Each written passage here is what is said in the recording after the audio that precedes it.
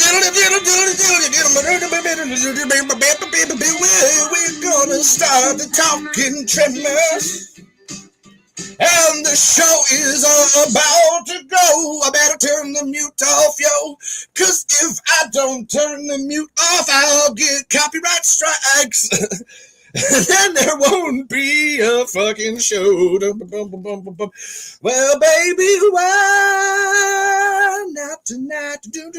Actually, you get my guitar.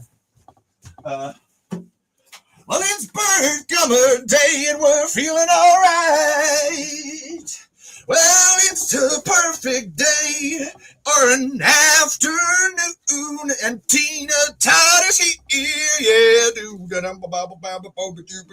can't actually play guitar. It's just a prop. It's just a thing. Oh shit! I didn't even see you here, Vlad. Sorry. Oh, I should actually, before I bring you in, because I'm just literally, I'm just fucking around, and I completely forgot that I have a show, and my headphones are on, but they're not on. So I'm sorry, Vlad. Give me a moment here. I actually got very distracted by the end of Tremors. I was legitimately just watching it and enjoying it and having a fun time with it. So that's my excuse for why I'm not ready for my own show. Fair. Oh, I'm up now. Hi. Oh, I'm sorry. I was just doing that quick. That's my bad. Holy shit. No, I wasn't paying attention. It's fine. No, paying attention. Like, listen, we pay a little bit of attention on this show, actually. Just a tad. Just a tad. Actually, as I like to say, I may be broke, but I pay attention. So how you doing today? How you do? How do I say that? It's Esperanto, so the X is there because the C is supposed to have like a little accent on it, but it's Cielo. Cielo. Hello, Cielo. So Burt Gummer Day wouldn't exist without you. I would like to know more about this. Because of the whole thing with the writing all those stories with the X and everything, and we cut the whole thing of like, we revamped the interest in it, so then they started making movies again. Actually, to that point, I would actually say what you guys did caused Universal to look at the fandom more. Oh my god, I'm fogging up my glasses. Holy shit, I'm very hot. It is hot. It is holy shit, like my face is just doing weird things. No, I would say that like what you guys did caused Universal to look at the fandom more. Like, do you know where Burt Gummer Day actually comes from? I assume you're aware of that. You seem well versed in your. I know I learned it and then I forgot it. Actually, no, it's fine. Question: do you like boiled peanuts? I've never had them, and I literally saw them in the store yesterday, and I was like, I'm like intrigued, but I don't know if I want to taste them. Right? What is it? What I assume is it a soft peanut? I'm assuming it's a soft. I think so. It's like squishy. Is it tasty? Is it salty? Like what's the over under on the boiled peanut? Like what's the actually Tina? Yeah, what's the closest food that sounds like? Oh, it's Cajun. Gotta do the Cajun. So we got boiled peanuts. You got boiled peanuts. See here, Cielo? Right. Cielo, you got boiled peanuts here. So apparently, Burt Gummer did was just out here without Cielo. That's a whole thing. Oh my god! Every time I keep trying to put my glasses on, and I just get bogged. This is what you get for wearing fake glasses, people. So they're a little bit more firm than a bean. Okay, that's what I was thinking. How do you usually eat them? Like, can I say, like, with Cielo, like, I don't actually know what that would taste like. I've only ever seen them still in the shell. I assume they get shelled to eat, but I don't know. Great. Some people just, I've heard people talk about them a lot. That's what I mean. I know a boiled peanut. It's like, I want to say that's a circus thing, but that's just regular peanuts. And here, hold on. I have another person to bring in. Hello, Cielo. Say hi to Micah. Micah, Cielo. Oh, and I'm Levi. Hello. I forgot I have a name, too. I'm not Bullseye Brand Boobs. Listen, I'm at 102 episodes of this show. I don't care if people know my name. It's like... My shirt, according to this, my shirt says Swag on it. Swag. That's a great one, man. By... Oh my god, I was trying to say Steven Spielberg backwards, but I'm like, that's too hard. Greebles Nefits. Greebold's Nefits. Like Sorry, that joke wasn't worth it. Swodge. Some people eat the shell too. You cook them in the shell. Micah, have you eaten boiled peanuts? Do you know what boiled peanuts are? Are you aware of? I assume they are peanuts that are boiled, but no, I have not eaten them. Okay, so that's a third person. Listen, Tina, the link is at the bottom if you want to come in and tell us all about boiled peanuts. I put it down there. I appreciate that I didn't have to tell either Cielo or Micah, and they knew to go all the way to the bottom and listen. This is good students. Way to go, class. Now I want boiled peanuts. I will eat an olive in your honor in terms of the boiled peanuts. I'm trying to think of like really tasty toast earlier. Ooh. What was on the toast? It's this bread that my mom grabbed from the store that she works at, because like 2 days a week they'll bring in, or the food pantry or whatever will bring in a bunch of bread and stuff for people to just pick up. But it was like this tomato and herb bread. They're really thick. And I melted a bunch of butter with some garlic and oregano and a little bit of salt. And I soaked it in that. And then I toasted it. And I had it with some pesto pasta. And the toast was so freaking good. Oh, I want this. I want this so bad. I wasn't hungry, but now I'm hungry. Damn it, that sounds good. That's why I keep food by me in the show. Like, that's part of the reason of the olives, is like you never know when you're hungry, so you just... Yeah. I'm trying to think of like simple foods that are tasty. And actually, hold on. Oh, you weren't around for this. What's your sandwich? So if there's a... I think Micah answered. Did you answer what your sandwich was, Micah? I'm pretty sure last time. Fried chicken. That's what. Yes, it was. I wrote it down. Spice. I should clarify. Spicy fried chicken. It's right here. Yes. It's so yeah, Cielo, what's your? If I'm getting store bought or from like Subway, I get the Italian sandwich. But if I'm making my own, I guess I kind of still sort of go for Italian. It's just I don't usually tend to have ham, so I'll do like turkey and salami. And then I got to load up the veggies. Yep. I can't have just a meat and cheese sandwich. It's just... That's the whole point. Actually, my base is an Italian BMT, and then I add, lots of other things to it or whatever. But that's... I love banana peppers on them. Yeah. Ooh, actually, God. I got the pepperoncinis here, too, because if it's... Ooh. This is if I, like, really fuck up on the show, and then I have to eat a pepperoncini. And a pub sub is always good to go. Always fuck with a Pops Tart. Oh yeah. Well, here's the question: Pop Tart cooked or uncooked? I prefer them cooked. Yeah. I like mine uncooked. I like my Pop Tarts uncooked. I think the filling is strange when it's hot. Also, whenever I think of Pop Tarts, all I think of is how excited Sid from Toy Story was when he found out his Pop Tarts are ready. And I was like, I like Pop Tarts as a kid, but I don't remember being that excited. I love them.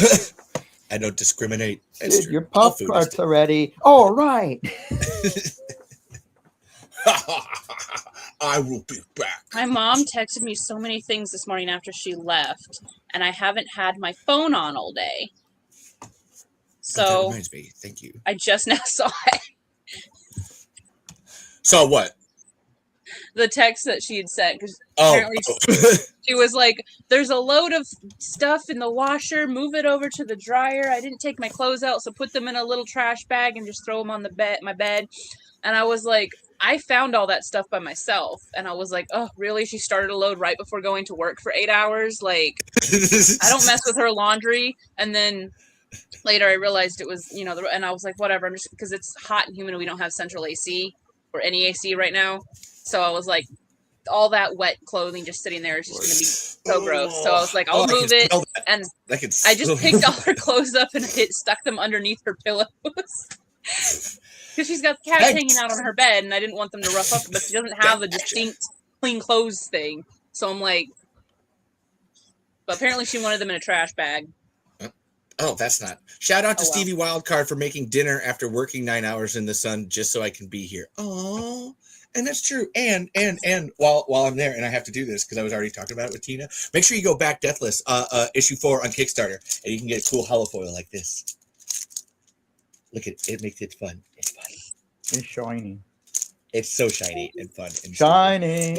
But I love Tina and Steven and Anthony, and I love them so much. So I had to. It's in the description. The link to it's in the description to everybody listening.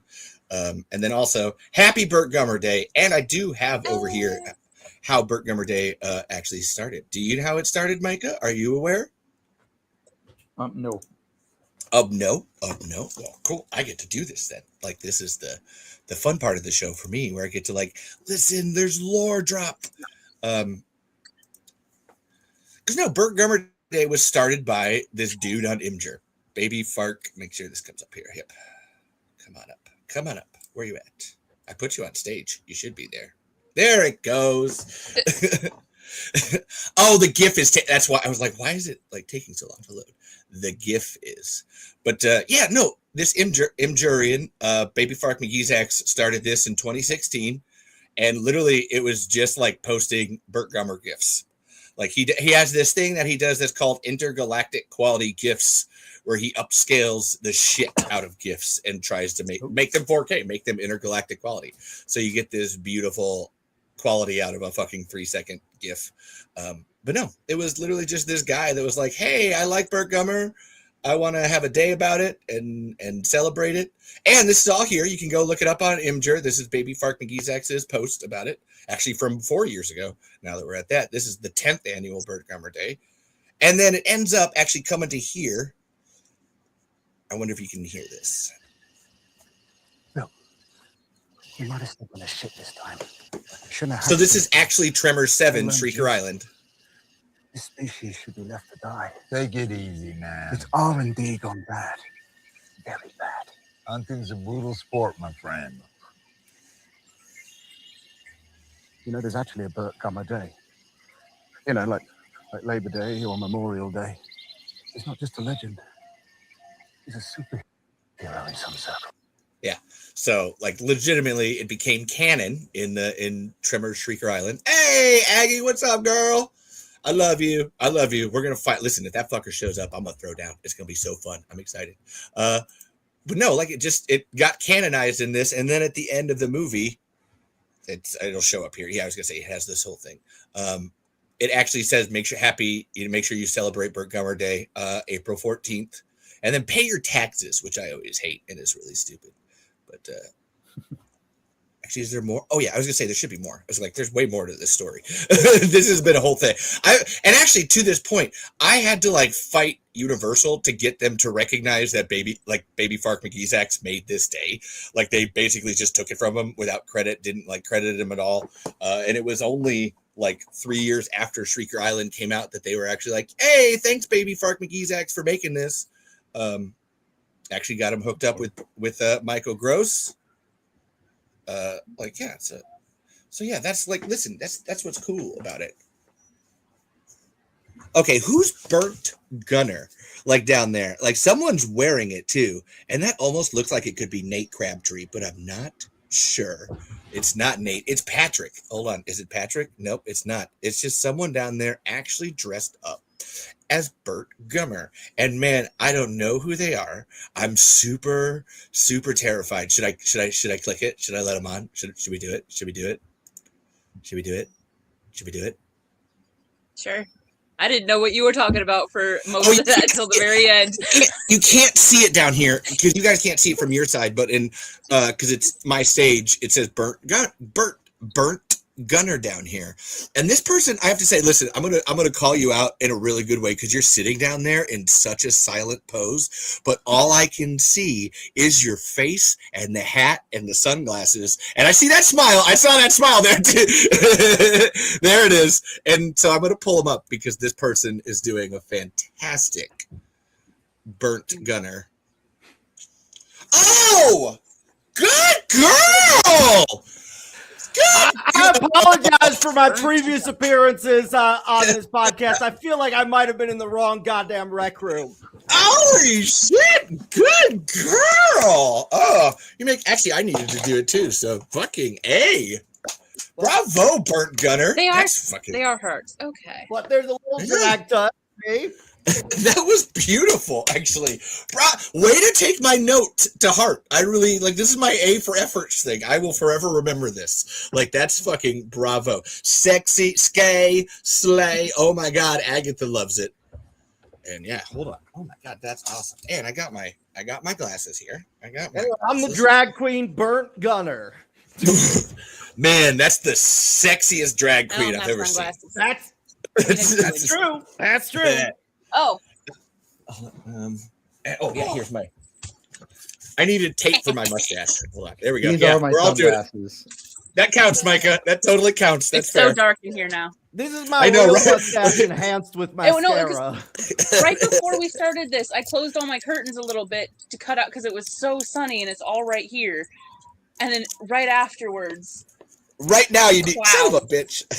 So many clouds. Of all the times. There we go. Now we're good. It almost looks like it's going to storm, but it's not supposed to storm. So I can't see anything now.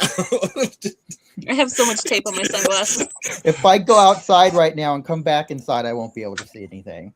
I go outside. If I go outside in Mexico in flannel and a denim vest, I'm not coming back inside. Are you sure there, Burt? Are you sure you're going to be okay there, buddy? Make sure. Are you all right? All of the Burts, check in. Check in, Burts. Drag Burt's doing just fine. I'm staying hydrated. The envy Burt is looking for their hat. I got lots of supplies here in my apocalypse bunker. Don't worry about me. Yeah, see, this person getting it. Yeah, that sounds like a real Burt Gunner down there. That's a hot one. Excuse me, Burnt Gunner.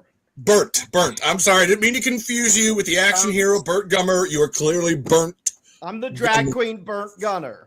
Burnt. You're not burnt, are you? You don't have any like 3-degree burns all over your body. I do live in Mexico.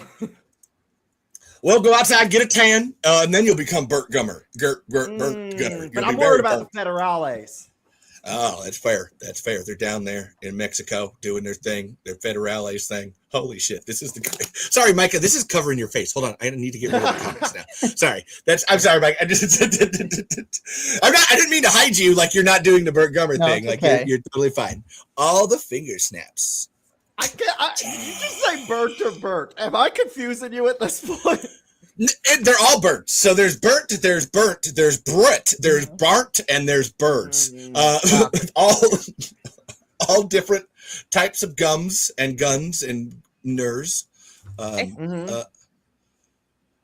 Actually, I think I remember when YouTube still had Tremors, the TV show, on there, and their auto captions never got Burt's name right. He was burnt. He was Bird. I think at one time he was just Brr or something. I should have gone with Bird. That's so much better. Damn. Yeah. Oh well, we're stuck with this now. But committed. You're one of them. You're burnt. You're burnt. You're burnt. I like birds more though. Yeah. Hilariously, so this is where I have to break and tell you what was funny about the fact that you use Gunner is that many people in the fandom think that his name is Burt Gunner. Well, he does like legitimate. See? Exactly. No one ever said that Burt Gunner can't do research real fucking quick. Wait, see that I was gonna say, can I be? And that's where I love you because I'm actually really surprised that in the last, let's call it like 45 minutes, you managed to understand the character. Like that's. And I understand why we celebrate him on tax day. Yeah, exactly.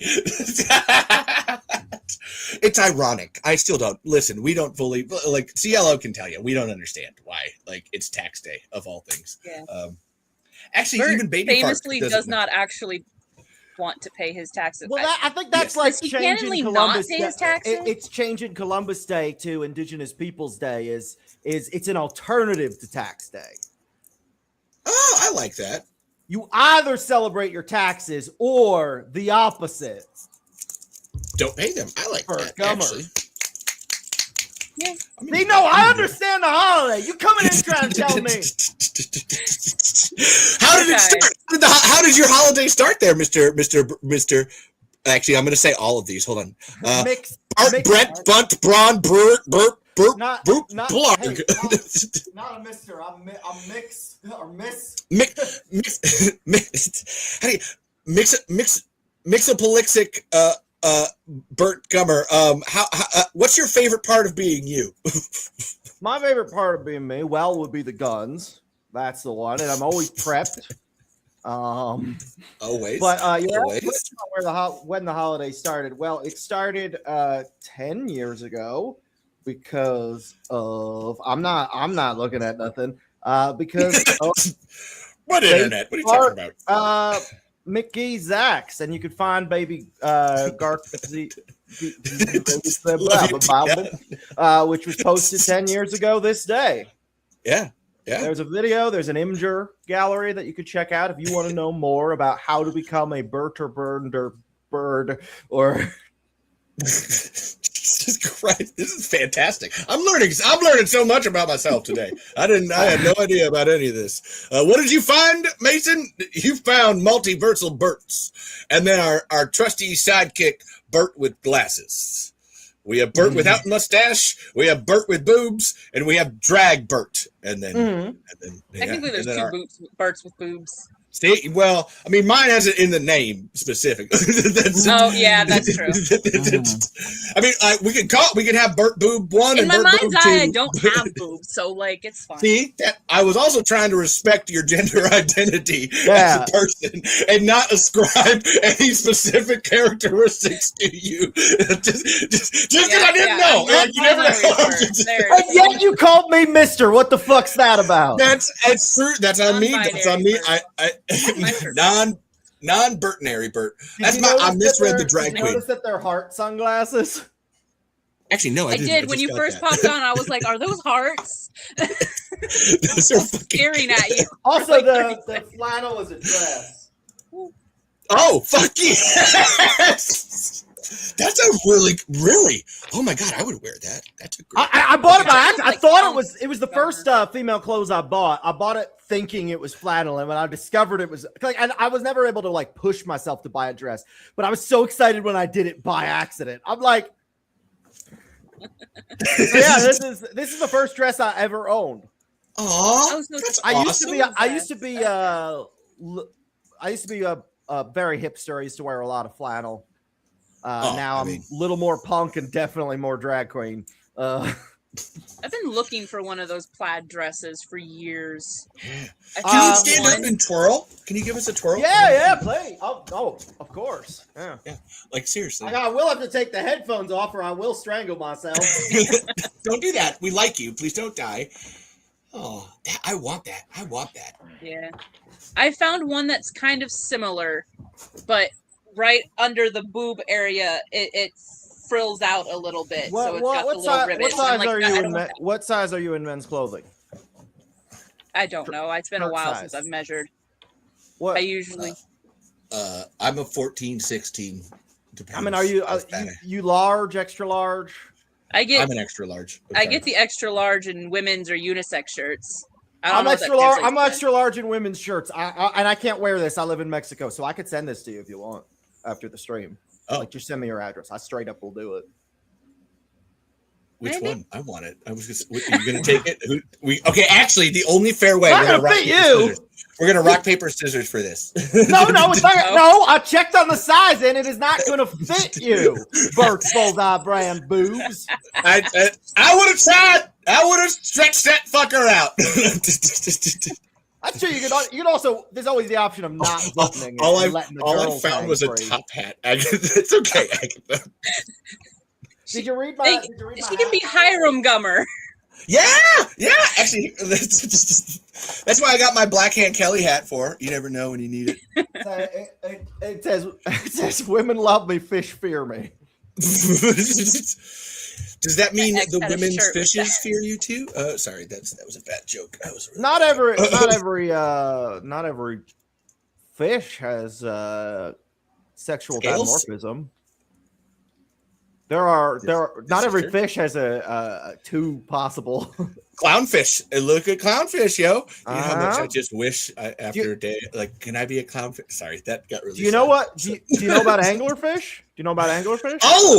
Oh my God. The fact that the male angler slowly gets subsumed into the so if I ask you to picture an anglerfish, you are picturing a girl anglerfish. A male anglerfish is a tiny little worm about a tenth the size that does latch onto the side and become a sperm-producing parasite and lives there until it dies. For many years, we thought that was an unrelated species that was just a parasite that fed off of anglerfish, but nope. I remember seeing that on Animal And look, Planet. hey, my fellow sperm-producing friends in the audience, we all wish we could one day become sperm-producing parasites, but Jesus Christ! Actually, hold on. Agatha and Snarky Tomboy are killing it over here. I want to read these. Hold on. So it was this one. See, now I can't help but think the Toyota B7 Z4X is just the Toyota Burt now. And then Agatha responded with, not a Toyota, a Burt Hummer. And then son of a bitch. And then depressed, you're a Burt Bummer. Musically talented, a Burt Drummer. Hungry, Burt Number. Can't talk, Burt Mumbler. Jesus Christ, I need to write these down. Somebody say stuff while I'm writing all these down. Micah, you haven't said anything. Can I ask your honest thoughts of Burt Gummer as a character? He's fun, funny, Okay. great, entertaining character. Again, I've only seen the first movie in full once, so. Okay, I had to. Well, I mean, you have more. Like I had to ask. Like you haven't spoken, so I had to go around and do that. And then to that, I'll ask Cielo, what do you think of Burt Gummer, the character? I'll come back to you, Burt. When I think of Burt, I immediately think of him as a kind of caregiver, but like not in like the whole alpha male way. Because he is antisocial, introvert, but the people that he decides are in his group, he is very protective of. And he just generally cares about everybody. Which I think was one of the things that really, him crying over Miguel's death, I think is really what did it for me. Like, Nancy, they got Miguel. Like the way he's so sad, it hits him. I was like, this just isn't just some dude who just really likes guns. Like, he loves his community and. Yeah, that's actually an accurate portrayal on a very deep level. Oh my god! Got fucking ants in my room. That's how you get ants. All right, no ants in the plant. And then my turn. Yeah, go. And well, I mean, you can do it outside of character, like what, like no. Tis the fucking season, all right. I'm not dropping character for nothing. I'm sorry, I suggested being serious on this very silly show. That's on me. That is my fault. So, for those who who are you? You Burt Gunner? You drag queen? Who the fuck are you? Well, those who have listened to my prior appearances on this podcast know that I've not seen the film Tremors, which will change by my next appearance. But as of right now, I do feel like I was denied critical need-to-know information. Holy shit, this is what I mean. This girl is just off. Go. That's my opinion on Burt Gunner, is that I was indeed, factually, provably denied critical need-to-know information. Wow. Okay, that's just do what you can with what you got. Then I guess you could tell I am. Have you seen me? That's where I'm honestly, like I said, you took the note. Your mom called you. Like I can call. Like, we can all call our moms. Everybody call our moms. Actually, shit. I need to text my mom because it was her birthday yesterday. Oopsie. I'm gonna mute myself for just a moment. Nobody heard that. I didn't say that. I love my mom very much. I'm texting my mom right now. Everybody text your mom. Tremors. I texted her. I'll let you know when she replies. Well, mine has. I know that. Okay. Can you call your mom and ask her to tell us about her opinions on Burt Gunner? I mean, I could. Go. Why not? Please. I'm gonna. Por favor. As the Mexican Cuando say. El cuando de Santos.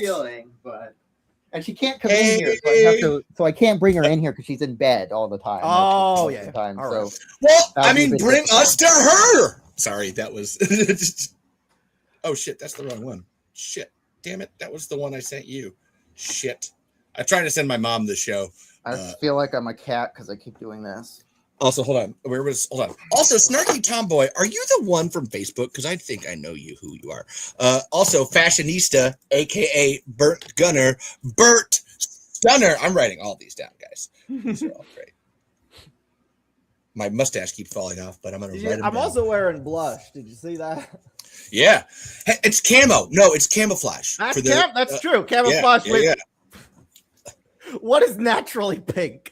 Camouflage with sunset. Dirt, clay. Worms! Graboids! Yes, there you go. At least you know what graboids are. You told me how to do my research before I came back, and I fucking listened. You did. Like I said, that's my if for everyone that doesn't know this show, like Micah and Agatha and you, Charlie, like and Shale. Oh, Shalo muted. I was like, why can't we hear them? I'm a very lenient person. It's just more like we always got to try. As long as there's effort, I will give so many A's. And really, listen, Hunt, you get like so much extra credit for like I can't even. You got all the puntos orales. That's the extra credit points in Spanish. Punto does not mean points. You may remember me from some of my greatest memes, such as "Are you fucking new here?" and "Who are you?" and "Why are you so dumb?" You may remember me. I do know you. Is that Sabrina? Hold on. Is that Sabrina Josie McCoy, or is there another one? I try to keep people's names in my head. That's why I have a notebook. It is. Got it. So I have to ask. We haven't seen each other in many weeks. How, Micah and Burt? How are you guys? How are you doing? How has your life been? Pretty good. That bad, huh? Okay, I was hoping. Oh, you know how it worse. is. The problem with some graboids, that's all. In my urinary tract. But I'm on antibiotics now. So. That's the place you get graboids. We've all experienced it, men, women, in between. We all have graboids up in there. They teach us about it. That's one of the things in that health class, the sex ed class, where they're like, you're going to get boners. There's going to be discharge. You're going to have giant Precambrian worms in your genitals. It's just lots of those little things. They just add up. But I'm on antibiotics. You can't fight these ones with guns because that would not end well for. Have you tried? Well, you don't know. Maybe you can. Yes, I have tried, but I don't think I'm allowed to tell that story. Unless Micah has something, you can tell that story. I don't care. No, I'm trying to share the show right now. That's where I'm at. So you guys can buy time. I'm trying to do my actual, I have to share it. My mom's typing. So. Okay. Oh, cool. Yeah, my God. On my phone. My mom said, no. I asked her, have you seen Tremors? And she responded, no. What is that? A series? That's technically correct. What should I say? That is technically correct. That is. Yes. I'm just going to write that is technically correct. That is technically correct. I don't have anything else because it's just like that is right. You're not. You ain't wrong. I'm here trolling my mom in cosplay, in doing the accent. Come on. What else is life for if not to troll our moms? Mm-hmm. I bet my dad's seen it. I could ask my dad. That's your dad? Is that your daddy? You got your daddy on your pussy face? What the hell am I saying? Shut up, Levi. I also don't know if this is what the character sounds like. I listened to 3 voice clips. To help you out, so actually there's no way to do a Burt Gummer impression accurately. Mm-hmm.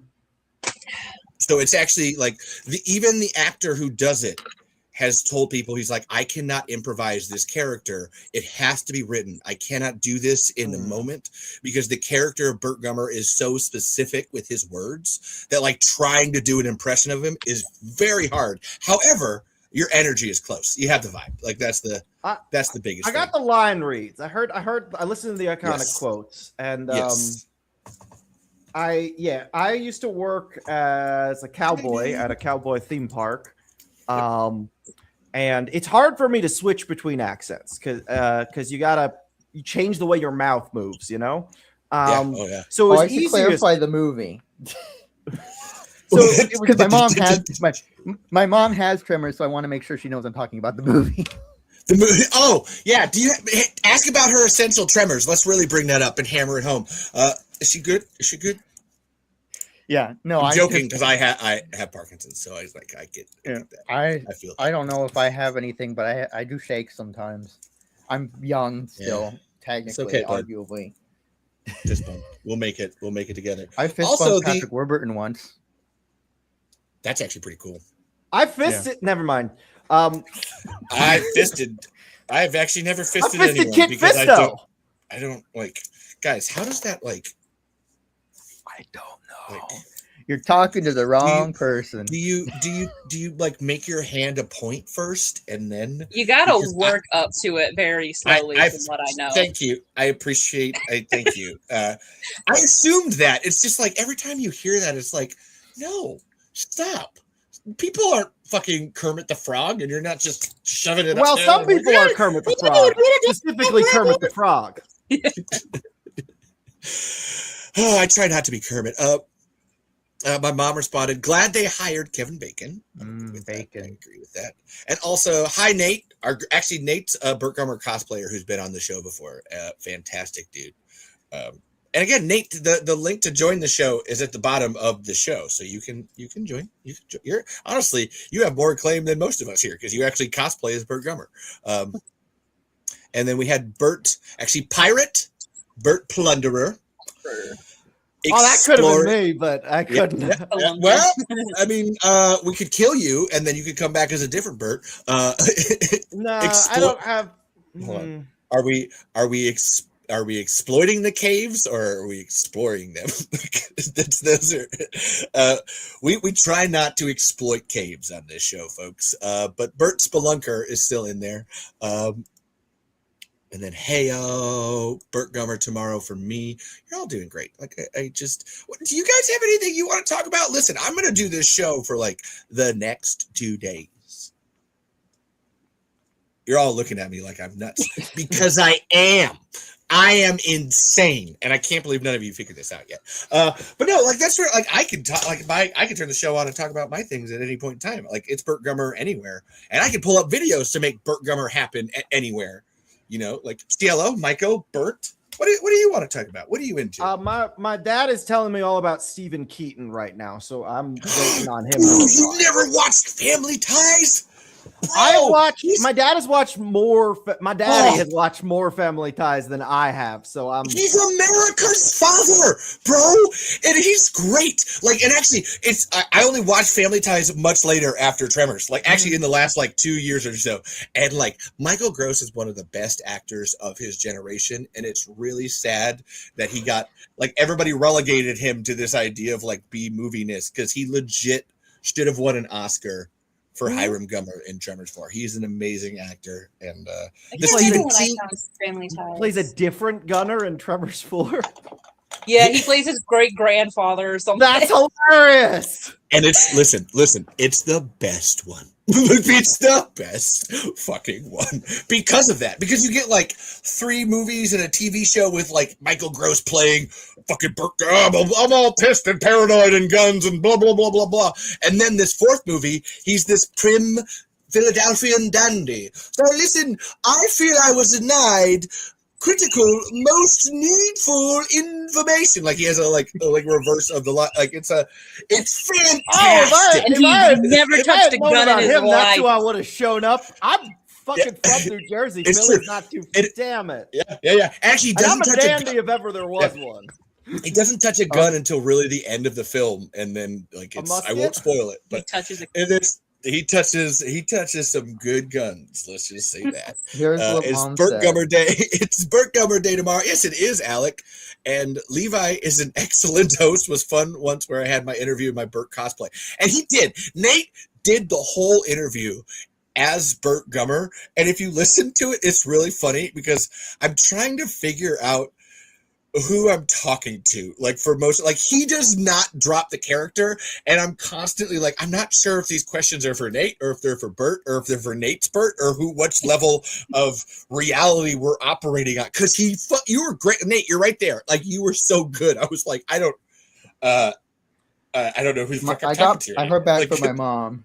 And She says, I remember that I liked the movie, but not many particulars about it. I would not be averse to seeing it again. Yes. Oh yeah, we were talking All about right. Mom and Tremors. Yeah, rewatch with Micah's mom. Actually, my mom is the reason that I got into Tremors. Actually, Tremors 2 Aftershocks. She rented it from the gas station. We went home because she thought Kevin Bacon was in it. She's like, "Oh, this movie has Kevin Bacon." It did not. It does not have Kevin Bacon in it, and she ignored it, and I did not ignore it, and that's why we're here today. He's So not in the Tremors 2. first one? Remember No, my the mom second watching one. the first movie. Yeah. When I was like little, and then we stumbled across the TV series in Walmart in 2010, and we were both in like, "Ooh, cool!" and grabbed it, and You graboided it. You grab. I know. Thank you, Micah. And Snarky Tomboy over here with everything in life is a spectrum points to Michael Gross. Family ties to Burt Gummer, which is very true. That's your leftist to libertarian spectrum. It's a thing, man. It is a thing. And My dad says Stephen Keaton was Alex P. Keaton's dad, worked at a public television station, and was married to Elise Meredith Baxter. And I said, would you agree that he's America's dad? And my dad said, my dad is a communist, by the way. My dad said he was too lefty for all of America. This is true. That's the whole point of the show. Yeah. My dad said that's why my daddy, excuse me, pardon, said that's why Alex went right wing, because dad and mom were pinkos. They were socially conscious. And my dad can use the word. My dad has earned the right to use the word pinkos. He used to sing, "The workers' flag is deepest red at breakfast." At breakfast. Here, let me tell you something. I don't think I've ever heard the word pinko in real life.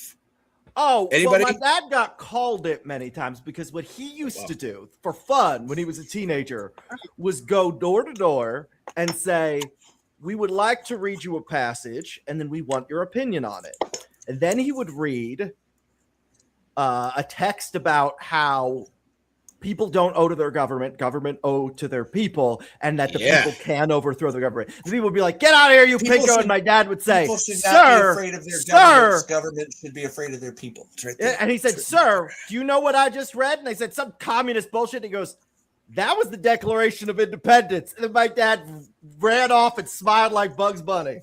And that was what he used to do for fun with his friends, read the Declaration of Independence to Republicans to troll them.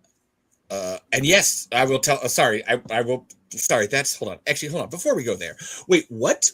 He would read the Declaration of Independence. The Declaration of Independence is about how the government shouldn't fear their people. People should fear their government. And he would read this passage door to door when he was a teenager in the 60s and say, "What is your opinion on that?" And they would yell at him that he was anti-American. And he says, "Sir, I just read the Declaration of Independence."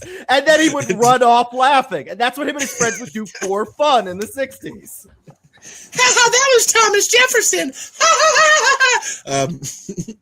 And hold on, we have a bunch of everybody's going off in the comments. That's why I had to come over here and put Micah up there, because I don't mind my face. You can hide my face. Let's see. Micah, did you ever find a connection between Tremors and Emperor's New Groove? Yeah, John Goodman I believe John Goodman was in a movie with Kevin Bacon, but I can't remember what it was. Okay. Oh, so we're trying to find degrees of Kevin Bacon here. That's interesting. Oh, that's always like that's a Tremors. I think Micah just invented. He did. It's never been around before. There's no college studies on it or anything. And then imagine Burt Gummer and Eight-Legged Freaks. That would be awesome. Sorry. Yeah. Can I tell you my bacon number? Yeah, go for it. Kevin Bacon was in a TV show on like CBS or something. What was that? The Following? Yeah. Is it The Following? Yeah. That's the only TV show I can think of in a flashback scene in The Following, young Kevin Bacon was played by Sean Quinn Hanley, who I have worked with, who I have made skits with. So that makes my bacon number officially 2, but I'm going to argue 1.5 because in the property that he was in with Kevin Bacon, he was Kevin Bacon. Oh, that's fair. That's fair. So I think my bacon number is 1.5.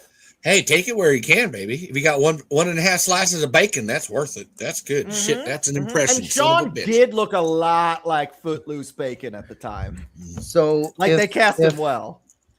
If Nice. if not if you like are friends with someone, but if you like met someone at a con, does that also count as degrees of Kevin Bacon? Because I Yeah. No, I think I think you have Yes. to. Okay. If you met him, Okay. it counts. Yes, it does.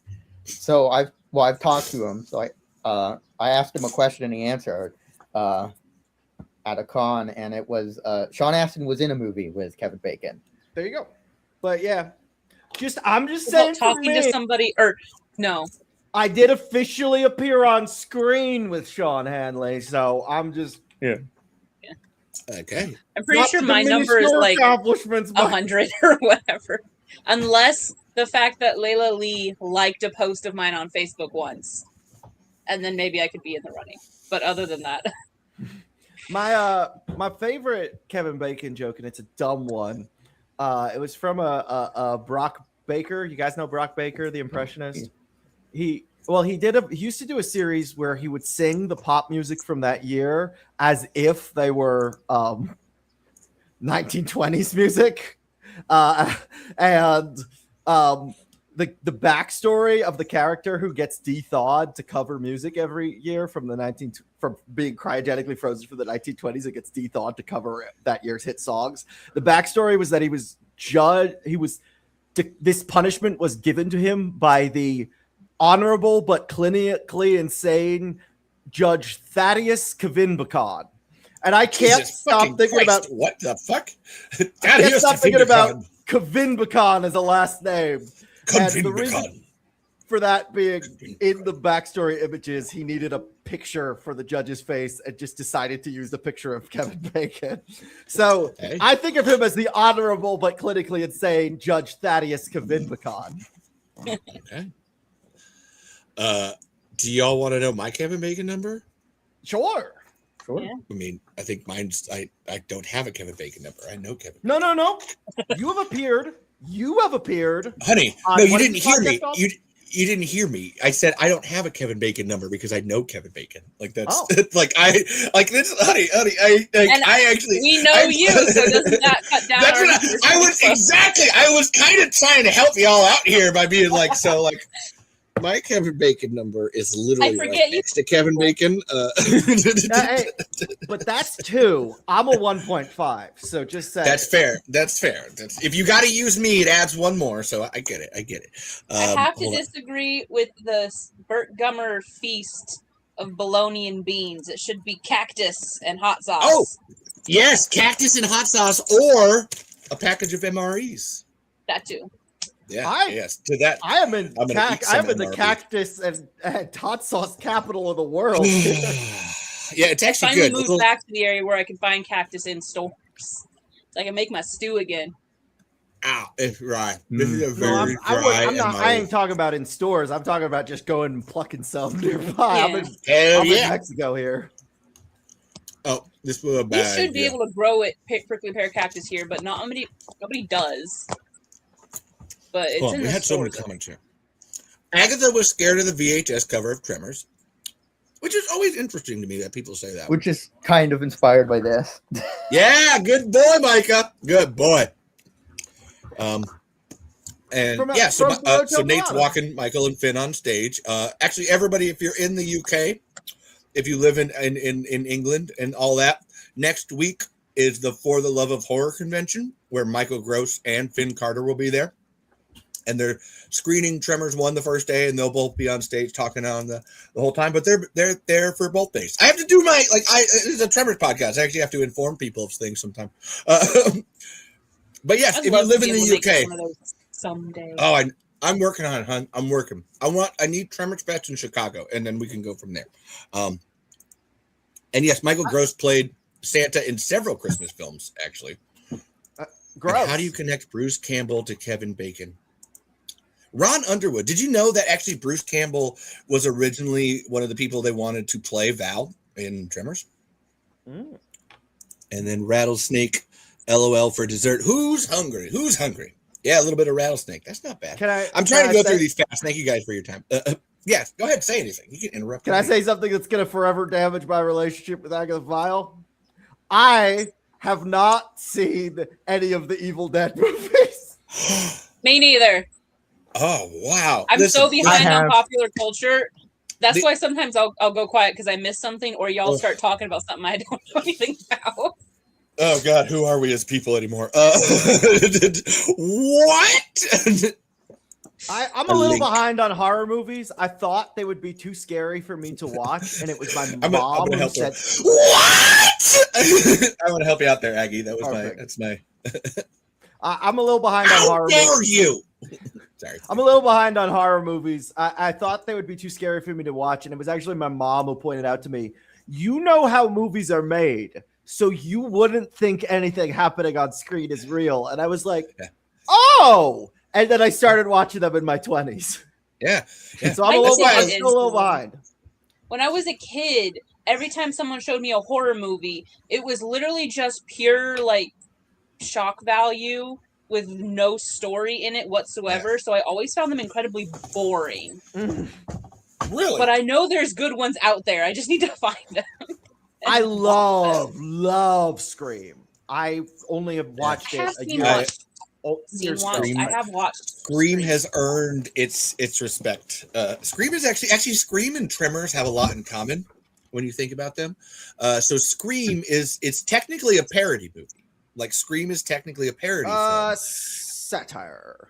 Yes, there is a difference. Yes, that's what I mean. God, listen, nobody knows what fucking satire is, so we can't use that word. Nobody knows what satire is. But to this point, it's a satire. It's a joke film in essence that is taken seriously and then has been, in that meta sense, taken seriously and joked throughout time. Tremors actually is the same thing, but for B-50s monster movies. Yeah, like they play the joke so straight that it becomes part of the cliche, and then now that's why Tremors sings, and I can watch it over and over and over again. Is that it is inherently a parody film? It's just not like a Mel Brooks parody. Agatha, sorry, I was reading a comment. Agatha wrote. Oh, I know, she's just killing it. Agatha, you can come on too and yell at us. I know why you're scared. And listen, I'll punch a bitch. I will punch a bitch. I got 102 episodes under my belt. I could do whatever the fuck I want. And I have not seen the Scream. I didn't even know they were a thing. Oh, did we lose? Huh? I'm good. There's two profiles on this computer. One's mine and one's my wife's. And for some reason, the Google Chrome just could not register my webcam on my profile. It was like, it's in use. And I'm like, yeah, it's in use by Chrome. You are. Show it. So it's in use. I switched to my wife's profile to fix the problem, and someone was just calling her on Discord, and it's not my problem. Actually, I should sign out of her Discord. That probably sounds like there's no probably do that. Yeah. There's no real connection between the Scream movie and the Scream TV series. That's how I understood it. Ghostface is in the TV series at one point. He's in season 3. Yeah, that's correct. That's like saying Burt Gummer's in Tremors 5, 6, and 7. Sorry. It is. I knew you'd get it. I knew you'd get it, Cielo. I knew you'd get me. I love it. And hold on, I see Mr. Williams down here. I'm gonna add Mr. Williams, our porn star, our resident porn star, Mr. Williams. God. Y'all can't be talking about the Scream series without the context of no one at Universal had really any creative input on what they did with that. I mean, I don't think we were talking like Universal had any clue at all. Has anybody on this podcast ever talked about Universal like they know what they're doing? Because I have an entire thing up here where if I go on a Universal rant, I have to eat an olive. What do you not have to eat? Fuck Universal. We want to go off? Who hates Universal? Micah, do you have any problems with them? Do you have any copyright problems with your Emperor's New Groove stuff? Well, that would be Disney, but yeah, that would be Disney. But I do have a friend who, for the longest time, was trespassed from their theme park for breaking into his own car. Breaking into his own car. Tell us more. I'm going to announce it only this time, but I'm going to have to be in the bathroom constantly, so this time I'm just going to be like, if you see me step away, that's what it is. But pay attention because you do get to see what pants I'm... There you go. Pay attention because you do get to see what pants I'm wearing as I walk away. So, Ooh. I put these pink ones on. I thought you would all enjoy my butt boobs. I'm just wearing sad biker shorts today. I'm I wearing need more pants. pants. Are you half naked, Mr. Williams? You got pants on? What are your Yeah, I still got my work pants on. What did I walk into? pants? We're talking about pants. What's everybody's we pants going to situation? Voice? We're doing pants cam today. Pants can. Okay, that's like put these. I actually got 2 new pants that my mom got me from the thrift store. I need to. I don't know how to get down. I need to mess with her. But if you're wondering, interestingly, so far I have not had any copyright issues with Disney. Oddly. Oh, that's why. No, because Universal's a fucking pain. They get me all the time, and that's what I have to talk hate. about the Scream television series. Yeah, go for it. I listen. It's Burt Gummer Day, and we're kind of in Burt Gummer territory. It doesn't matter. Talk about the Scream TV series. I'm into it. Oh, It's raining outside. it's Good job. you know how you like they have a character that keeps bringing up movies and horror movies and stuff when actual murders are happening at a high school. And it's like, Oh, that's not wrong fun. place, wrong time. Read the room. And there's this one character. It's like there's like there's a separation between the movies and what's actually happening, and they try to balance it out like how they do in the Scream movie series. But it's a television series, so it's done over and over and over and over and over again. How many? And there's also one character that I hated so much, I was rooting for her to die. Oh, who was that? That's me and Randy in Scream 2. It was this girl who, of course, was this stereotype popular girl who was sleeping with the teacher. Oh yeah, I don't blame you for that one. I hate her too. Okay, the actress was. I'm sure she's a great maybe I don't know. I hope she's a good person, but I hated her character's guts so much because she always talked like this. Like, everything was so annoying, and she was very borderline, like, a bully in the terms of, like, oh my god, so-and-so just killed herself. Wah, what a shame. I'm going to read Nate Crabtree's comment because Levi just disappeared and isn't here to highlight comments. Ghostface, don't fuck with the Gummer! All right, I'm going to make... Let's call it popcorn. We don't have to worry about what type of butter I'm using.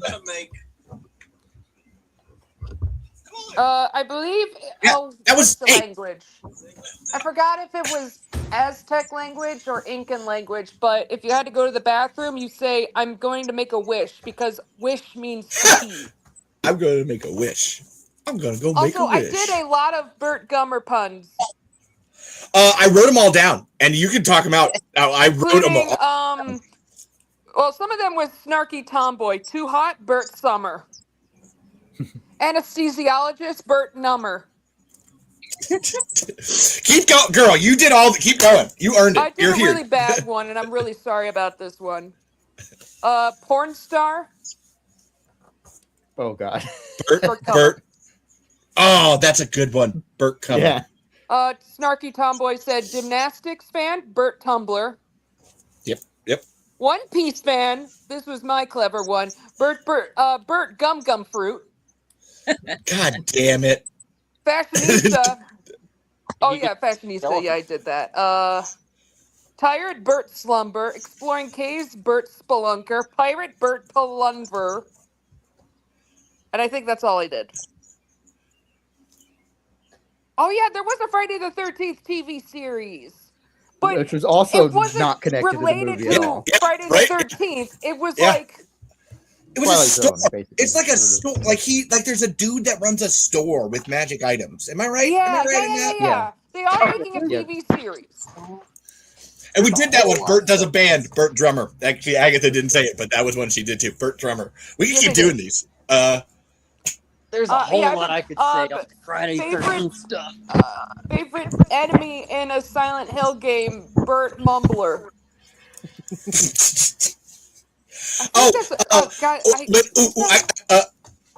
When you're way too drunk after getting out of the bar, you're a Burt Stumbler. That's good. I should. A Burt who likes cutting down trees. Burt Lumber. Holy shit! Yes, I'm writing all these, baby. These are all great. Holy shit. You can't hear what someone's saying. They're a Burt Mumbler. Yeah, there we brought it back. If it's somebody who posts a lot about furry porn, they're a Burt Tumbler. Horn section, Burt Trumpeter. Oh, Jesus Christ! I'm gonna run out of space here, guys. Oh. I'm looking around my room as if something will inspire me. If you got a rabbit, I guess they're a Burt Humper. That's good, Burt Humper. Okay, I'm in. Okay, favorite character from Bambi, Burt Thumper. Oh my God.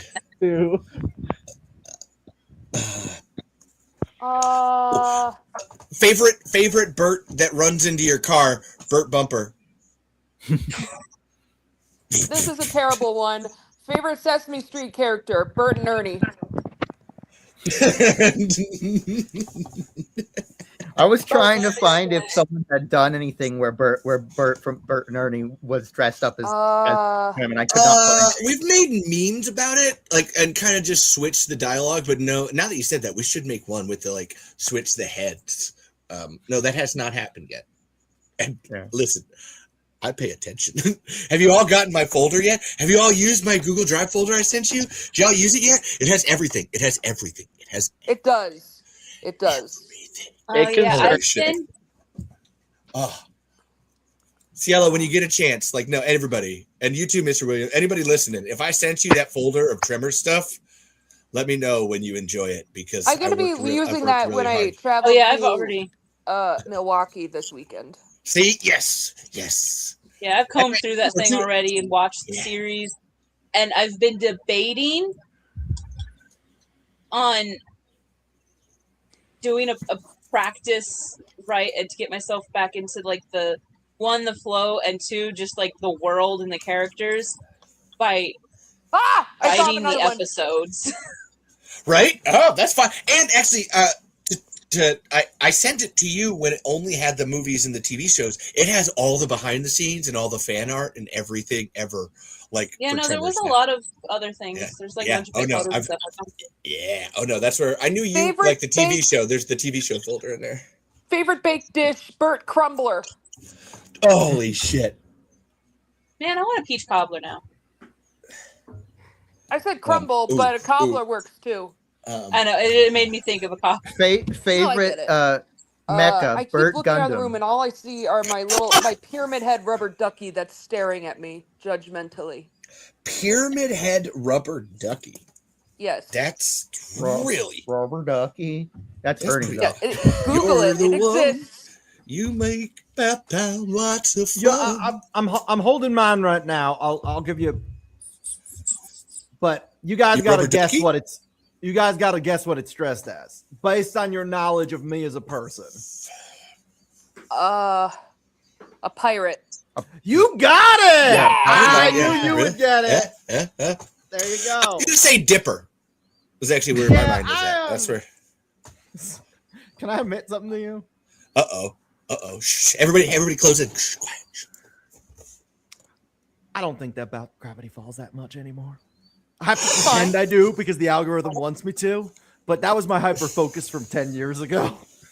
That's fair. Well, Burt Gummer, if you watched the last Yule Log episode, I didn't mention crab experiments once because, I did, but it was edited out. But all I mentioned was graboids. Grab experiments. You actually, and you, I love the way that it cuts in on you talking about like Tremor 6. It's just like, Jesus fucking Christ, what the fuck? Okay, A little behind the scenes, I was given a line to read, like, can you just talk about Tremor 6 for a little bit? I'm like, a little bit? Excuse me? Excuse me. Excuse me. I could go on. So a lot, it was just like, like 2 sentences were in the script, and the rest was me improvising. That makes sense. That tracks. That so tracks. You listen to Walt Disney? Bert's okay. Oh so no, actually, no. So I tagged Talking Tremors or the Tremor Saga to the Yule Log episode. I'm like, hey, we talk about Tremors in this episode. What do you think? And the response we got was amazing. Their description of what it's like to listen to that episode was a scene from Tremors 6 where they're throwing pipe bombs at a Graboid while Christmas music is playing. Actually, hold on. And I would like to state, so I edited that video. And it was perfect. When you watch it too, specifically watch that video, I changed the rotation. Like every time every time something explodes, I change the rotation because that's what it was like listening to whatever the fuck that was just explosions, bomb, rotation, cut. Now we're over here. Blah, blah, blah, blah, bombs. Bob! Blah, blah, blah, blah. Jesus Christ. Would you believe that's the third time we've done a Yule Log episode? And the previous 2 were even crazier. My dog becomes Santa in one of the episodes. I recall that deeply. I did see a comment earlier that reminded me of another vaguely you're an tangential. idiot, Burt Bumbler. God damn it. I just got to give you a recommendation. The Escape from Walt Disney episode on the ABC series Once Upon a Time. The Once Upon a Time episode of Escape from Walt Disney is, not according to me, according to popular vote, the funniest I've ever been in my life. Okay. I might like grab it and pull it up here. Like I was trying to do that when you guys came on the first time, but it crashed my computer. Is there like, are the episodes on something besides the Libsyn? Are they like on Spotify? The Once Upon a Time one just got archived to YouTube like a month ago. Okay, cool. I will start looking over there then. They also like the most popular one that I'm on is one that I don't like. Oh, really? Yeah, Luck of the Irish. So I was working during COVID. And I had to do a lot of overtime. And the time we had to record it, I had to wake up at 5 a.m. And there was a lot to talk about. So I didn't go to bed until past midnight. So I was extremely tired. And I was living with my parents. So I had to whisper. It was a mess. But everybody loves it. Everybody I fell in love with you because of that episode, Agatha. I'm shocked to hear that you're not proud of it. I was I wish, I was so tired. I was living with my parents, so I couldn't scream. That episode was the reason you were on my podcast twice. I adored your doing the Luck of the Irish episode. Yeah, so I was on Luck of the Irish because I told the host, hey, I used to Irish dance. If you land on Luck of the Irish, you have to invite me on so I can talk about how terrible the Irish dancing is in that movie. Mm-hmm. So then, I didn't see why you would be upset. Yeah, exactamente. So that established many a precedent. Years later, yeah, that established a precedent that guests get to pick an emergency guest choice, where if this gets called, you have 5 minutes. Because it's a randomizer, so they don't know what they're going to be covering until they start the call, and if your pick gets called, that established the precedent that you have 5 minutes to join the call, and if you can't, you don't guest on it. But if you can, you're in. Awesome. And oh god damn it, Tony asked me mine, and I said I love making fun of Once Upon a Time, and it happened. I was just sitting next to my computer having a hard cider, and Tony's like, hey, it landed on Once Upon a Time. Are you available to get to the computer? And I'm like, I am 3 feet from my computer and doing nothing else. So, and like what had happened was me and my girlfriend, Ray, hated our jobs, and she would come over after work, which was midnight. She works at a hospital. She would come over at midnight. We would get too high to breathe, and we would watch Once Upon a Time to make fun of it. Well, that sounds terrible. Not really Right? too high to breathe, but Okay. But we would make fun of Once Upon a Time while very, very high. And I did not realize that we were writing a stand-up routine and possibly the best of my career. I did not realize that until Tony brought me on, and that became a fan favorite episode. And I was like, oh, well, thank you, Ray, for the year we spent writing those jokes. I did not realize we were writing jokes. So you don't know when they happen. something Jokes like that create happened. themselves. That's Something like that happened to me, where it was, the emergency pick, and it's all recorded. There's an entire Escape from Walt Disney bonus episode of it, where my computer would not work with me, and oh my God, it's a whole blooper where I'm just fighting my computer. It's like, we're going to restart, install updates. Oh, it was terrible. So that makes me feel angry sad. about that. Oh God, I feel for you there. Holy shit, that's the worst. I love that the only 2 times the emergency guest choice got used, it was for a lesbian guest, though. That's funny to me. That's true, yes. If there was ever a time to use it. I know. Lesbian emergency picks.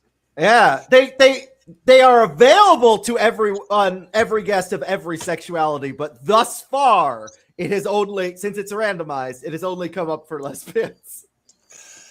Well, shit, we got to change that up. I want to be on this show now. What's the? I how do I did tell get on the Tony. Escape from Walt Disney? I What's up, Jeff or Kevin?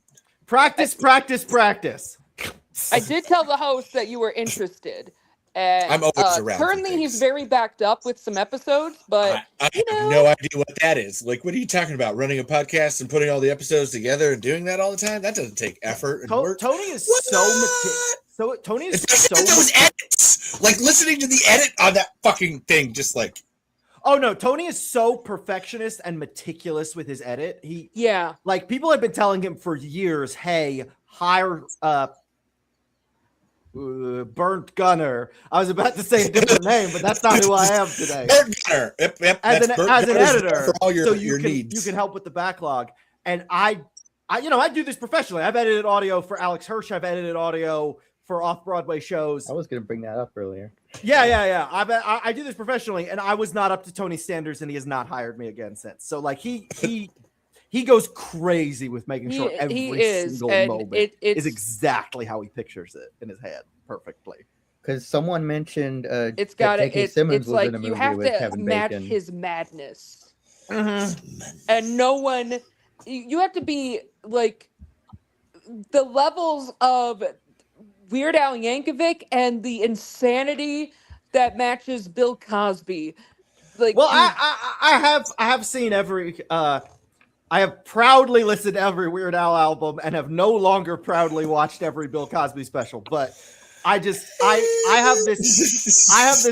am somewhat of a perfectionist, but I have this idea that I call good enough. That I call meeting a deadline. Can I teach you all something? Have that. Can I teach you all a really interesting thing? So Tremors, there's the town in Tremors that's named Perfection. Perfection. Yes. Like that's the name of the town. It takes multiple places there. And the original title for the movie was Beneath Perfection. Oh, you mean like hang on, you can't, can you hear the book? I can. Yeah, mine's up there. My copy's right up there. Right I woke up my dog. I'm so sorry, honey. So obviously, like I run this podcast and like I do all this Tremor stuff. So I eventually like looked up like what the definition of the word perfection means, and it's to finish to completion.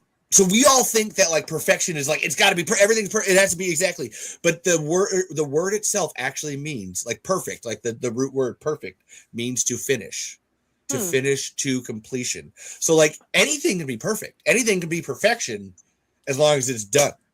That's the moment it's perfection. Like that's what, to your point, Burt Gummer, like that's good enough. You know what? That is good enough. I'm fine. It has to be put out there eventually. Okay. Like they got to see it eventually, so you got to put it out there. But it's. Can I make a really blue joke? Yes. You can make it green or yellow. It don't matter. Sure. Okay, I can't finish to perfect. I can't finish the completion right now because of the UTI. But oh, everybody, we're all gonna stand up. Is Mr. Williams okay? Yeah, I'm He's just good. listening. Oh, Yeah, I'm sorry. yeah. I thought you died. Oh, no. No, that's No. And Cielo's still like listening over there. Micah, and I think we're all very big personalities. So the other, like, they're trying to like figure No, out. I was like, just what to do with concerned us. because from what my angle, I can't tell if someone's breathing or not. It's true. oh, You do I'm look not. dead. I'm not. If that's your question. Okay. I'm just still trying to process what happened Saturday and what's going to happen this Friday.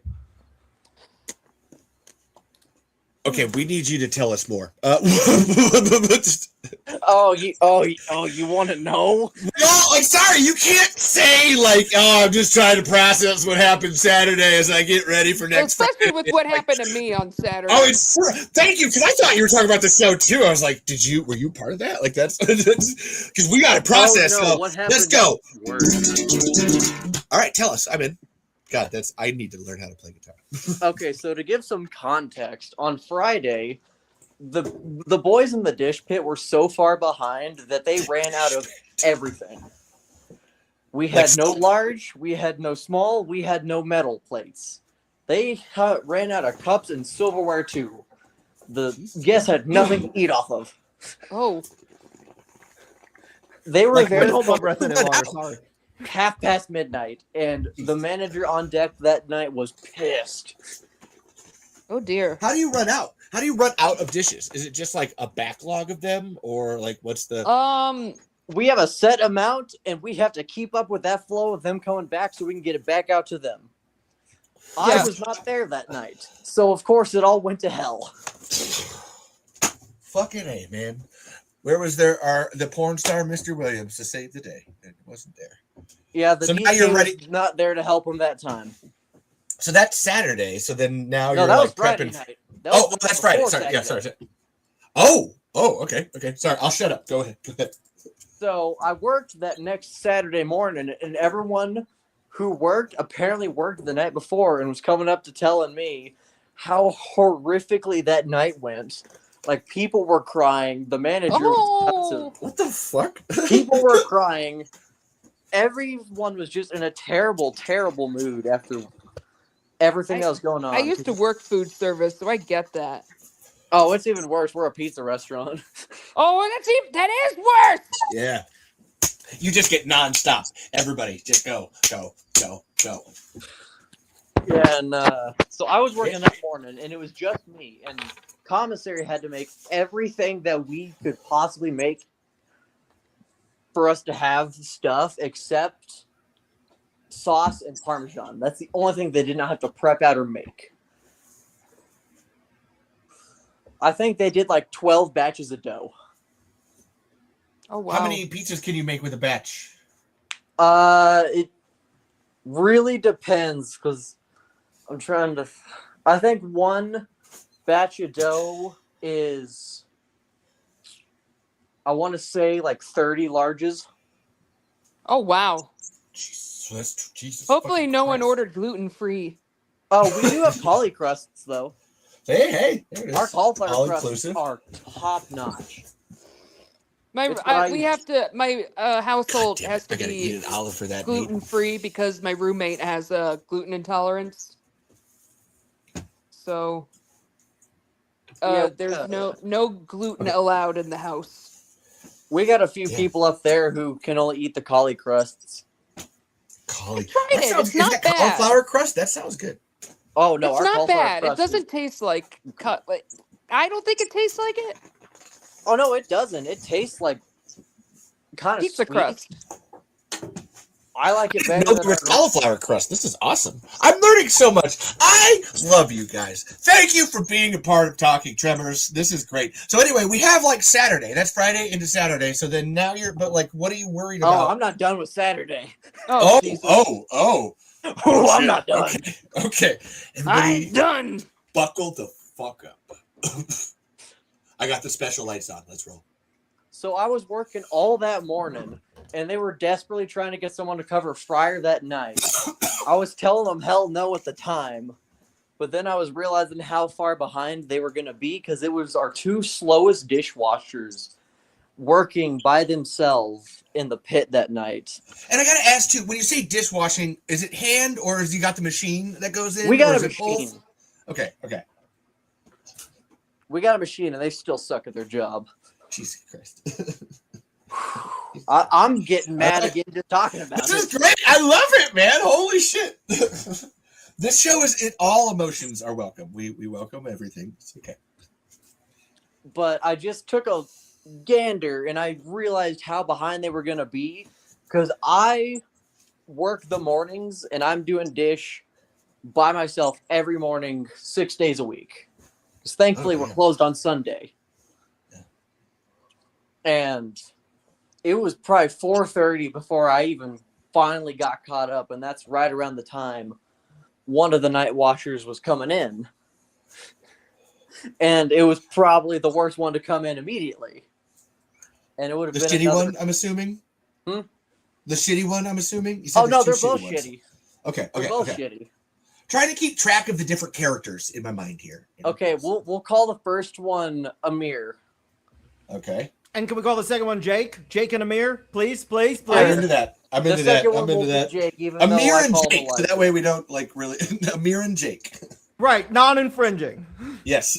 Okay, so it was like 4:30 before I had the chance to leave, and Amir showed up at like 4:00. And I probably could have been a little nicer, but I don't even think anyone in management was gonna tell me to be nice to them. Jesus. But so I made the deal with our KM at the time, kitchen manager, that I will do fryer if they will send me back to the dish pit whenever I'm done on fryer that night. I went back probably 8:30. And it was a shit show. Oh. We didn't get out till 11 o'clock, and I was just saying, it's Saturday too. Oh man. We closed at 10, thankfully, and everyone else up in the kitchen area was done except us, and they could hear me yelling from the dining room. I've done that. He's just yelling at the dishes. It's okay, guys. It's cool. We're all cool. Everything's good. Oh no, man! Don't believe me? Ask the dishes. Fuck you, you fuck! Fuck you fucking piece of shit! I'm gonna fucking scrub your ass. Yeah, but imagine that. But if that was directed at people. Oh no, I understand. That was the joke of it. Like someone, your manager up front or your bar staff is like, no, he does that. That's his thing. He talks to the dishes. Thankfully, everyone was gone by the time I started actually losing it. All right, keep going. Where are we at then? Now we're at have we finished our shift yet? Is that the worst of it, or? Oh no, I think I yelled at them like a handful of times throughout the night to get shit clean because there was this one dude, my friend, who was trying to constantly talk to me, and I almost damn near threw a plate at him. Jesus. What did he do? He had so much shit backed up that they didn't even consider the possibility of, hey, I should do my job. Jesus Christ. I can't tell if like they're incompetent or you're overly angry. I feel like it's not. I understand. I'm not easy to anger. I am okay. Very chill. You know what? That's kind of true. You're pretty shit, man. That other night you pulled that. Honestly, when you pulled that off the screen when I was talking about the videos, like no, I would expect you're very chill. So that's where I got. In food service, competence is rare. Dude, that's why I had to that's having worked there too. It's like that can also that my brain leads to that more than anything. That's where it's just like, God, really that stupid though? Like, come on, like what the fuck, bro?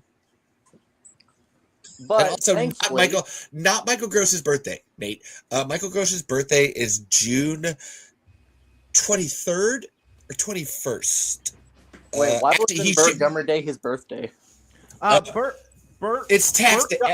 Burt Gummer Day is tax day because Burt Gummer does not pay his taxes. It's the alternative. Okay. You could celebrate one or the other. I have to bring this up because this is a personal gripe of mine. So so BabyFarkMcGeeZax just picked a day. He just picked a random day. It didn't have anything to do with anything.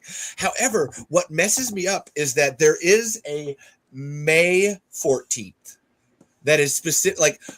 like in Tremors 2, like Burt is like blowing up like the first time we get him on screen, and he goes like 14 May 1600 hours. I have first confirmed Graboid sighting, and I'm like, oh my god, like can we change it to May 14th? Well, like that's why my don't we one. have Like that be Graboid Day?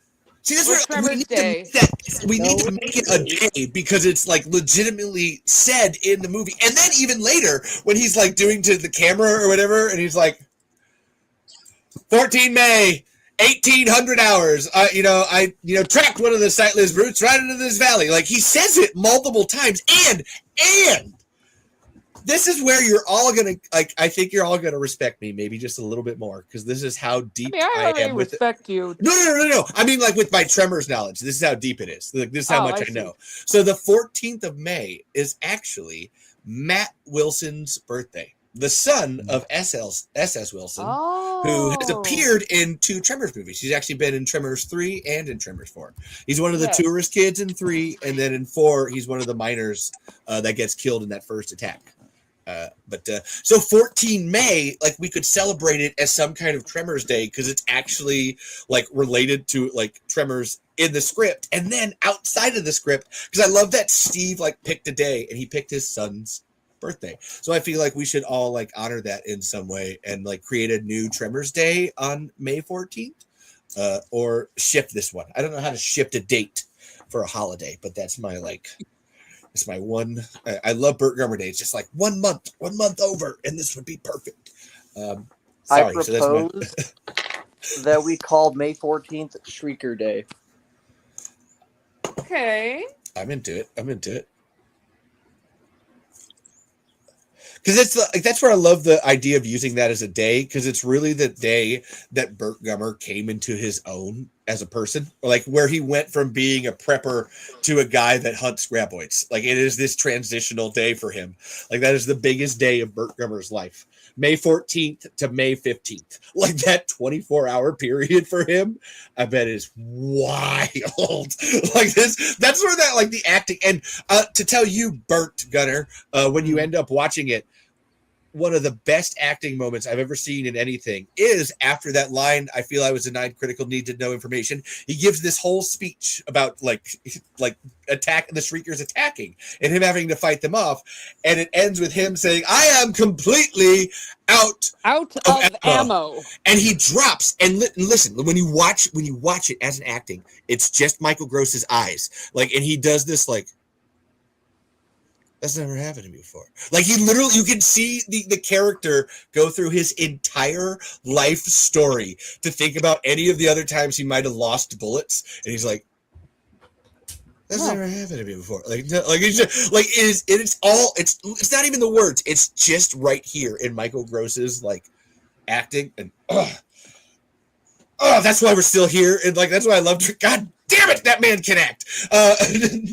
Sorry, I just texted my dad, who was telling me about Stephen Keaton. I said he was talking about how Stephen Keaton is a pinko, and I said Michael Gross's character in Tremors is an apocalypse prepper who doesn't pay his taxes and obsessed with guns, so he has the range to portray the entire political spectrum, is what I said. And my mom, when I asked her about Tremors, she said, "Is it a series?" I said, "That is technically correct." She said, are you watching it? I'm still watching Orphan Black. And I said, I am guesting on a Tremors podcast despite not having seen Tremors. And she said, you better watch the trailer. And I said, that would have been a better idea. The host instead asked me to ask my mom for some reason. If I were to ask my dad, he'd forget that he watched it. So this is fair. I'm doing journalism here. This is awesome. Thank you. Who hasn't seen Tremors, who is contacting other people who hasn't seen Tremors to get their view on Tremors. Listen, you have to tell everybody about Tremors. Everyone. I'm gonna watch it with my wife. We were gonna watch West Side Story last night before I passed out. Again, I'm really sick right now. But so we're probably new or old. Which one? New or old? We're going to start with new, but I wanted to watch both. I've never seen the new one. Listen, We were going to start with old. Sorry, I misspoke. We were going to start with the 60s one. Ansel Elgort should not be cast as a leading role in anything. I don't understand. That's interesting. Yeah, I don't know. He's such a wooden board to me. Well, he could be Pinocchio then. That's... And actually, hold on. So, Nate, just because you see it posted on Facebook, like, doesn't mean it's true. Especially with AI. We all have to watch out for AI, like with Tremors anymore. You really think someone would do that? Go on the internet and tell lies? They can't do that. My Tremors 3 Burt Gummer cosplay has one of the most accurate parts, not just the hat, but Burt's official navigator watch. I've seen those pictures, too. Those are fantastic. Actually, I could actually pull up, now that I'm saying that, I will pull up Nate here in a minute in another screen share. And we have Valentine's Day on February 14th. What's 14 May? Maximum Penetration Day. God damn it. Mm-hmm. I'm gonna write it down, guys. Maximum Penetration Day. You have something to say there, Burt Gummer? Oh no, I was just thinking about how Max Penetration would be a great track name. We're gonna insert. Oh, and I also wanted to tell you. I wanted to tell you a joke. I'm in. A porn star, a drag queen, and a mad scientist walk into a podcast. As for the punchline, you're watching it, baby. Oh! Way to go, Queen. That was beautiful. I love how that running joke has just kept going. I mean, it's my introduction to you. I got that it was a joke, but I also know that you work at a restaurant, and I know that you were jokingly introduced as a porn star, and that is the extent of my knowledge about you. It happened because, like, that's what Mr. Williams is. He's like our resident Tremors porn star. Unless you don't want us to call you that, I can stop. I just think it's awesome because it's funny. I have a question. I just find it funny that it keeps being talked about. Has there been a Tremors porn parody? Not yet. I'll make one. I can show you a lot of other things that are Tremors related. It actually surprised me that there hasn't been. Like, there hasn't. I think your podcast logo is the Tremors porn parody. I will say this. Actually, which one? This back one? This is a lot of porn stuff. The channel icon. The channel icon. Yeah, there's a lot going on. Go ahead, Agatha. We should have more porn. Tremors so porn. I was visiting my parents, and a certain illustrated pornographic comic popped up on my feed, and I said, Dad, should I buy a Tremors porn comic? And he's like, yes. What kind of question is that? Of course you should. Good dad. Agatha, I own 4 copies, and I produced it. Like, you should buy it.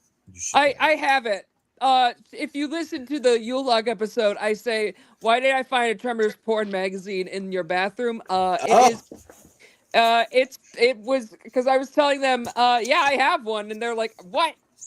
But yeah, I do. It doesn't feature. YouTube. Do you wanna risk that, buddy? Oh, I do this all the time. Oh, okay. YouTube. The only thing they care about is fake guns for some reason. Yeah, I don't know why I was lost to time sports. because of like me having a fake gun for Burt Gummer, and I had it for like 18 episodes before that. I still have no idea why that one did it. But hold on. They didn't say nothing about fake knives. Oh my God. I had a thought that was related to Micah, and then it was something off of what you said, Burnt. Thank you for calling me my chosen name. It's the burnt. I could say any other, but like trying to get the N in burnt, like physically thinking about it is very hard. But I was gonna pull up. I'm gonna do a screen share here, and we're gonna look at Nate's stuff because Nate's down here. Nate could come on screen at this point. Honestly, I'm surprised Nate hasn't like gotten to his like Tremors, his like Burt Gummer outfit, because his Tremors 3 is awesome, and he's gonna be wearing it to the for the love of horror. Burt Gummer outfit is apparently something you could put together in what did we estimate? 30 minutes? Yeah, I was gonna say it's just a mustache and glasses and a hat. Really, if you're keeping it simple. I got flannel and a denim vest. I even Googled to make sure if the flannel collar was above or under the denim collar. I made sure. Good for you. Hell yeah. Oh my, that's where I love you. Way to go. I love you next too. on our stage at the hold on. Unless someone else wants to read this. Actually, hold on. I can't with the sunglasses on. It's gray on the wrong damn rec room Friday night burlesque drag review. Maximum penetration. Oh, I know what it was. We have to let Mr. Williams finish his story. Yeah. That's what my brain Oh, was. yeah. You also had a terrible Saturday. Tell me. hold on. But this is Nate, by the way. Sorry, I just have to say this is Nate with Richard Brake. I had to pull him up. But this Burt Gummer cosplay is dope. Actually, shit, it's got a fake gun in it. I hope that doesn't fuck you. Uh-oh. I think the orange tip makes it okay. Like literally, that's the difference. I don't know just anymore. Just the tip. But you can talk. I'm going to scroll through. Actually, Mr. Williams, you should finish your story. And I was invested in this. Get some olives. Olives are grapes. Actually, there is a drinking game. You should all have either olives or grapes. Or that's fine too. The point is to put something in your mouth to punish you for like saying stupid things. Like that's. Well, hey, let's leave that to the porn star. Yeah, Mr. Williams, tell us more about that. Do you put more stuff in your mouth while you're at work? Is that a thing that you do? Maybe not. No, do you have more to your story? Like, we need to get to why. Is that why you're afraid? Like, to really tell us why you're afraid of next weekend? This upcoming Friday, I'm on a double in the dish pit, and I'm working with Double in the Dish Pit is the name of my next album. Double in the dish pit. Double in the Can pit. You feel it fit and shit hit. To give you a context of how double in the dish pit. fucking useless these two are, Fucking I worked Saturday doubles by myself in the pit with no help. You keep saying the pit too, like this. We just call it the dish pit. No, I mean, like, I love the pit as a show, and I just want to like get some hand sanitizer and start like ripping my hands. Me on a Friday doing everything by myself would probably be quicker and run smoother than if I had those two. That's how incompetent they are. I would do a better job by myself. Let's go kill Amir and Jake then. You guys want to do that? We want to go kill Mr. Williams? If we can also target another person who ruined another certain person's Saturday. I am in. We can target anyone we want to. And then who I found out commented on the video. Oh, he did. I didn't want to tell you about it. I was trying to. What I know. the hell? I was trying to save your brain. I felt bad for you. I was trying. Like, I did block him. Like, I was like, I hit a point where it's like, shut up, and I just blocked it. So it's like but you could. The bullshit. I know that was really dumb. Your bullshit. Hopefully your bullshit meter was going off. May I help you something? So may I help you with something? I would love to talk about this because it was more of a thought I was having as I was doing this. We're like, so to give everyone context, there was a person that came in that's been stalking Agatha. Terrible person. Fuck them. They can go to hell. One of your friends, actually, Agatha, commented on the video to provide context, which was actually great. Like, it was probably my friend Ashley.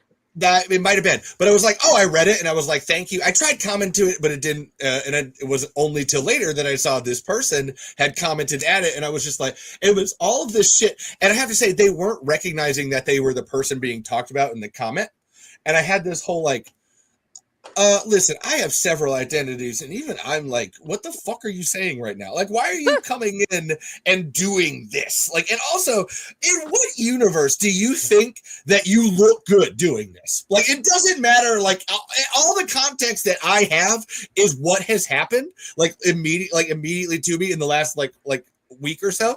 So like, what you're saying this shit. Why would I believe you? Like, with the way that you're doing this, like, go fuck yourself. Just like, so, I can read the comments. That guy was wild. Like, no. We don't have to give it any more air. It was just more like I had to actually talk about something where like, what the fuck? It was more like, what is that dude's brain space that like he somehow thought that he was in the right? Like, I was like, what the fuck? I immediately understood your guys' pain and everything. I was like, what the fuck is this dude? Yeah, like the first sentence was, why don't they block him? That's what I said. I know, right? Like that's where I was like, what? Why don't they block? Why don't you block you? Like, you're here because I already blocked you once too. Like, what the fuck? Like, you came back with another. You've already been blocked, and yet you're not acknowledging that. Like, what the fuck? So everybody, when's the last time you cried? Yeah, I'm not shaking anymore. I'm just mad. Hold on. We got hold on. Actually, how to make graboids more creepy. Oh wait, make them fly using fiery farts. Actually, other people can read these too. Anybody want to read it? The ass blaster scene where we first see it fly. It should be an ad for Taco Bell. Oh my god! So I work at a facility where we make hospital equipment, and my mother got me some magnets, and I'm like, oh, we could pass them around and stuff. My supervisor grabbed the magnet that has the Taco Bell logo. Instead of the Taco Bell, it has the bell, but instead of reading the Taco Bell, it says "I shit myself." I'm like, oh, my supervisor has that. Jesus Christ. We all shit ourselves a little. I have to say goodbye to Scalo. Like wherever like they went, I had to say goodbye. Like they left, and I wanted to make sure we actually said. Oh, goodbye. Yeah, they left. Hey, it's an Irish show. We can all leave as we need to. But talk about shitting yourself more. I want to hear more about how we all shit ourselves. Have anybody had a shitting yourself moment? Ever? Only when I'm really that was sick. that's why I raised my hand. Like I was like, Nick Callum, we all had that moment. We just don't remember it. This is true. Well, I count to like by out of diapers time. Like, but that's when I was I had I had the Nova virus when I was in Las Vegas, and it is like food poisoning but worse. And I thought I had food poisoning, and that happened. Wasn't fun. And right? I was celebrating my 21st birthday with my sister and my mother. My mother wasn't 21. My sister is my twin. I have a twin. I'm the evil twin, obviously. Yeah. So we had to cancel plans. It's an evil, more evil. We were going to go to like a magic show or something, and we couldn't go because I was too sick to go. Oh. And, so instead you made a rabbit come out of your ass. Just as But I will say this. That experience better than the Chris Angel show I saw. That is a fair. That was so good. That was good. I can't explain Agatha, do you got that paper cup you're holding? Hold on. It's actually not a paper cup. It's your mom. Wow, mind freak. Like he had the environment when you walk in was very like. Do you know American McGee's Alice, the video game series? I do not. It is. It's like very gothic Wonderland, madness sort of, like whimsical horror. Whimsical horror. That's sorry, what was the name of it again? What was the name of it again? American McGee's Alice in Wonderland. Or just American McGee's Alice. Yeah. It kind of like defined whimsical horror as like an aesthetic to the extent that it's such a good series too. I don't think Tim Burton would have been offered to direct Alice in Wonderland without that game existing. Oh my god! Very true. Hold on, I have to do this. Poozy for Lou. That is brilliant.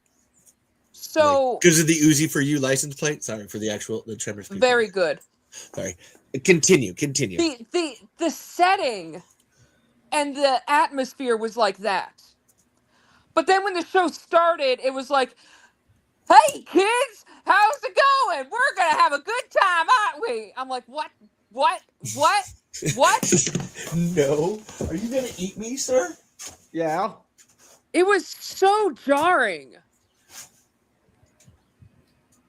It didn't make sense. I'm just trading out VHSs. We're all good. I gotta put Tremors 2 on.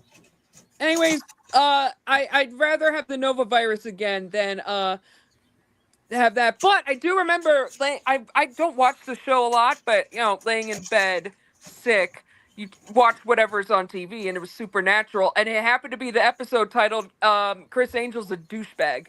I love Supernatural. I laughed so hard when I saw that's what that episode was titled.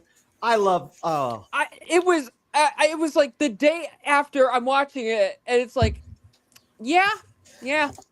That Supernatural episode title. If you're watching Supernatural, don't just click next episode and don't look, because there's also one called Everybody Hates Hitler. There's one called Chris Angel's a Douchebag. I love Supernatural. Oh my god! Honestly, that's a show I've always circled around, and I know I would love. It's just I haven't had the time to get into it. So I will take a recommendation. I will take. Hey Levi. Yeah. Supernatural. I don't have the energy to produce another podcast, but if you do, I would love to be your guide. Listen, I can be on other people's shows to create another one. Oh my god, that's no. Oh I've already had to learn so much about Godzilla. Do you guys know about Godzilla? Who's Godzilla fans here? Because there's an olive. I That's had one. I had to do a college report on disenfranchised characters, and I that's chose Godzilla. Yeah, look, yeah.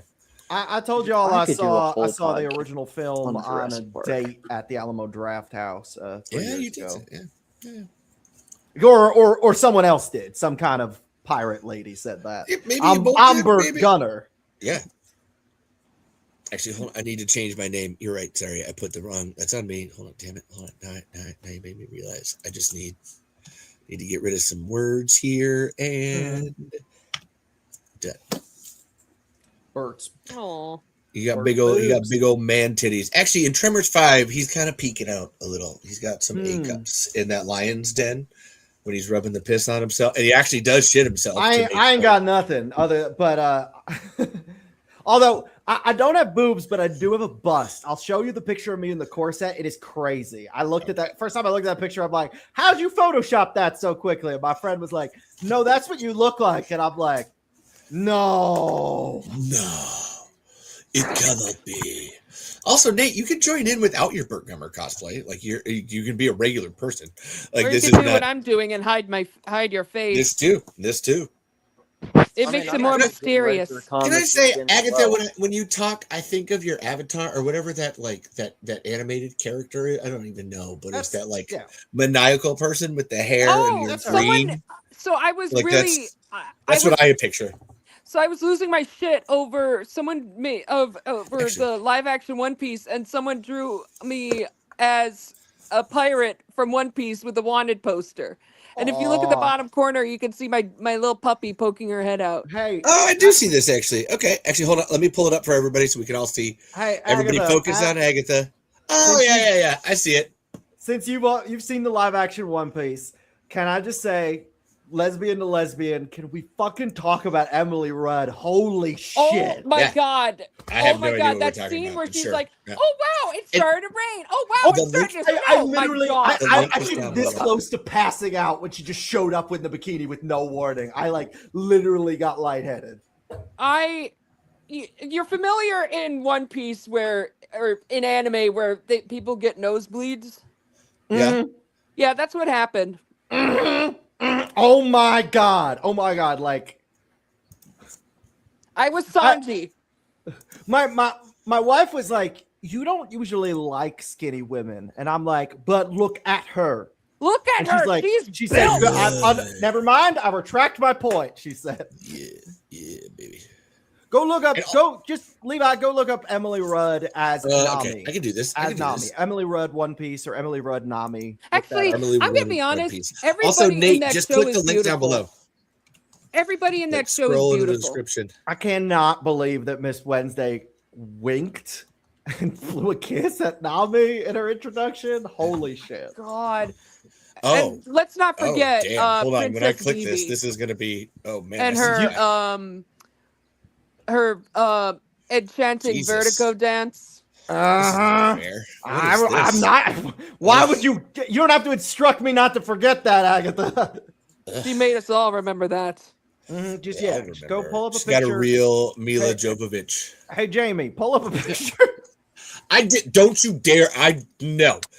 Fuck Joe Rogan. Yo, you here? Sorry, there's TikTok over here, so I usually have to address the people on TikTok when they show up. And no, wait, go pull up a picture of Emily Rudd as Nami. Go on. I did. Oh, I thought I did. I thought we did. No, that was Google Drive. We were just seeing the Drive folder. That's the wrong tab. Oh shit, wrong one. Oh my god. Sorry, I was scrolling. I did all this scrolling while you guys were talking, and I thought that everything was happening, and I now realize that was just the Google. Jesus fucking Christ. Oh my god. I'm not. No, it's not. I need to hate myself because I'm a bad person. Hold on. Where's the? I can't hear Lex Luthor. Can you hear me now? I could be Lex Luthor. There you go. Yeah. So that's her. That's it. Yeah. Yeah, I pulled this up earlier. I thought like you guys were seeing it. No, we were not. Sorry, that's where I was laughing because I was. I'm always every time I close my eyes, I'm seeing it. But I mean, that's fair. Look at Rupa. So then after I got into One Piece, I discovered the shipping. There's a lot of ships in One Piece. My Micah, favorite. Micah, God damn you! My favorite One Piece All ship is the Going Merry. Well, All people have discovered aboard. when I'm feeling depressed, I happen to repost a certain ship, and they're like, "Agatha, are you okay?" I'm like, "No." Clearly, I'm not. But when when I'm I look depressed, at them, I'm okay. If you'll know I'm depressed if I've been watching a lot of Muppets. That's fair. Just a swordsman and a cook smooching. I'm good with that. Can you fucking believe that he said to him, "You don't have to worry about me and size"? I know. They knew what they were doing when they wrote that line. Oh, I was telling the story earlier, and I got distracted and stopped. I worked as a cowboy at a cowboy theme park, and backstage, I would still do this voice because it's hard to switch between accents. And none of my coworkers were committed enough to the job to do the. I mean, it was a minimum wage job; they don't have to be committed to it. But since it wasn't a requirement, it wasn't asked of us. It was something I chose to do, and I was still doing it out of character. They'd be like, "So where are you from?" I'm guessing. The two guesses I got all the time were North Carolina and South Carolina. I have no fucking idea why. My mom was born in South Carolina, but spent most of her life in New Jersey. She doesn't have a Southern accent. My best friend's from South Carolina, as Micah knows. She also does not have an accent. I don't know where I would have picked up a Carolina accent, but apparently this is one. I mean, it kind of sounds like I hear I'm that from there just a little Cleveland. bit. Yeah. Living Also, I cannot hear Levi. Tell her to leave and come back. Leave and come back. Levi and come back. Levi. Micah beat me to it. Damn it. Oh, I'll be man. right back. So that's a personal one. I didn't get to my shit pants story earlier, but the leave, like, oh my God, that was always what the bullies would tell me in school. Like, Levi, did you leave? Did you leave yet? Leave? And I'm just like, I want you to die. But I did shit my pants once. It was a shart. It was a shart. Never trust a What shart. did I just walk into again? Never trust a Let me shark. repeat that for you. That was never trust a shark. Yeah. I didn't realize I shit myself though. Like I was watching The Simpsons and I farted, or I thought it was a fart. And then I went to go, play with my friends or whatever. And we're playing on the trampoline, and they pulled down my pants, and there was like a skid mark on the pants. No. Like I said, did not know at the time that I had that had happened. That was news to me. However, from then on, I became Skids, which is just like when that nickname hits, you're like, I want to go kill myself. I'm gonna go die now. And did you, or did you live through? Oh no, I'm still here. Okay, good. I mean, I like lots of other different me's have died, but me personally, right now, this one is alive. Yeah. I've actually died in this room several times. My bullies usually called me a girl. They clearly knew something I didn't. That's good. That's fine. They called me the F slur, which I didn't know at the time. Mm-hmm. Yeah. No, those bullies cut right to the heart of it. Right? They know how to do that. That's where the little steps. I almost wonder if, like, were you bullying me, or were you just trying to help me find myself? A little bit of column B. Have you heard of the short film Hot Pants starring Steve Burns from Blue's Clues? No. Okay, probably don't look it up. Take us through it, Micah. Steve Burns from Blue's Clues. It's exactly what you were just talking about. He shits his pants. That's the movie. Steve from Blue's Clues shits his pants. Yeah, he and then he tries to like hide it and stuff, and that's the whole premise of the. As you tend to do usually when you. One time, a YouTuber with 1 million subscribers, whose name I will not say, shit my pants, and didn't apologize. I'm gonna need some context on that. No, you're not.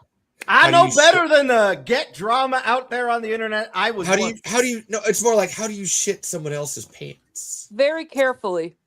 So, this was my roommate at the time, and he was the washing machine and dryer were in his room. So when things would fall out of laundry baskets, they were in his room, and he did not know that women's clothing have different sizes than men's clothing. So, and he's a very overweight gentleman, and saw an X in the size and was like, well, this must be mine. Huh. Mm-hmm. Wow. Yeah, I know it's UK. What do you think about that, Burt Gummer?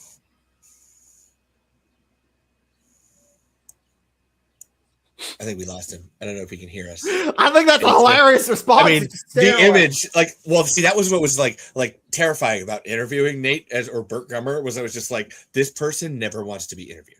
Like Burt Gummer would never ever do an interview. Like I was realizing that, like all the way through, would not answer questions. Burt Gummer would like be very combative. Actually, there's a in the original script for Tremors 2, there's a little bit that's written when Burt and Heather show up to the compound and like nobody knows who they are.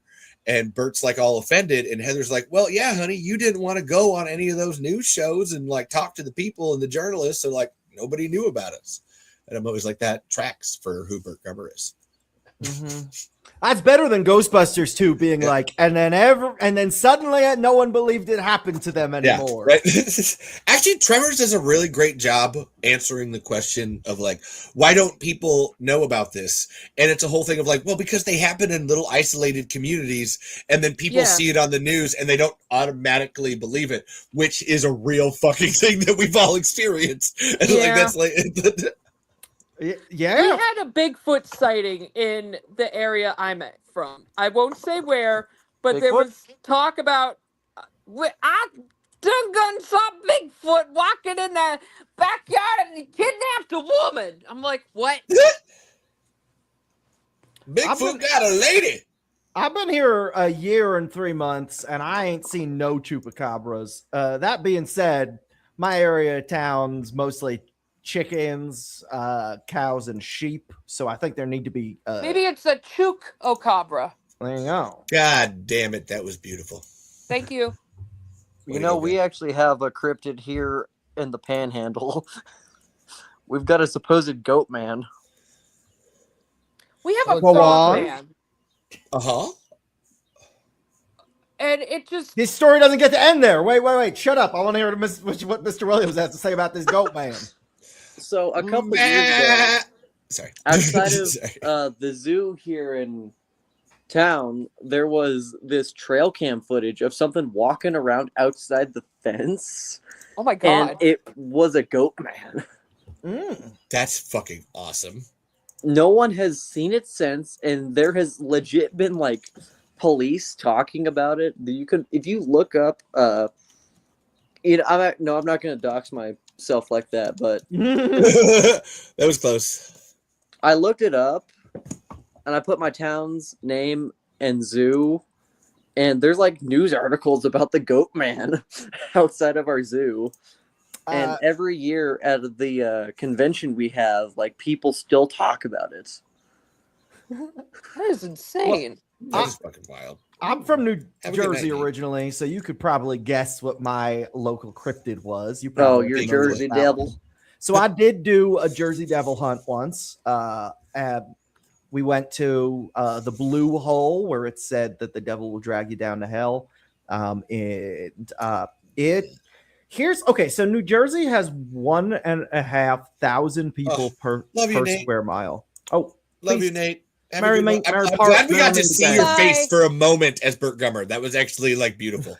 Like there was no words. It was just an image of Burt Gummer. That's the most Burt would ever go on. That's in character. It's so in character in so many fucking ways that it's just like, wow. So best impression ever. You win the night, Nate. You win. Sorry. So I kind of got a vibe of because I know what really is going on. What really is going on is that herons look like a bird when they're standing, and when they're flying overhead, they look like a pterodactyl. Like that's why the rumors started. But then there's another reason the rumors started. This is a more fun one. So you've probably heard the story of the Jersey Devil is the 13th child of Mrs. Leeds. There was an actual guy, Leeds, who ran an almanac in New Jersey, and Ben Franklin ran a competing almanac in Philadelphia, and they wanted to the way they tried to get you to buy one almanac and not the other was they would just sling mud at each other. They would just make up wild rumors about each other. Yeah. And eventually Leeds had made one up about Franklin that was so bad. Franklin just responded, "Listen, I don't care what he has to say about me. He's been dead for 6 years." Oh. And this was before there was television. This was before there was cameras. It took a while for anyone to fact check this one. That stuck for a bit. And finally, someone was like, hey, you're lying. I saw Leeds. And Ben said, look, all I know is he was dead. I don't know what happened between now and then. And that's when the idea that Leeds was a devil started arriving, and that mixed with the sightings of herons flying overhead, which are but then I had more context when I went there, because New Jersey has 1,500 people per square mile. Except in the Pine Barrens, because it's literally, pine trees are really hard to cut through. So this is the barren part of New Jersey where your neighbor's not next door. And so it was like terrifying to be going from it was like we entered Kentucky just by crossing a county border. It was like New Jersey had disappeared and we were suddenly in the middle of nowhere. And like, the scariest thing about the woods, you guys aren't gonna like this one at all. No animal sounds. And we were like, I'm sorry, yeah, what? I don't know why. It's not good. And we were like, oh yeah, no. That's scary. If I saw something that looked like a pterodactyl flying overhead right now, I too would overreact. Mm-hmm. Like we've suddenly got the rest of the context where it's like, yeah, this place is fucking terrifying. I love that I just switched into the New Jersey accent for just a second there to say that works. Hey, it sells the story. I didn't do it on purpose, but I don't know how to swear in any other dialect. It happens when I do the British accent too. If you listen closely, I will. Now I know. Now we know to look for it. Speaking I'm kind of crashing. I promise next time I'm here, I will be an expert on the Tremors films. But you're doing hey, hun, you're doing great right now. Honestly, that's where it's like, hey, you've already won. You've already. Yes. Next time I'm here, I will have seen the fucking movie. And it's it's more fun when you know it. That's really why it was like the safety thing of like, it's way more fun when you know what's happening. But how excited are you for the Netflix show? Oh my god, fuck off and die. What? That's AI. Do you not realize those images are AI? I have no idea. All I knew was you told me to ask my mom about Tremors, and she. Oh no! My god! I will say I have trouble seeing. It's better with pictures, but when it comes to like voices and some video, I have trouble deciphering if something is AI. I know. Yeah. Hey, I gotta go. Wow! Oh! Don't fall in. Wow, that was beautiful. Levi, tell them that hide and seek challenge I did as Gummer. It happened again. My tactics were Gummer. I don't know what you're talking about, Nate. Levi, tell them that hide and seek challenge I did as Gummer. My tactics were Gummer style. I actually don't know what you're talking about. It happened again. Oh, because you don't have headphones. They're charging. Okay. We established this. The headphones help. That's the yes. They're charging. Also, okay. I can't move because I have a puppy asleep on me. Oh, my dog. That's fair. And again, Nate, you can tell us in the chat and I'll pull it up. But again, that image of you silently judging us, I honestly now I'm actually Agatha. I need it from you. I need it from you and Mr. Williams. You first though.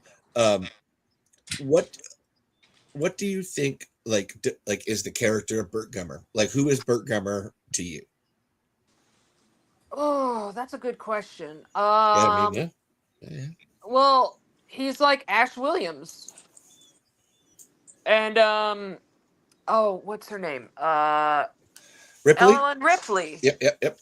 Or Sarah not Connor. A final girl, but like, hey, I'm experienced in what we're going through. Follow me, listen to me. Yeah. If that makes sense. So I love the knife. What would you call Ash Williams and Ellen Ripley? A survivor. Character? They're survivors. And that's where Burt Gummer fits that archetype perfectly. They're survivors. Okay. They survive. They always make it. until they don't.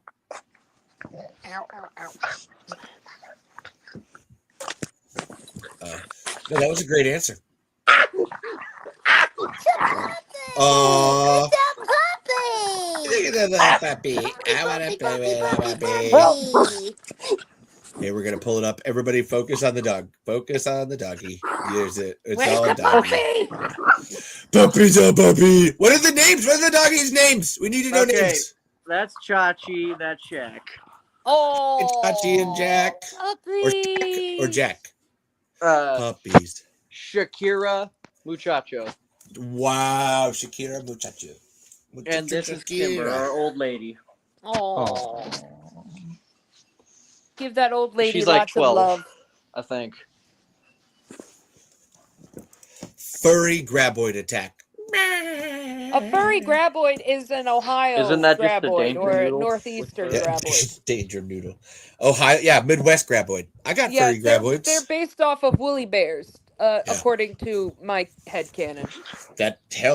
I remember calling. I came across a woolly graboid over there around Cleveland area. You found those? You found any tracks? Find any signs and spoor? They're usually on the ground, but they rarely move so much. They just I have a really good question now. All right, what's your question? What you got? Question? How big do you think prehistoric graboids were? Because they would have had to have been big enough to snack on theropods. You ever see a megalodon? Because something tells me the African graboids and the Arctic graboids were not big enough for what they needed to be in the Cretaceous. I would Depends say how big it is. megalodon levels. Well, I mean, think about it. Most yeah, animals in megalodon. that Yeah, time I buy that. were huge. Almost every animal was massive. I assume much like in modern times, they wouldn't go after, like, you'd go for smaller prey. Like, they're still smaller animals. Like, it's not a... Yeah, but also evolution has changed them so much. I mean, take a look at how different they are between 5 and 6, and 1 through 4. This is true.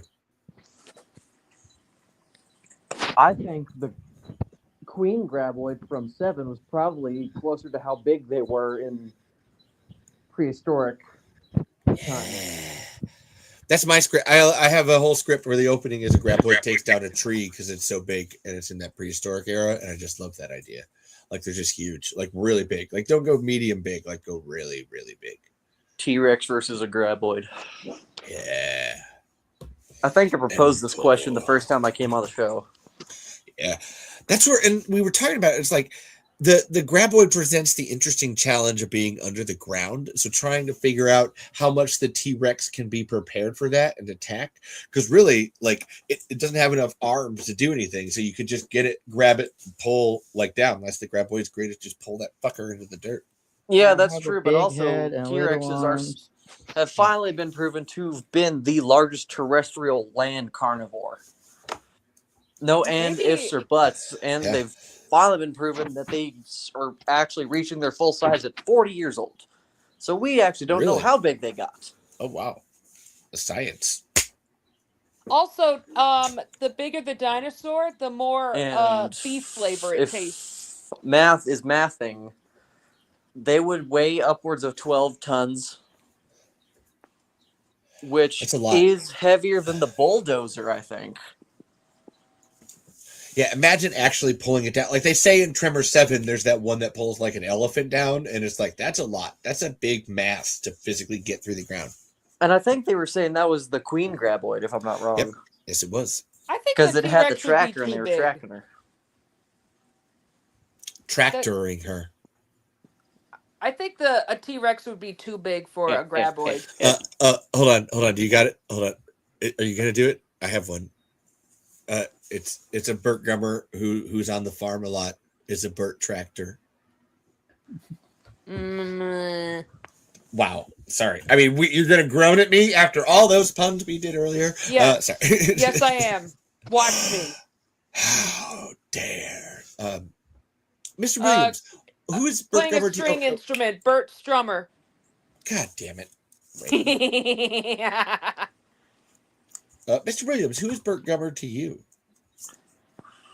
What do you mean by this? Because how define it however you want. Honestly, with most of my questions, it's just define it how you want. But it's like, what is the character like to you? Like we all have different ideas and interpretations. To you, who is Burt Gummer?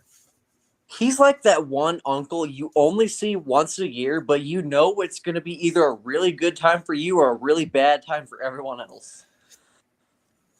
Fair point. Fair point. He's there. that political uncle that you don't want at Thanksgiving dinner. No, He's well. I think you're more the point of like the uncle that doesn't show up more. Like that's my like. It's not even politics. Like he actually just hates the family in general. Like he has personal beef, like personal political beef with the family. It just doesn't show up often. Like that's your. Although it's your interpretation. I'm sorry, I wasn't trying. Okay, to I have an idea. I want to see them pull Sam Neill in and make up some BS to where he's playing Burt Gummer's brother. I think Burt Gummer is the kind of person who will accept you if you transition, but no matter what you transition to, you have to marry the opposite sex. You can't. Hold on. You telling me that you went to the other gender and you're still a lesbian? Yes. So, kind of like that. It's like, you transitioned, that's fine, but you gotta have a traditional marriage. Gay Burt Bummer. Okay, so something I'm just now thinking of. Burt would not understand pronouns. Oh God, no. He wouldn't understand anything that our generation has done. And he would just be that old man who really doesn't want to know, but he knows he's going to have to at least have a little bit of knowledge in it. Jody was telling me that we got cat people going around now.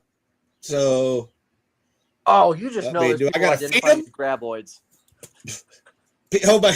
You identify as a goddamn graboid, I'm gonna shoot you.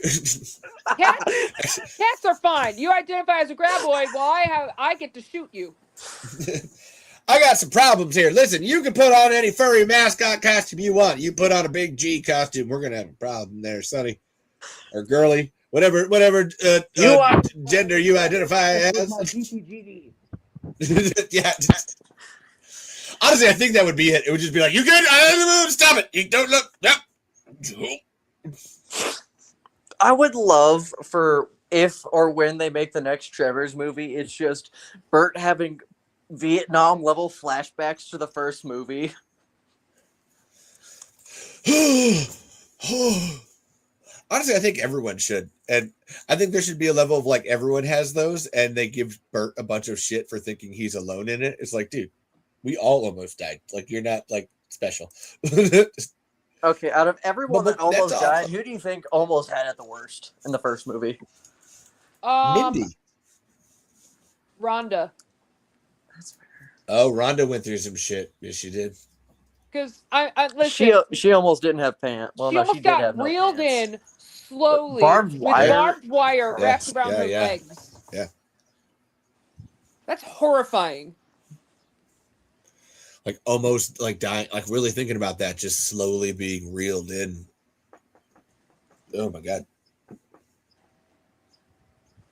I've never really thought about the horror of that until just now. Yeah, I have a weird. And the thing is, like, there's a chance in all actuality that would have ripped her pants off and probably the skin on her legs off. Oh yeah. I have a not. I don't know if you would call it a phobia because it's so like she would have been degloved no shit. and then it's eaten. Like being eaten alive. I love Tremors, but that movie Nope scared the hell out of me. Oh my God. That scene where they're all getting sucked up and then they're inside and they're just screaming. I have a very hard time getting through. Two things I hate are chimpanzees and being eaten alive. And then I watched Nope and I'm like, this is not a good movie for me. This is a great movie, but this movie was made to be completely against me. I made a huge mistake. Oh wow, we lost Mr. Did I Williams. lose? Am I silent again? No, we can hear you. We can hear you. Son of a bitch!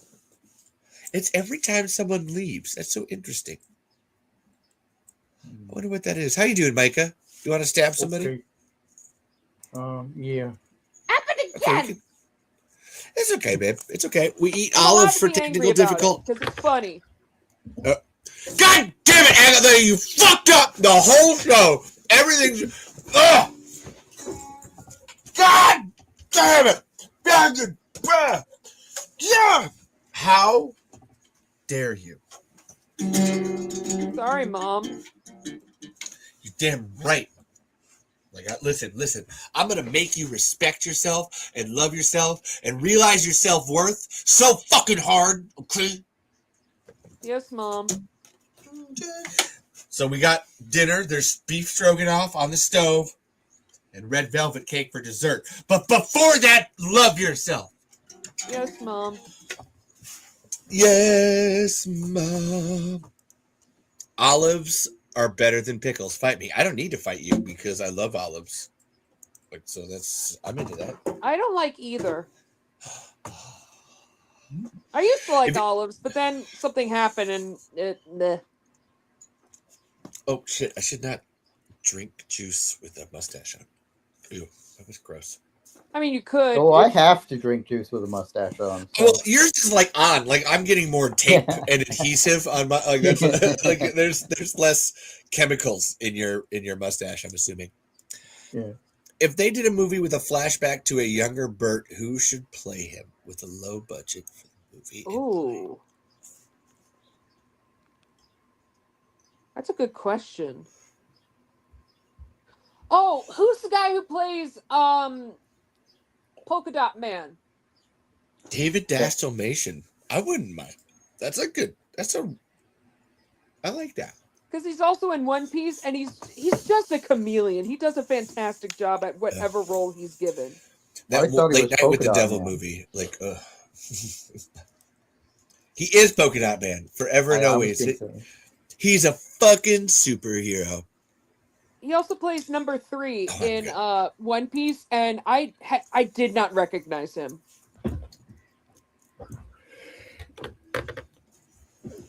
Now I'm trying to think. Well, it's about thinking of like young people because you said younger Burt, so I'm trying to like.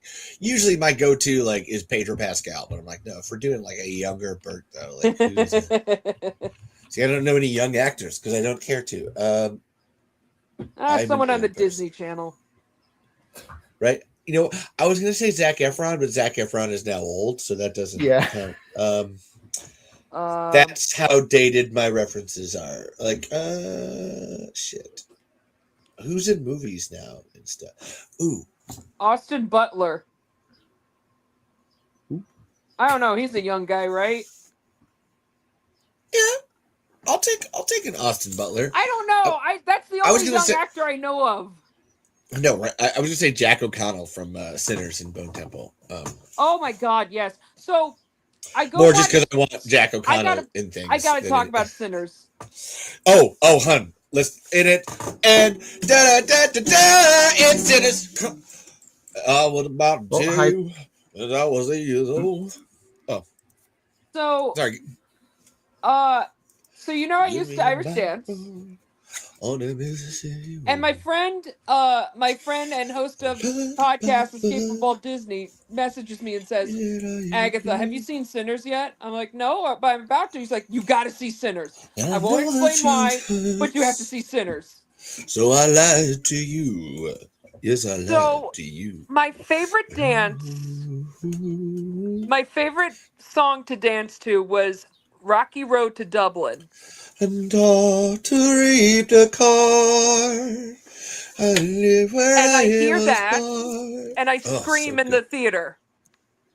Well, on the rocky road. I'm gonna impersonate that person's Snarky. This is my impression of your profile pic, Snarky. What? Hold on, let's pull it up so we can see the. Oh, it is. Yeah. Shit. I don't have a. Hold on. We're all gonna. So then. Oh, you can come on the show too, Snarky. Like you've been sitting down. You've been great commenting. Like the links in the. You have to scroll through everything, but I put it. Well, then I find out Sinners was inspired by the Irish. God damn! I was waiting for it to come back around. God damn it! That's beautiful. Wow. And the movie I hate inspired the movie I love. And That's how it works, Tony man. Goldmark will never let me live that down. That's how life works, man. Sometimes the things that we hate come back around us as a thing that we have to love now. David Harbour as Burt. Too old. See, that's just regular age Burt. Although still, I like it. Regular age Burt. I could just never, ever recast Burt Gummer. Can I be honest with that? That's my, like... Well, it's like... I could just never. You know when they That's Michael Gross's role. Freddy Krueger? Oh, yes. Like, the actor was fine. What the hell's his name? Jackie Earl Haley. Yeah, the actor was fine. Yeah. I thought he did a great job. But it's not Freddy Krueger. Yeah. I mean, it's a different Freddy Krueger. It's very specific. That's what I was trying to tell Charlotte about. Like, she was doing a great job with her Burt Gummer, because like trying to get the Burt Gummer idea, like it is Michael Gross. Like, he knows exactly what it is, and then they write it for, like, that's where, like, it's the writing in him, and they go, like, you can't. It's no one else. Like, it's too late now. Like, it's his. And like, just like Freddy Krueger. Like, nope. I'm sorry, but Robert Englund just has that until he dies, and then maybe we can have that discussion. Even then, it's like, no, just retire the character. Just make a new character at that point. Yeah, it's like it's not like Jason or Michael where it's a different person underneath. Yep. Or it's just an image. It's just, a mask, so you can get away with it. Yeah. I mean, you can tell it's who it is, like Kane Hodder, who was the longest running. Uh-oh. What was Micah's that? Micah's gotta blow up. Micah's gonna blow up. He's gonna die today. Micah's gonna blow up. We should make a Tremors musical too. Who wants to make a Tremors musical? Let's do this. Let's.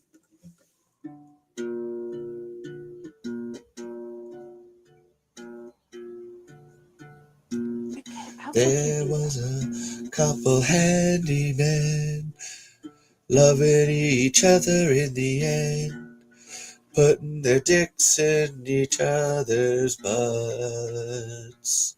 I don't think that's what happened in the movie. Then some worms attacked.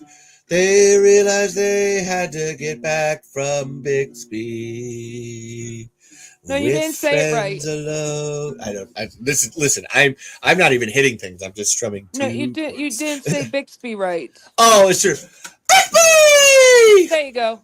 Listen, I love Zoran enough that I try to do that phrase in any different way that I can, because that poor man is going to be haunted by that word forever. Good. And yes, grab your headset. Graboid your headset. Graboid it. Yeah, like that's because listen, everybody's on the show. Like Micah and Agatha weren't on the show till 2 episodes ago. Now they're staples. They're features. Shit, I have a whole co-host, Dimitri. That's now just like the co-host of the show because he I don't understand that boy, but I love him. I know that much. I love Dimitri. That boy ain't right, but I love him. Oh no, he's right. He's right. Like he's very right. Like see, that boy is right. Like that's right. God damn it! How did he understand? He understand about everything. You could like listen to the music. Can we talk about Sinners more? What was your favorite part of Sinners? The Irish dancing. Because so are you familiar with like you have a talent that you are familiar with that it's like if you see it in a movie or something you're like, oh, I know what that is, I can do that. Yeah, like the Leonardo DiCaprio meme where he's pointing. Yeah, that was me in the theater. Because I could. It's like, oh, that's legitimate Irish dancing. Like actual like really good Irish dancing. This isn't like, oh, I spent a week learning baby's first jig. This is real. Oh my God. I recognize those steps, you son of a bitch. That works. Like I didn't realize it was that good. That's duly noted. Oh, but then I love the way he gets into it. Well, I'm not okay, but then my sister who hates horror movies, I force her to watch the movie. And she is not only a professional Irish dancer, she is a certified teacher, which is very hard to achieve. Very, very, very hard. Like a teacher of Irish dancing. Yes, she can teach. She can certified to teach Irish dancing. Like you have to get like past tests to become an Irish dance teacher. So she watches the movie and she's like, "Yeah, he wasn't that good." Wow. But I could tell it was Irish dance. I'm like, okay, he's as good as me, and I'm I terrible. was gonna say he tried. Give the man a break. He used to compete. Really, Jack O'Connor? Yeah. I can believe that. And hold on, guess what? Hold on, guys. Surprise! I have no idea who this person is. Hello, welcome to the Tremors Cinders podcast. Hi, I'm Snarky. Hello. Wow, you're snarky, but you sound serious. Okay, I'm into it. I'm into it. Let's roll. So, who is Burt Gummer to you? Ooh, that's a tricky question. Burt is the guy who has spent his life figuring out how to be self-reliant in any situation and has the answer for anybody who comes to him. Wow, I love the variety of answers we've got in this. That is awesome. Wow, that was a thinker. So, what are your thoughts on Sinners then? You got Sinners thoughts? Have you watched Sinners? Oh, Do you yeah. know the global phenomenon that is Sinners? Oh yeah, I went and saw it in the theaters. I want to say opening weekend. Oh, I'm so mad at myself that I didn't. Oh, lucky. Yep. I mean, so obviously spoilers, if anybody hasn't seen it clearly, but there's a handful of times in film where you get actors playing a dual role, and especially ones where they're playing a dual role of a twin of themselves. It can either be really, really good, or it can be kind of played cheaply for laughs, or just done really poorly. And wow, Michael B. Jordan just nailed this. Like, you forget that it's one person playing the dual role. He does it so well. Both characters have their own personalities down to the point where you're not just looking at them going, this is one guy doing both bits. It's like, no, these are two separate individual people. Mm-hmm. Yeah, they're very lived in as people. Mm-hmm. Like that's like, yeah. To where when they both have their separate fates at the end, and it's like, yeah, that was always going to happen for you. Like that's what in terms of what your character is and who you are, that's always where you were going to end up. Like that's just how that. And I think one of the little tiny tidbits that really I enjoyed as a movie fan was sort of how they tied it sort of into that mythology of the whole selling your soul at the crossroads folklore. I didn't even think about that. Yeah. Mm-hmm. Because there's that old folklore about the whole selling your soul. Robert Johnson sold his soul on the crossroads to be really good at guitar playing. Yep, exactly. And I did not. I did not. Sorry, I suppose I should preface this with the fact that I have a bachelor's degree in both filmmaking and film history. So shit. Yeah, so film is kind of like a thing for me. Oh wow! Hence why I'm here. You have a certified expert. Wow, thank you. I was gonna say we try. Mm-hmm. I do not have those. I do not. Anybody else got degrees like that? I have a theater degree. Oh! Everybody, shut up! Shut! Hold on. He says it. He said, "Damn it! Hold on. Here's the words. I was waiting this whole time. Hold on. 14 May. 14 May. Like it's right there. We need to make a new Burt Gummer Day because he says 14 May, specifically 14 May or something. I don't know. That's fine. Like, what was it? Maximum Penetration Day? Somebody said that? No, that was Valentine's Day. Yes. That is always, it depends who you are. It could be Maximum Scissoring Day too, or Maximum Docking Day. or any number of things. Wow, we really got off topic there. So have you ever shit your pants, Starkey Town Boy? I mean, listen, you don't have to. I'm sorry. There's a level of joke. You don't have to. That's just Jesus Christ. Extremely graphic question. I should think of something else. That's actually. Oh, Jesus Christ! I'm done. This is a Tremors podcast. I have a Tremors quiz book here. I'm gonna pick a page. And all right. God damn it, that's too easy. Oh shit, this is good. Which of the Tremors movies has the longest runtime? A, Tremors, B, Tremors 2 Aftershocks, C, Tremors 3 Back to Perfection, or D, Tremors 5 Bloodlines. I don't actually know the answer to this. Tremors 2? No. Let's see. I've only seen Tremors 1, so I don't know. I mean, you could make a guess. Like you could. I don't know what context clues you could get from that. Okay, I don't feel quite as bad for only having seen Tremors 1 and 2 now. That's fine. It's Tremors 3 Back to Perfection. Oh, really? Yeah. And I love the interesting fact too about that movie that it's the only one of the movies that's rated PG, and yet it's the one where they coined the term ass blaster. Yes. Oh, big stretch. Sorry, my dog stretched. Could you do a Tremors Mad Lib? That would be awesome. I would love that. That would be hilarious. Here, let's see. Tremors. Let's try another question.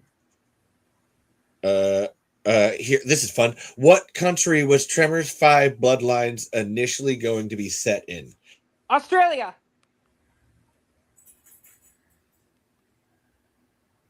Was I right? Can you hear me? I can hear you. Okay. But Levi's frozen at the moment. Oh no. On my end. Yep, same here. Mm-hmm. Uh-oh. Uh-oh. Do you even come back? Or... Levi! I look really weird scratching myself with a knife. Micah, don't do that. Levi! Come back! Oh no! Oh. Uh-oh. Uh-oh.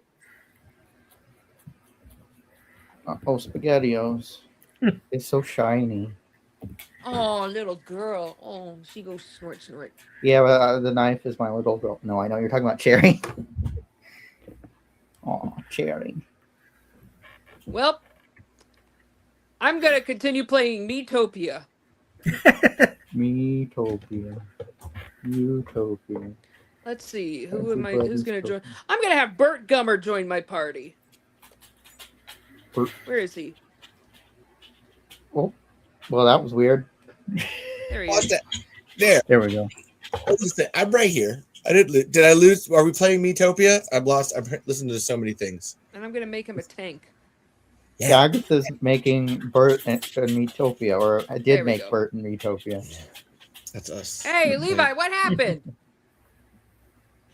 I have shitty internet. Like this is like a facet of the show. That's why there's a technical difficulty. But I should always tell you, just like look at the comments because I'll always like comment and because I'm watching you guys. I have my phone ready to go here the minute it goes down. I can hear you. Yeah. She needs her headphones. Agatha, stop charging your headphones. Like we've established this. No, I was saying I could hear her. No, that's what. No, and I'm saying like she thinks that we can't hear her because she can't hear us. I don't want to talk about it. No, you're fine, babe. You're fine. Like you got headphones. That's where you got some headphones. I do, but then I can't. Then you can hear us.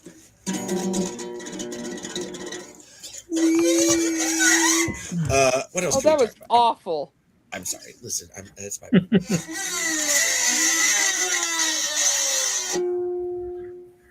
All right. Well, I'm leaving. No, I'll leave first. Listen, I would rather leave than annoy you and have you leave, Agatha. Okay, so we did shitting our pants. What else? What other? Hold on, you guys can ask questions too. Like this is we're communists here. Oh, that's what I've been thinking of. Oh my god, I love you so much, Micah. By the way, I'm playing Neatopia, and I made Burt Gummer into a playable character. Can you share your screen and show us that? I'd love to. Or I'm what is me? very nervous about sharing my screen because I'm worried. I got. You can probably see my dog. Hi, Chew. I see your dog. I see your dog. Oh, she's doing the thing. Whatever. She's giving the side eye. Stop filming me. Hang on. Let me see if I can bring up Burt Gummer real quick. 1 second. Be distracted by my dog. Oh, look at the dog. There's a dog over there. There's a dog over here. They're looking at the dog. Why do I have the full video? I could have all 4 of us instead. Can you see? Yeah. Oh, actually, hold on. Let me pull that up more. But yes, I can see the mustache. There's a class where you play a tank. And I thought... I see the anger. Yeah, that's very Burt Gummer. And the very suspicious eyes. They're shifty. They're paranoid. They're suspicious. Exactly. And I think Levi leaves on purpose sometimes to show it's not so easy, is it? Okay, and it's true. They're all of the leaving is planned into the show. Little did you know. So have you ever watched this show before, Snarky Tomboy? So I popped in once or twice for a few minutes, but most of the time I don't usually have. Hey, hush, puppy. Yes, I have a puppy too. Okay. I feel like there's a puppy tax on this show that's slowly being created, and I don't have a puppy, so I'm just where's well, puppy? You better fix that, goddammit. Okay. But I popped in a few times. Most of the time, my work schedule doesn't usually let me join in. But this week, much like Burt Gummer, I too have dealing with some graboids.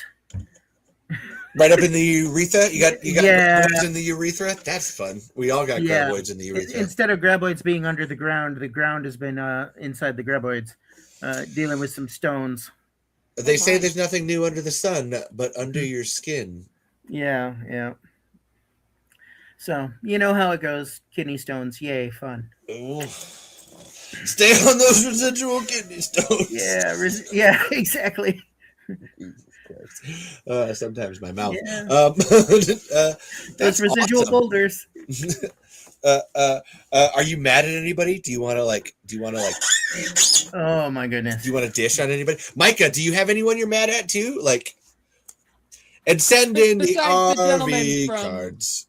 Hey, Anthony. Well, there's a I have a list, but I can't say it here. Let's just say the gentleman from Saturday is also a piece of shit to Micah. Oh, I know. Yes. Like, do you have people you want to dish on, or you could go by Deathless issue 4? Sorry, I'm going to do this because Anthony. I was. There's a lot of people, but I for legal reasons, because of who they are specifically, not because of legal reasons, I don't want to get into it. Is it Emperor's New Groove related? If no, it's not. No, it's not. Involve a narcissist. Oh wow! Oh my god. Who there are only like 25 of these. An emperor is like a dictator, basically. So is David Spade your dictator, or do you have other dictators in the Emperor's New Groove fandom? I mean, I'm serious. Like, listen, I can talk about dictators and Tremors too. I have one. It's the brother of the creator, Glenn Maddock. Well, Brent Maddock is the creator of Tremors, and then his brother Glenn has been riding on his coattails, and is a just all around not great person. It's the worst. So like, it's the worst. We gonna get some money. Oh, get some. In terms of the Emperor's New Groove fandom, I don't have a lot of people that I have any problems with there that I know very well, anyways. That's a good thing. I mean, that's yeah. So I got something for you guys. Okay. Yeah. See, this is what I mean. I love this. All right. That's right. So we've got looking back at Tremors history from when the movies were released, right? Think of it like video store era. You got Tremors 1, sort of the big budget release. You got the names. You got Kevin Bacon. Comes out video stores. You got the box art, right? Mm-hmm. And then the films continue, and more they keep just showing up in video stores, and everything just starts turning into people disappearing from the box art until it just becomes Michael Gross. As somebody who, before pre-internet time, before we had fan groups like this and everything, as like a teenager, 20-something-year-old in video stores, haunting, VHS, seeing this, the Tremors series seemed like rapidly going downhill, B-movie schlock, direct-to-video, just real badness like a lot of other franchises. And so I think a lot of people may have missed out on it the first time around because the way they were marketing kind of gave that impression, right? And so, like me coming in later, I got the box set, the DVD set that has everything that you actually recommended, Levi. The Ultimate Collection. Yeah, the Ultimate Collection. Yeah. So it's the only now, one with the TV show. Everything else doesn't have the fucking TV show. And they're like, it's a complete collection. Sorry. More.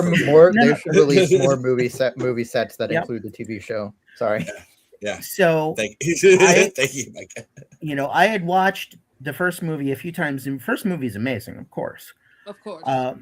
But I never really had much desire to watch the rest of the movies for a long time because of that sort of vibe from years past that it was all marketed like direct-to-video schlock. Now, I just recently finally got around to watching Aftershocks and realized, oh, wow, this is actually really good too. But as somebody who's coming in sort of late, based off of that sort of mentality from the video store days of like, this is all kind of going downhill, cash in, direct-to-video grabs. Yep. How would you elevator pitch me or sell me on watching the rest of the movies? Like if you were going to elevator pitch me 3, 4, or 5, like as somebody who's never seen the rest of the movies, like how would you grab my attention as somebody who's only seen the box art and just, oh, it's more Burt Gummer? How would you sell me and go, no, this is actually worth watching? There's a new evolution to Graboids. In the third one, fourth one, you go back in time. Fifth one, there's African Graboids. Sixth one, there's Antarctic Graboids. Seventh one, it exists. So that was the example of a bad pitch. Actually, I could do this easily. So I'm in an elevator. I'm asking you, you watch the first movie? Did you like the first movie? You enjoy the first movie? Mm-hmm. So if you like that and you enjoy that tone and the characters and the story, just know for the next 4 movies and the TV show, that continues. It's literally just that. I have nothing else. That's what you're gonna get. However, once you get to Tremors 5, 6, and 7, then your mileage is gonna vary.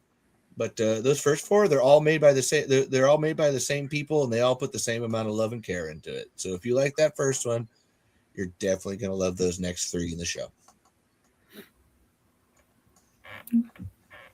That's my listen. I have to think about that pitch often, and it's usually tone. Like people, because I'm actually cheating, and I'm using what Steve Wilson always talks about, that like behind the scenes, people are like, we want the Tremors tone. We want the Tremors tone. You got to get something with the Tremors tone in it, and like they were literally being told this as people like working in Hollywood, that they're like, oh, you got to get us something that has like that Tremors tone, and they're like, you mean that thing that we wrote that you're talking, like, what the fuck are you talking about? So yes, that Tremors tone is a very, very important sort of verbiage in the fandom, and it's if you like that tone, you're gonna keep getting it. So that's okay.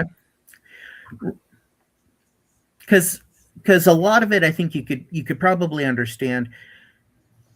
You have the filmmakers and you have the movies, and then the marketing team just goes and screws it all up. Oh yeah, they don't know how to market anything. Oh, that's the biggest. I can keep going. Like Universal and marketing Tremors is like its number one problem. It has never been able to do it right because it's hard to, because it's the horror comedy. That's where I say, in terms of trying to sell you, the best thing I can do is say the tone. Like, do you have that tone from the first movie? It's going to keep going. Like that's because that's the best way to encapsulate that idea. Because it's hard to like actually pitch it and tell. I've watched trailers for it, and I understand like trying to sell it to people in general, and they don't market it. Actually, to your whole like box art thing, shit, man. Video stores actually had to make their own posters for Tremors 3, like actually, and Tremors 2. Like they literally had to make their own because Universal didn't want to do it. So like they Universal doesn't care, but then they make a bunch of money off Tremors at the same time. So like, do you know this is a $500 million franchise? Doesn't surprise me. I mean, I'm an old school Firefly fan from the day. So you say Universal, and I just kind of look at you like, I know. Is that finger for me or for Universal? No, Universal. Like it's just I'll eat the olive for it too, because I fuck them. They're fucking just. They do a lot. They do a lot of shitty things with franchise. What they do with Jurassic Park makes me sad sometimes, and that's not even. Anybody else Jurassic Park haters or fans? We got any? It's exists. It exists. Wow. Yeah. Okay. I mean, I like the first one. Like they all have their moments. Yeah. But Well, that's where like I love your question actually, Snarky Tomboy. I'm just gonna say Snarky. I love your question, Snarky, as a way of like I'm always trying to look at the fandom from the outside, and how do you like pitch that thing? And like I bring that Jurassic Park thing up because man, do those movies end up like having like wildly shifting tones sometimes. They just kind of like they really do like go back and forth on that. And I'm like, really. Sorry, go ahead. Yeah. Well, I was going to say, well, if you think about it just in terms of, Jurassic Park, Michael Crichton, and then you go to like 2 and 3, Lost World, and just the absolute tonal shift of going from blockbuster Crichton to basically schlock. Like that's a wild shift for those. And then you jump back into Jurassic World, and now it's like, well, not quite Crichton, but definitely World's better than 2 and 3 were. Wow, I would not. Oh, wow. Okay. I really like 2 and 3, but that's fine. World isn't bad. Honestly, it's not. I was never a dinosaur person, so. I was. Dinosaurs. Dinosaur. Dinosaur. Dingo. Dino DNA. No, I really love that question. Thank you, Snarky. Does anybody else have great questions like that can explore how we feel? When's the last time you cried? Saturday. I'm not going to go any further. Yesterday, actually watching Cabaret, there was watching Air Schultz realize he was a Jew, and we watched it on stage too, and like watching that actor Air Schultz just have that realization at the end of the second act that he's like a Jew in Germany, and it was like. Have you ever seen Bent? No, I have not. It is a Holocaust play that was turned into a movie, and it's from a gay man's yesterday. perspective, it is the saddest shit you will ever see. If you want to have a bad day, watch that. Okay, I'm writing it down. Bent. Bent makes sad. Makes very sad. Very. I'll put the very in caps too. Like, it will make you feel bad. You will hate life. Like, there's a scene where it's like, you have to prove that you're not a gay man. And he has to do something. And I'm not going to say what it is, but it's awful. You know, Agatha, I love you. I don't know if I'm going to watch this movie. I had to read the play in college, and it is just... that's not fun. It doesn't even have a happy ending either. Most plays in college don't. They rarely do.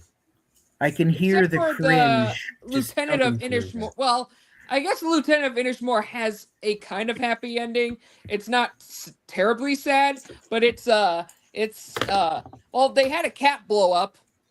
Oh. Shit. Wow. No. Oh, it's raining. Hallelujah, it's raining, man. Sweet bird. I love Micah. You're just like trying to stab. I need a knife too. I'm gonna have a knife too. Just... I don't have a knife on me.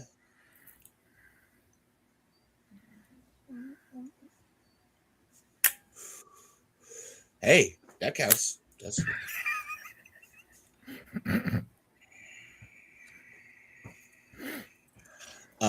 Got any good cry stories? Anybody else got good cry stories? Honestly, I cry during Sinners. We can go back to Sinners every time. Actually, talking about Jurassic Park, I cry every time that Brachiosaur scene happens, man. Just like they're moving and it hurts. They do move and it hurts. But you know, like a huge chunk of the Pixar movies make me cry. Every single one, except for Cars. Cars is an abomination and should be excised from. Well, I mean, that might make you cry for a different reason. Too. Okay, Cars, I'm joking. It's just that movie scares me. I don't like Cars 2 made me cry, but not because it was sad or anything. I'm just kidding. Just because it scared you. Did it terrify you too, Micah? Did it Cars 2 is the one where there's actually a car with the headlights as eyes, and it freaks out Mater. So that's kind of a funny self. Yeah. But also it's just really a weird movie because suddenly the side comic relief in the first movie is a spy now. I cried while looking in my wife's eyes because we did 5 minutes of eye contact and I felt like I could read her mind and she loves me. They're sweet. Anthony, you can come on the show, right? The link is down there. You too, Matt. But like, oh my God, that's adorable. Oh my God. I want to let's look at that again.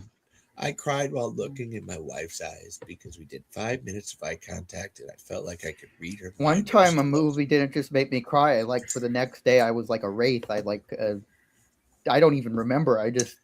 What was the movie? Inside Out, the first one. I haven't seen the second one because out of fear for reliving the same experience. I mean, I cry every time they blow up the Enterprise. Fair. Yeah. Bold of you to assume I never stopped crying. Yeah, go for it. I'm playing Miitopia, and I've been asked, so Burt, do you have a war cry that you use in battle? What should be his war cry? It has to be 6 characters. Yo! He says yo a lot. That's when I think of Burt in a word, it's yo, yo, yo, yo, hey, yo, Ballard, yo. He says yo a lot. Yo? Yep, just yo. Yo! Okay. I cried the other day when I signed my lease for a new shop my business will operate out of for the next 3 years. Yay! I love that. Oh, it is. I might lose power. It's thunderstorming. Uh-oh. When the rain falls in the blend. I watched that Hunger Games trailer and when the rain found me. It was so good. I don't want to live in the Hunger Games world. What was I going to say? That was not, no, don't. That's like the last place I want to live. Does anybody like the rain? Is anyone a fan? Do you prefer it raining or dry? Raining. Like But it can't be depends. humid. That's fair. Like it's got to be cool rain. Yeah, that muggy humidity Depends is not fun. how much rain. Well, if it rained every day, that would probably be bad. So that's fair. But also, like, I don't like it when it's like pouring, but when it's like misty or a little rainy, that's fine. 6 months out of the year, it has its moments. That's a lot of rain. Jesus. Mm-hmm. Do you live in But England? No. And did you know in the Amazon rainforest, it rains there 365 days. That's almost a whole year. That's a lot. Almost. Not England, That's but a joke. similar. Although you could say I live in the land of Starbucks or adjacent. Ah, that makes sense. That makes sense. Mhm. Overcast and raining, so I can cuddle up with a book and a blanket. Oh my god, Nice. yes. But do you like Actually- pina coladas? Is the question. Micah, Those are go to your virgin, right? room. Yeah, sure. Why not? That's fine. I like. He's I in like his room. There are virgin ones. I like virgin. I'm already in my room. There are virgin ones. No way. Is this person actually? Yo, Oh my god. yo, I what have up? waited to see you on this show for quite a long time. See, listen, I'm a stalker. I actually stalk all. If you have any interaction with Tremors ever, I have looked at you. It's not a sexual way, in a creepy way. What? So hello. What? Hold on, Kadar. Hello, are you? How are you? It's pronounced Kato. Kato. Oh, hold on. Kato. Okay. Hi, I'm Levi. Like it's hold on. I'll put it in the chat. It's pronounced like K-Dar. Like radar. It's a weird name. Oh, Kadar. Yeah, pretty much. Okay, I can do Kadar. We all got Kadar here. There's an L L L I G H L. Oh, K K K K K K K L M N O N O B B B K K K K K K K K. Sorry. K K K. We should stop saying K K K K K. Stop saying K K. Yeah, probably. Yeah. What? Kit Kat Club? Watching Cabaret, I forgot that KKK isn't Kit Kat Club. I was like, you didn't have to spell it that way. You guys know what you're doing. Anyway, sorry, Kadar. Continue. I didn't mean it. I'm sorry. So I've like, you know, I kind of stopped watching Tremors for a little bit just because I got a little burnt out on it, but I am back. I'm back on a bit of a Tremors binge. Yeah, on a Tremors binge. I have a question for you then. Are you okay with questions? I should start asking that before. I'm very okay with questions. Okay. That's Okay. that's why I'm I realize I've never asked that. But really, like, are you okay with questions? Everybody, Snarky, Micah, Agatha, are you okay with questions? Are you guys You okay asked with me questions? when was the last time I shat myself? Sounds good. Well, yeah, except for that one, maybe. I mean, I shared when I shat I didn't say the last time. I said, did you have a shitting yourself story in terms of like, you might have one, you might not. I don't know. I'm not going to assume. It makes an ass out of you and umption. Shit. But sorry, we're interrupting. This new person came here. We keep interrupting them. I keep interrupting them. I'm sorry, Kadar. Continue. Nah, it's all right. But yeah, no, I've been on a bit of I a- interrupted you for a reason. Oh my god, I'm sorry. I have a question for you. That's why because there's a point of like hosting this thing to like bring you in as a way like of asking the one question we ask everybody for this episode, which is, who is Burt Gummer to you? I mean, really, Burt Gummer to me is like, you know, one of those rare movie characters where like a community is formed around this one guy who's in mostly direct-to-video movies, and everyone's just like, hell yeah, this guy's awesome. That's a wow. I love the variety of answers. I love this question. Wow. Let's see. I don't know where we're at now. Have you watched? How much of Tremors have you watched? I mean, I've watched. I'll be real with you. I've only watched the first 4 movies. Okay. That's Well, fine. Snarky's And only I've been watched meaning 1 to and watch 2. the Mike has TV only watched series. 1. So yeah. That's why I was asking. It's more about like knowing as we go through here. The sun's right in my face. My personal franchise ranking is 1, 2, 4, 3. Although they're all great. You can hate them too. Like, there's no need to like always love, but that's putting 4 above 3. Good job. I understand that, but like, you know, I think all 4 of the original Stampede Entertainment Tremors movies bring something new and wonderful to the franchise. Yeah. See, that was the pitch I was giving you, Snarky. The Stampede. Yeah, see, someone said it, and I didn't even mean it to happen. All right, now I can bring everybody in. Now we have a new person here. Now we understand this. Actually, we should all actually everyone's names are listed. So cool. Well, never mind. Would you rather have it hot or cold? Cold. I have what?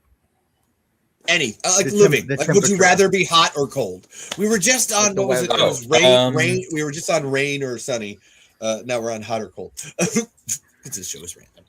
I've see in cold weather you can just keep layering, but in hot weather you can only get so naked before it's considered a felony. Before you have to start taking the skin off. Yep. And you just oh, that's a keeper. That's a keeper right there. That is Sonny. Snarky, what do you think?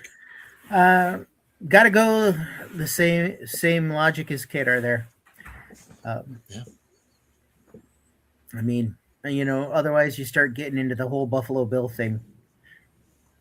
You start trying to pull your skin off, and nobody wants that. Yeah. Buffalo Bill wanted to put more skin on. Yeah, thank you. I was like, yeah, that's not. Hold on, is that exactly right? Well, he wanted to take other people's skins off, so he was probably How considerate. Cold. He was very cold. Hold on a minute. Wait a minute.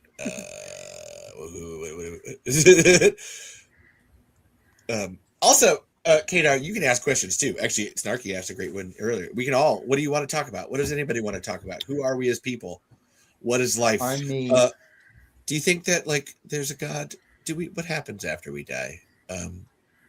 Or we all go to the rec room in the sky. Going up to the rec room in the sky. But no, I'm you know, I do not know. That's what I do not know. That's why I was asking. That's the whole point. God, I just watched Dogma last night. A whole movie about religious faith and whatnot. But like, you know, I'd consider myself atheist. I love that you actually took the question I was saying as a joke as an actual thing. What's everyone's religious views? And go. All gods are real. I have a Greek mythology book right next to me, actually, because that's how much I'm. See, I love theology and whatnot. I think it's I think it can be a wonderful thing, and I think that religion in general is generally a very good thing. But you know, you've just got a few people who use religion to platform hate. Yeah. Religion is a buffet table. Yeah, pretty much, yeah. That's why I said all gods. They all count to me. Transcendentalism. Take what works for you and fill your plate with the stuff that works for you, and then head to your back table. For more if you get a chance. Yeah. That's the other one. Yeah. That's where I like them. I'm taking listen, I play all sides, so I always come out on top. And I'm not gonna take any chances. I don't know. And someone sneezed in the jello. Yes, that's communion jello to you, Mr. Zydek. That's the organs of Zeus, that jello. It's a very good. Yes, and on Thursdays we have a special on the body of Christ. Ooh. It's Is quite it half good off? that I'm on this show today because I'm doing an interview for a documentary as a favor to my partner tomorrow. So it's good for me to be like, talking publicly, just to like get the nerve up to do it. What's the documentary? What are you doing? It's a documentary about being queer in the city I live in. Ooh. Oh. I don't think any of us would be interested in that at all. I'm not sure this is the right crowd for this. I didn't know if you noticed all the guns behind me. No, tell us more. I'd love to go off about it. That sounds really cool. It's just about being like genderqueer in Australia.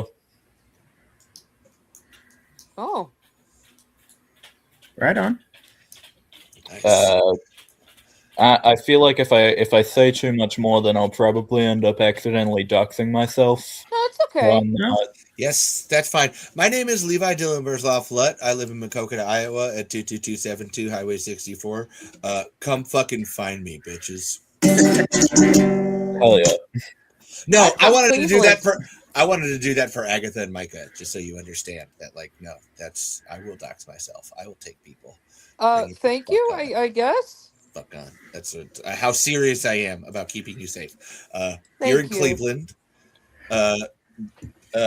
Snarky is somewhere wherever they have Starbucks. Seattle. And Micah is honestly, Micah hasn't said any jokes or related terms. North Carolina. Oh yeah. Oh shit, because it wasn't a joke. That's why I was. Yep.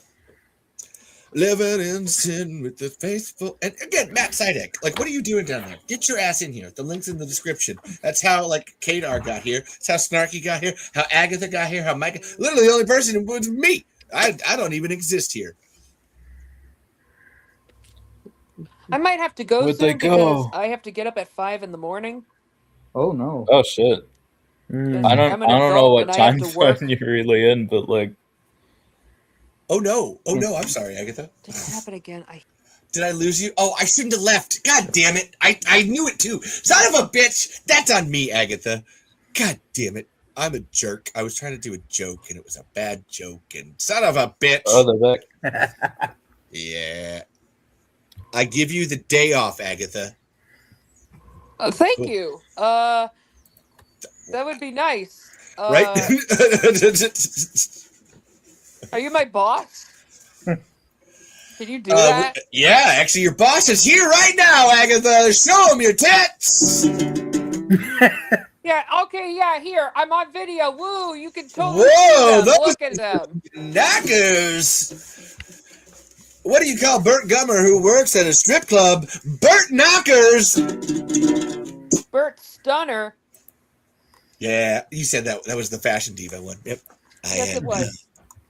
I am not. He is. Agatha, your boss. I was thinking about it the other day. Oh shit! My I boss was thinking is here. about, the later Tremors movies, the Don Michael Paul Tremors movies, which I haven't seen. I've just seen the kill counts for them. Actually, hell yeah, Zora reminded me to text down Michael Paul. So thank you for that. Something I really appreciate about the Tremors fan base is that despite what we think of the Don Michael Paul trilogy, people seem to be very civil with Don Michael Paul. Yeah. We don't hate him. He's just a dude. Yeah, honestly, I feel like most of the issues with the Don Michael Paul trilogy are down to studio execs and not him. Oh, yeah. Oh, my God, yeah. I have often ranted and raved on this show, being mad at those movies, but really it's Universal. Hence the whole, Universal hate. That's just a... Yeah.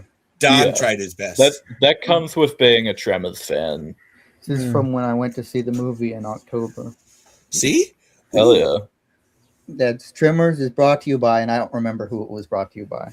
Here in North Carolina, I should know that screening. Was that a drive-in? Skittles. Was it Carolina and Durham? Okay. I don't know it then. No, I love Don. Don tried his best. with what he had. Yeah, exactly. Did the best he could with what he's got, and that's kind of the whole. That's kind of what Tremors is. Yeah, that's where to the elevator pitch earlier, Snarky. Like I put the cutoff on that, not in any way to denigrate Don Michael Paul's films, but to be like, no, there's a difference in tone. So if you like that tone, you'll get that from those. But then if you want Tremors, but with a different tone, then those are the 5, 6, and 7. That's your Don Michael Paul stuff. Like because he just had a different idea. Actually, he was trying to again do what he can with what he got. Yeah. Well, and a lot of times I think if you're handed, you continue. Yeah, well, and a lot of times in Hollywood, if you're handed the reins to something, it can be so challenging to try and pick up the pieces. Appease everybody, appease all the fans. Yeah. Oh my gosh. Yeah. Like I don't know if I'm starting anything with this. It's just look at Star Wars. Like, here's one that it doesn't matter where you sit on either side of the fence on. You can agree that like every Star Wars film is, besides the first 3, are polarizing. But then those first 3 were also polarizing in their own time. Everyone that comes out has its own like lovers and detractors in that sense. Also, fuck Star Wars. Stargate is better. Anyway, don't say that around my roommate. She she found her dream job because of Star Wars. Oh, what was the dream job? She's a welder. Oh, all right. She was looking up. I was with her. She was looking up pop culture in welding, and she discovered Carrie Fisher was a welder, and so she's like, "I want to be like Carrie Fisher." Yeah. That's wild. I mean, that's a hell of a... That's just good advice. Be like Carrie Fisher. She graduated from college is when Carrie Fisher died. So she never got to tell her, hey, you inspired me to become a welder. That's sad. That sucks. At least it happened. That Princess Leia is coming back to Disney as a character, so maybe there's a chance she can tell her.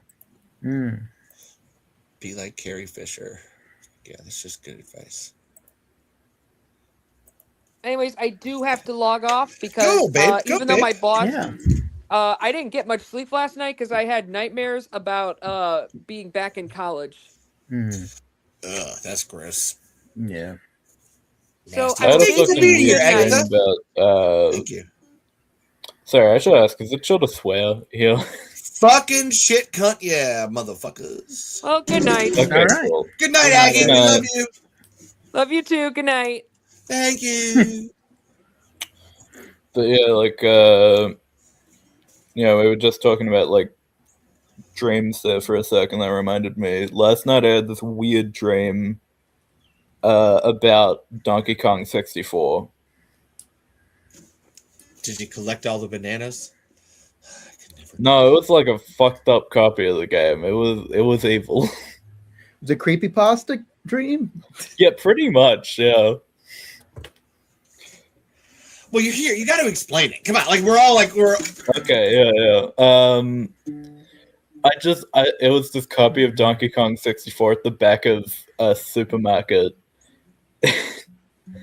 and it just when you put it in, King K. Rool just beats the shit out of you, and Donkey Kong dies. Oh shit! Wow. Okay. Does anyone think dreams are a way we access other dimensions? Sorry, you can continue on. Sorry, I asked you. No, I was pretty much done. I mean, it's an interesting theory. I hate to imagine that there's some universe out there where there's where the only difference is that Donkey Kong 64 is weird. I was already weird. That's where I said I love that game. It's still a strange game. Sure. Fucking hard to beat. I was always more of a Mario 64 type guy.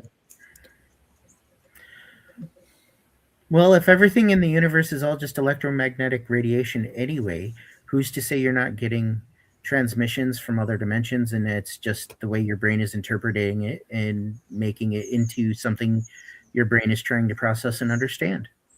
And so you interpret it. Thank you for taking my question seriously. Both times. You both, when the religion, when you did it earlier, Kadar, and then that thank you for taking my question seriously. Just because I don't know. That's man, I've done a lot of drugs and I've seen some things, man, and your brain can do some real quick shit on a dime. But also, am I the only one that ever has the dream where I'm standing sort of naked on a temple and everybody else is there in sun god robes and they're all throwing little pickles at me?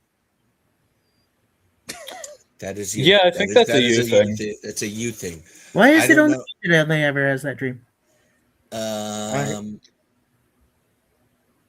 mean, you're mad. You said something about olives over pickles. Sorry, go ahead, Mike. You first. I keep having dreams. Like, I don't think I had one recently, but I had dreams where I like get Billy Madison and have to go back to elementary school, and I hate it because elementary school is one of the worst experiences in my life. And it's also awkward to be an adult in elementary school because I'm still an adult in the dream, but I'm in elementary school. So you're like a big kid amongst all those little ones? Yeah, like Billy Madison. Yeah. I have really bad dreams about hotels. So I used to like build hotels and work in hotels all the time.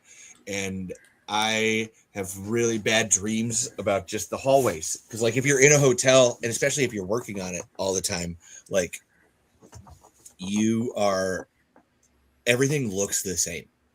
Like exactly the same all the time. And when that transfers to a dream and you're just like going through a dream world and it's just hallways and doors and hallways and doors, and it's just, so I'm having a hard time talking about it because it's always just like I'm always running, can never get anything done. Actually, usually there's a play involved, a play that I don't have lines memorized for.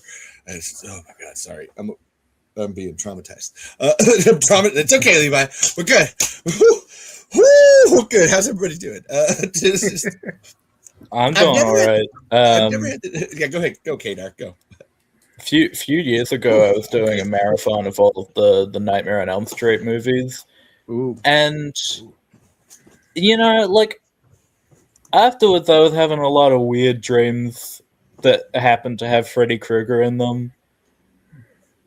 And even though in the dream I'm like, okay, I'm dreaming, and there's Freddy Krueger, and he's just kind of standing there. He's not, like, killing me.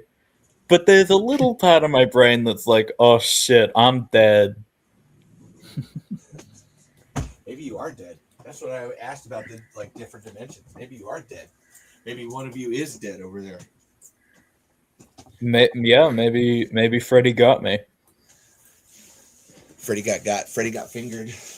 I watched that like last month. It's not a good movie. Explain yourself here, Snarky. What? So the sun god robes throwing little pickles line, that's a quote from Val Kilmer from Real Genius. Oh, okay. Jesus. Okay. God damn it. Now I gotta watch. Rest in peace. Real Genius. Mm-hmm. Shut up. TikTok. Live access removed for what? Bullying? What the fuck?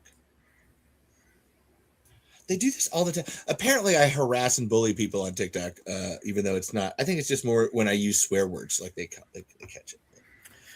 Fucking shit. Okay, we were talking about this earlier. Everyone's favorite Pixar movie. Ooh. Ratatouille. I like Ratatouille. It's got Patton Oswalt. He's hilarious. Great movie. It's very heartwarming, and it inspires me as an artist. That's a good one. Mm-hmm. At the moment, I have recency bias. I just want to say that. Well, but Hoppers was very different from what I'm used to Pixar, and I loved Really? most of the Pixar movies. But it was, I really like weird, funny, out there stuff, and it was very much that. It's from the creator of the Cartoon Network show We Bear Bears, which I haven't watched much of, but as I understand it, had a similar style humor. Okay. Honestly, I keep seeing commercials for it, so like I'll take that as a rec. I'm writing to TikTok right now and telling them that our live is all about love. And Snarky, you didn't answer yours. So I actually had to quickly go look up the list of Pixar films just to kind of figure out, refresh the list. And I actually have to go with Brave. Interesting. You know, I've asked a lot of people before what their favorite Pixar movie is. I have never heard anyone say Brave, and I'm not knocking that. Mm-hmm. I'm just curious. Why? You know, I just like hearing why people like certain movies. I don't want to like judge at all. Sure. It didn't feel judgy, just to let you know. Yeah, like that's no. you're good then. So, one, personal background stuff, personal history stuff. I have a Scots-Irish background in history, so the setting is of interest to me, as well as the fact that I have done historical reenactment in the past, as well as actually shooting traditional archery in the past. So all of those things were very much interest of me. And then, of course, weirdly enough, my favorite animal happens to be bears. So, trailers come out and it's like, here, Snarky, we're going to hit you with boom, boom, boom, boom, boom. Here's like 5 things that are all things that you absolutely love, all in one movie. And then on top of that, you've got fiery tomboy protagonist, strong, bullheaded, redhead female protagonist, who then goes on in the film to be like, I don't need no man, which, hey, woo! And so you've got a lot of great voice acting, some absolutely fantastic soundtrack music as well. Compared to a lot of the usual Pixar stuff, some of what I feel is some of the more breathtaking scenery in a Pixar film in terms of setting. Because if you think about it, you think of Toy Story, think of Up, or Inside Out. Most of those, the setting, the film is really less about the outside world and all about the characters. And Brave was about the characters and the relationships, but also the world that they inhabited it.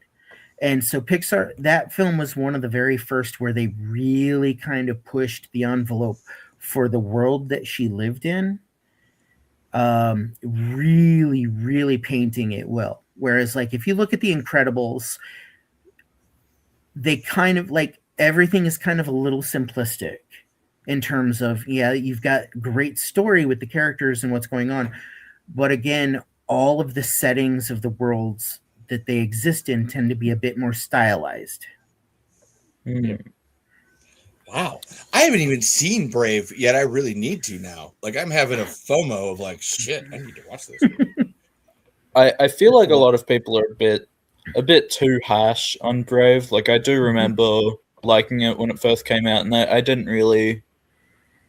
I think I watched it a few times afterwards, but I remember enjoying it. Yeah.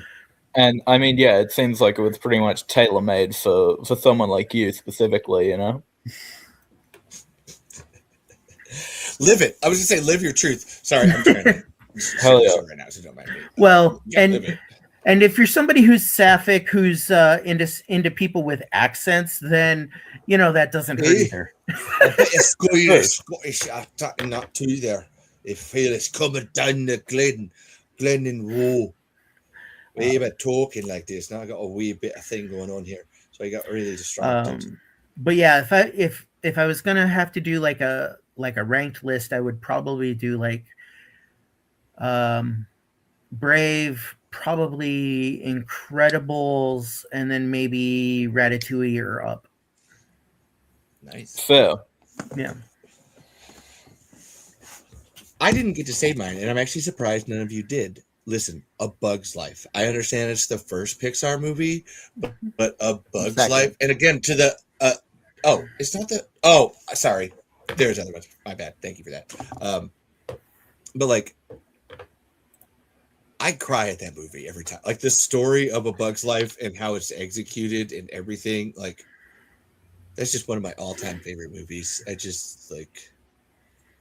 Fucking ants rise up, bro. This give me Bug's Life. It's very relevant.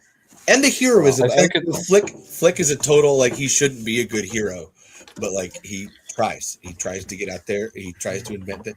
Pretend this is a seed, but it's a rock. Yeah, I think it's very interesting how 1998 gave us bug adaptations of two classic films. Yeah. We got Ants, which is kind of an adaptation of Fritz Lang's Metropolis, and then we got A Bug's Life, which is kind of an adaptation of Seven Samurai. Yeah, right. Up in Monsters Inc. made me cry, especially the end of the boo at the end of Monsters Inc. Yeah. Well, it's interesting. You get that periodically where you get this weird singularity moment in film where you'll get Deep Impact in Armageddon. Right, exactly. Or The Emperor's New Groove in the Road to El Dorado. Yeah, there you go. Technically the other way around. What was the other one? Because you had Deep Impact in Armageddon, but there was also the volcanoes one. Oh, Dante's Peak and Volcano. Yeah. Dual movies. Finding Nemo and Sharkdale. What is it? Oh my god. Yeah, sorry, my brain just I schizoided for a moment. Blah. Words. Somebody say something. I mean, god damn. Evan in the chat there, you brought up Monsters Inc. Goddamn, the voice performances in that just so good. Yeah. I mean, you have Steve Buscemi, you have John Goodman, you have Billy Crystal. That's his name, right? Billy Crystal? Yeah. That's Mike Wazowski. Yeah. Mike Wazowski! And then Volcano, damn, haven't seen that. I love that scene in Volcano where that guy tries to jump, but then he hits the lava, and then he just, like, melts into the lava. It fucked up. That one got me good. John Goodman is pretty good, and John Goodman's great in lots of things. He's great in like everything. Yeah. Right? And you never had I've been thinking about. You could have lived the rest of your life in you could have lived the rest of your life in blissful ignorance and died a happy pansexual. But you wanted to feel power this year. Well, now you're going to feel my power as it surges downward from me, straight from nostril to rectum, now until the end of time. And that's John Goodman. What's up? I forgot everything you said before rectum. Yeah, there he is. Hey. I've been thinking about the Coen brothers a lot lately, and I've been thinking about Bash and Fink specifically. That movie is utterly nightmarish. I love it. Well, you're talking about John Goodman, and I was thinking, "Oh, brother, where art thou?" Yeah, true. When he was Where art thou? That is. Yeah, the Coen brothers movie with John Goodman and Steve Buscemi in it. Big Lebowski. Oh, Lebowski. Yeah, Big Lebowski. Was talking about that. Oh, brother, where art thou? Was talking about that the other day with a friend of mine, and we were talking about how, if you think about it, Big Lebowski is sort of like the last great American hippie movie. Ooh, I buy that. You know what? I think you're right. I think you're right about that. There's not really many that I can. Well, there's not really any that I can think of after that. Like hippie movie, like we lost something when we stopped doing drugs as a people. What? We did. I will say that. I say that often on this show. I guess there's Fear and Loathing in Las Vegas, but like that feels a bit more like, I don't know. It's a different vibe. There's a negative to that's the end of the hippie era. Like that's the negative aspect as that's the come down. Well, I mean, if I'm gonna really be a bit on the nose on it, you could say that's a bit more gonzo. Yeah, exactly. Mm-hmm. I love did you see Muppets. that? I did see that 3D print. Actually, I will pull that up too. Thank you. I will send that to. And hold on, I want to see if this person is down here. I'm not sure if he can actually hear us or not. Oh shoot! We're gonna see what happens. We'll see if he can actually hear us. Evan. Yep. He can hear us. Join the conversation. Yo. Who is Burt Gummer to you? My hero.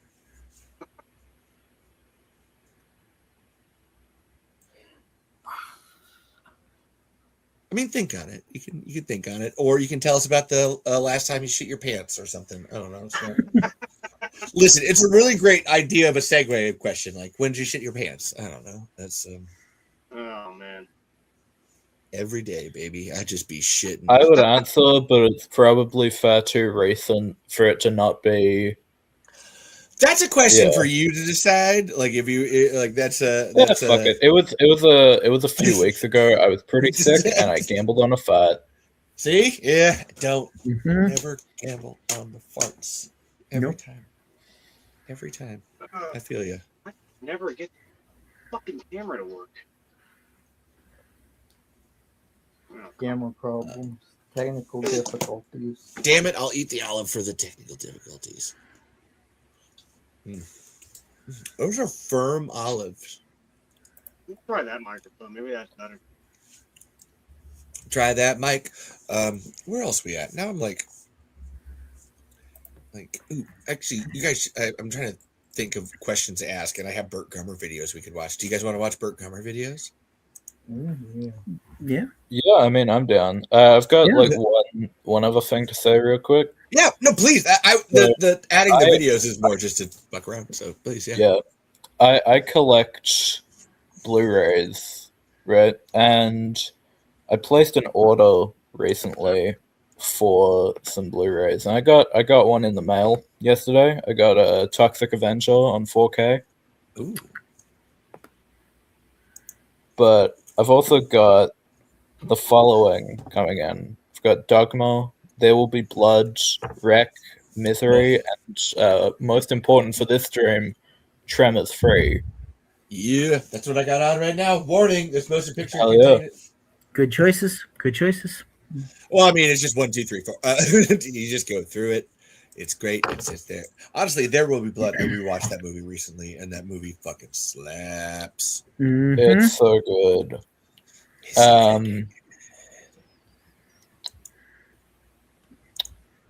And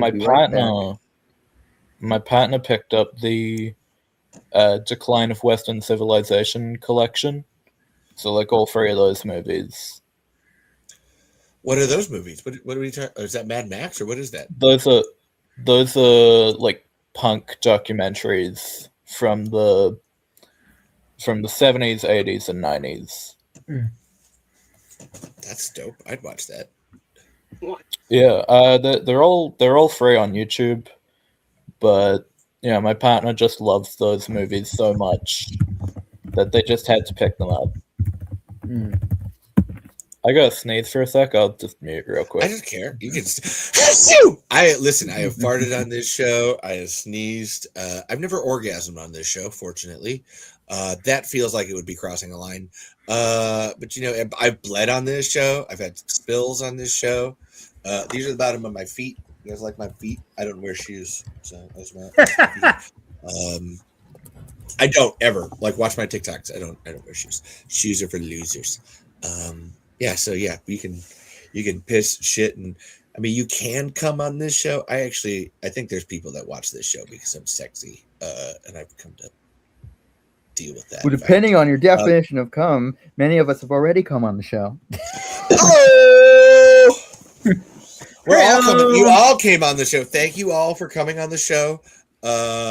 strange choice, but I appreciate you all the same. Thank you. Thank you. Do you guys want to watch Burt Gummer read a children's book? Yeah. Yeah. Oh, yeah. I'm ordering pizza. I'll watch while I do that. Ooh, that sounds good. As your president, this humble hunter of pre-Cambrian life forms will never give up, never surrender, never retreat. Yeah, Galaxy Quest. Others may choose to sink into their comfy recliners and rocking chairs, but I pledge to fight to stay on my feet and off my rocker. Today's policy topic? God damn it. Education.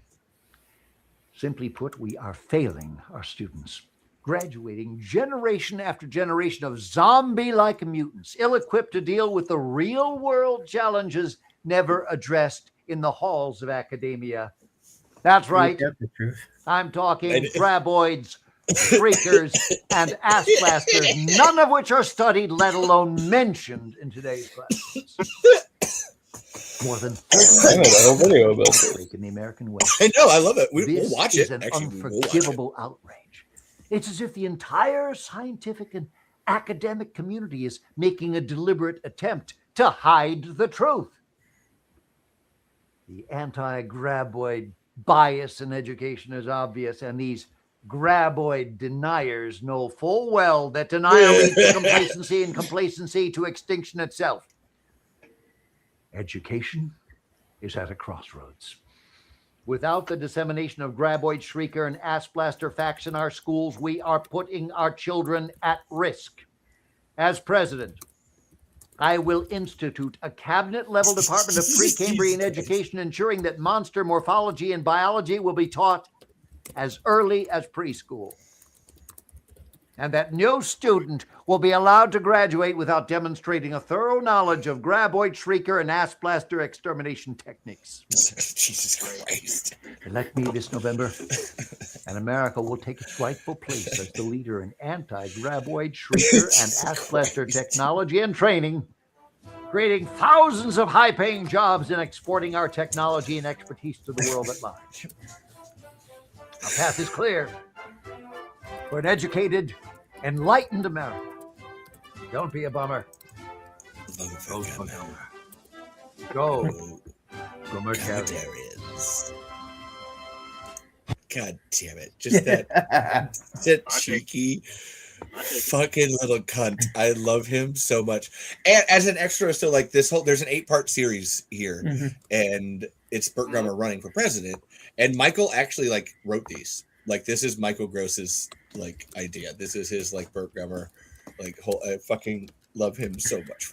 Like God damn it, Michael Gross, I mean, he really is like what holds the franchise together. So as much as I enjoyed Tremors 2, there was something about it that bugged me. Is it cool if I like vent for one little thing that bugged me? Like fucking Anthony was here. Anthony was in the chat earlier, and actually Anthony like has a whole rant about like there should not have been Tremors 2 through 7, even if they have merits or not. And I actually agree with him. Like he's been on the show. It's like I get it. Actually, I'm on your board. So please, no, this is a space for everything. Okay, like please. So I love Burt. I love how he's, the gun guy, right? Yeah. I really you're right. I would like to wish, say you're right before you even go anywhere. Yep. Yeah. I wish though that they had gotten some people that actually were a little bit more knowledgeable in firearms to kind of just look over certain things in the scripts. Oh, what do you got beef with? Okay. So Tremors 2 Aftershocks, right? He's got the big honking gun, the one that we all use for the meme that he shoots. The irony gun. Yes, the irony gun. Yes, I'm well aware of this fucking thing. Right.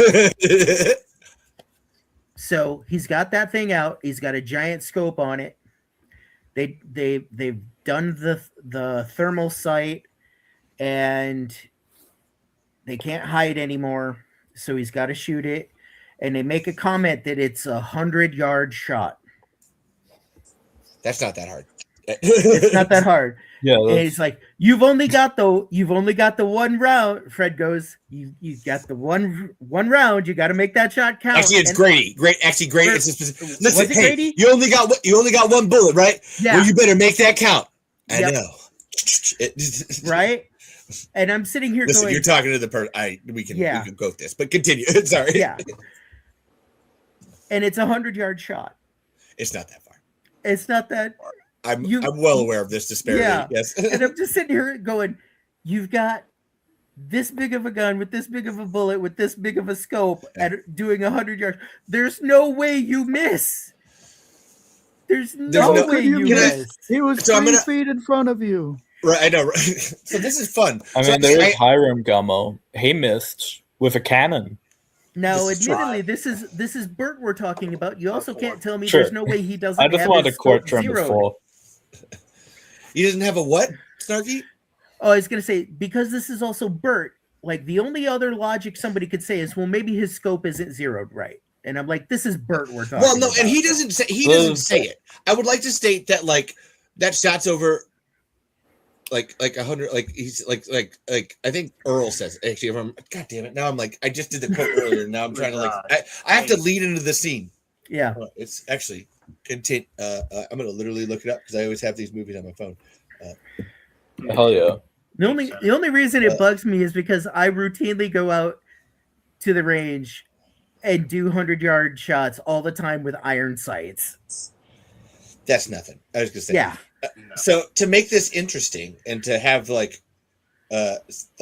prove that again, this is a Tremors podcast and there's a reason I run it, is because in the TV show, to help you out, there is a scene where he shoots this thing.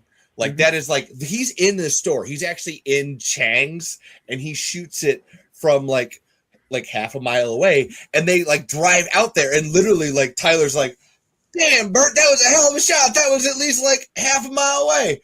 And he just does a really simple, yes, I know. So I think there's a level, if other characters are talking about it, it's probably not accurate. Burt Gummer would be he's in the moment, I'm guessing, not saying yeah, it's not actually 100 yards, Earl, but you know what? Whatever, fine. We're just gonna. It would take too much time here. But I want to hear this. You got me. By all accounts, it doesn't make sense. Yes, God, thank you, Mike. Oh, I love you so much. Actually, hold on. Let's see. I can't turn it up too much, but and step. I love how you're all waiting, and left, and step. Okay, here it is. Can you all hear it? Kind of. Yeah. Kind of.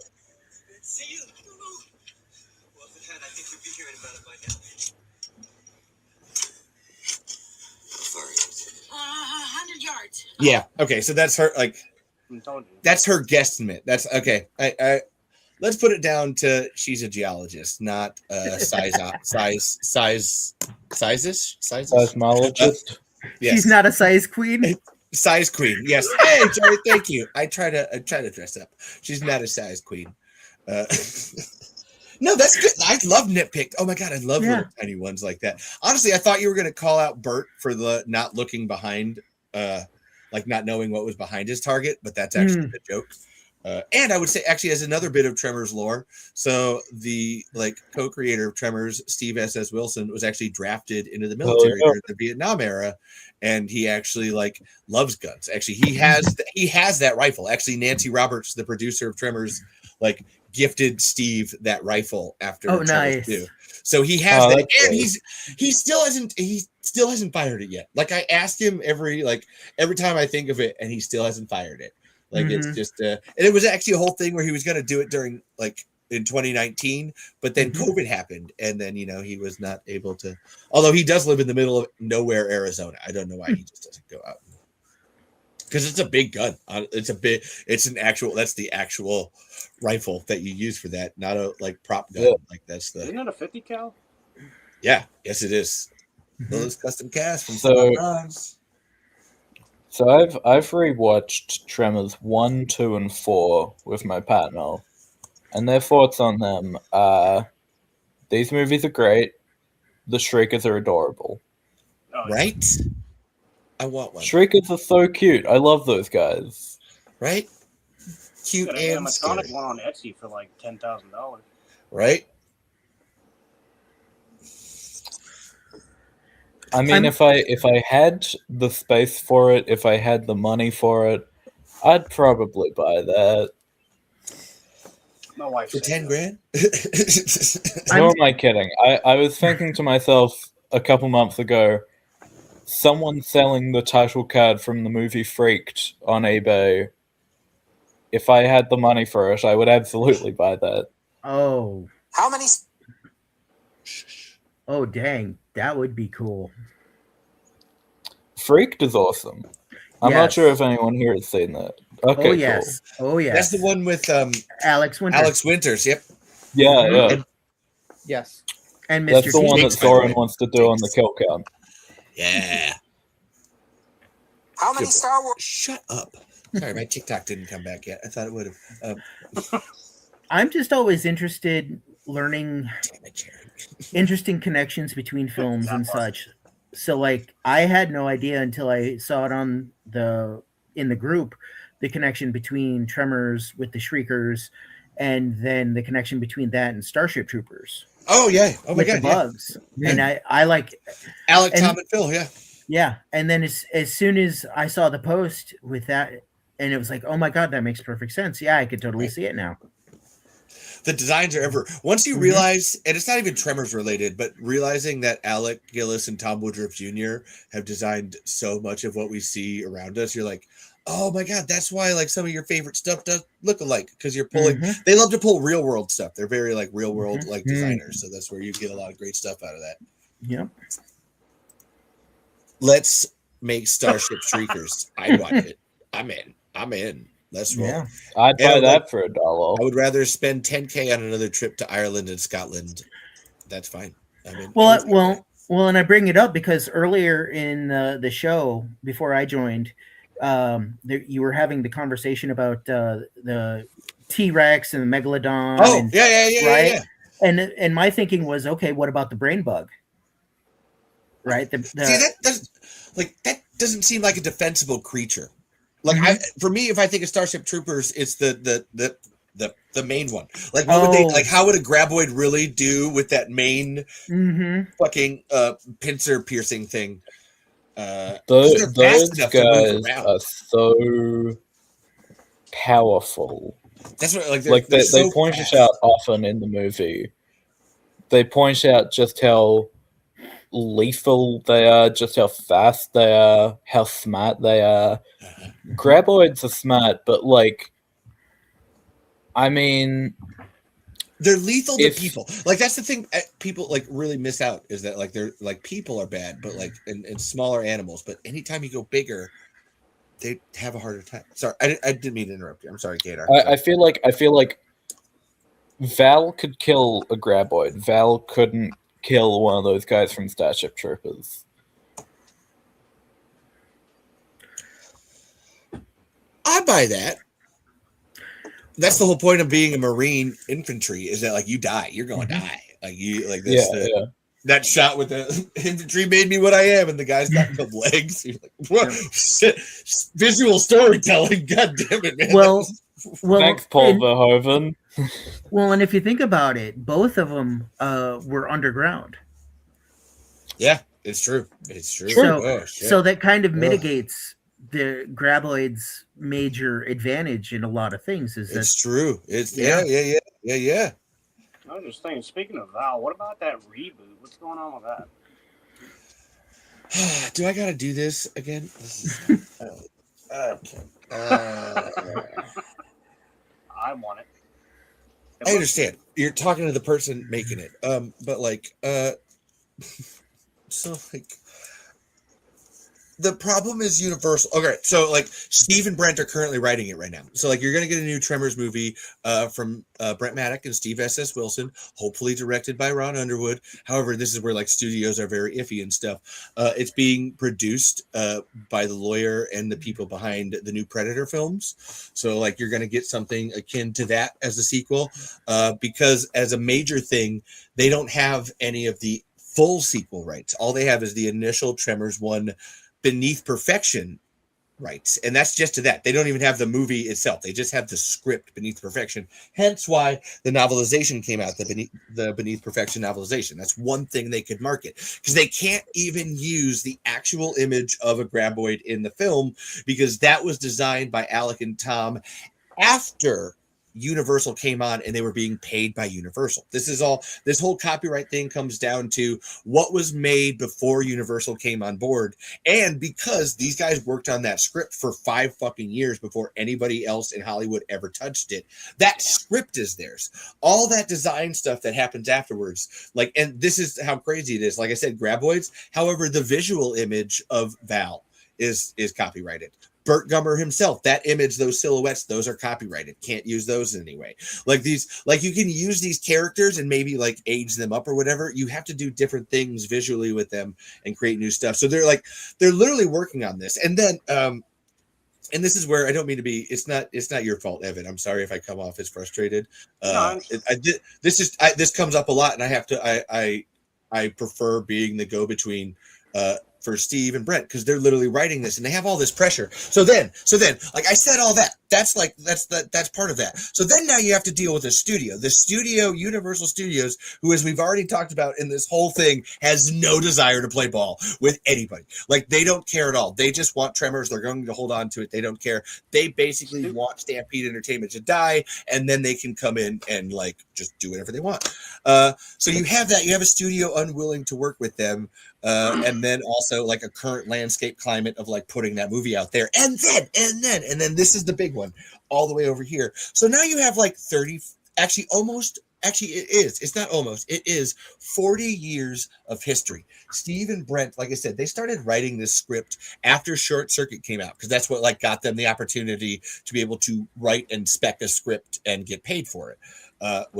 They spent 4 to 5 years from like 1986 to 1989 putting Tremors together as a script and shopping it around everywhere. So this has been going on that long, and they have all these movies. They have 4 movies and a TV show of like memories and friendships and people that have died. You have to deal with like Fred Ward dying and Tony Gennaro dying. What if anybody else died? Like all these people dying, and then the memories involved with that, and then all of these people that you loved working with, and you're like, I want to bring back these characters. I want to bring back Christopher Garten and Dean Norris and I'm trying to think of just random people in general. Sarah Botts, just like bring all of these people back. But like, how do you do that in a movie where you don't have the rights to the sequels to be able to create anything like that? And so then you have all this internal pressure, and then, because these people are so smart. Steve and Brent and Ron and Nancy are so smart at what they do and everything that they're writing, that you can't just come back and just kind of like half-ass a Tremors 8 sequel or a Tremors TV show or whatever you're doing. You have to use everything that's happened. You know, imagine you had your creation ripped out of your hands, like that thing that you loved and you birthed and you like created. They created it for 30 years before actually it was 25 years, because that's 25, like before it got like ripped, actually 30 years before it got ripped out of their hands, and now it's given back to them and they have this opportunity to do something. What kind of story do you tell? Do you like use that? Do you like creatively use that, and like do you tell a story about that? How do you like incorporate that in there? Do you even do that? Do you even have the license to do that, even as a creator of your own work? How do you like come back into that and then know that like this has to continue on, that like whatever you're doing, whatever you're writing and putting down here, people in the future, like 35, 40 years from now, are going to be watching those. So then you have all of that pressure, all of that building up. So that's where can anybody talk about anything else? Because this is like that. I feel so bad. I feel so bad for them. Like everybody's. That rant needed to happen. It hasn't happened in a while. I feel for them. Like they have to do so much. And like we're all it's a very tough balancing act.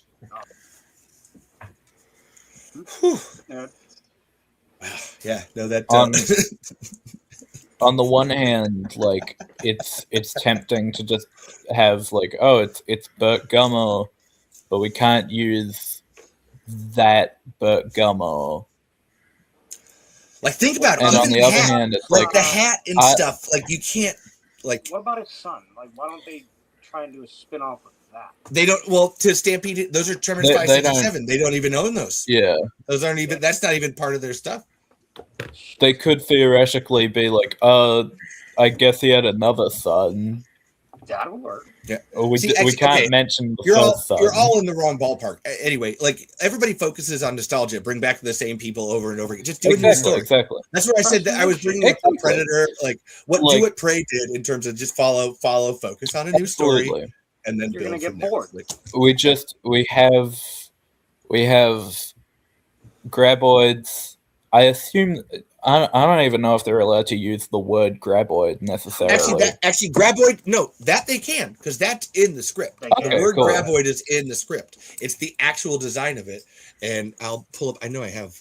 Continue talking. I know I have one of the old designs. They're smart enough as writers to do something, pun intended here, groundbreaking.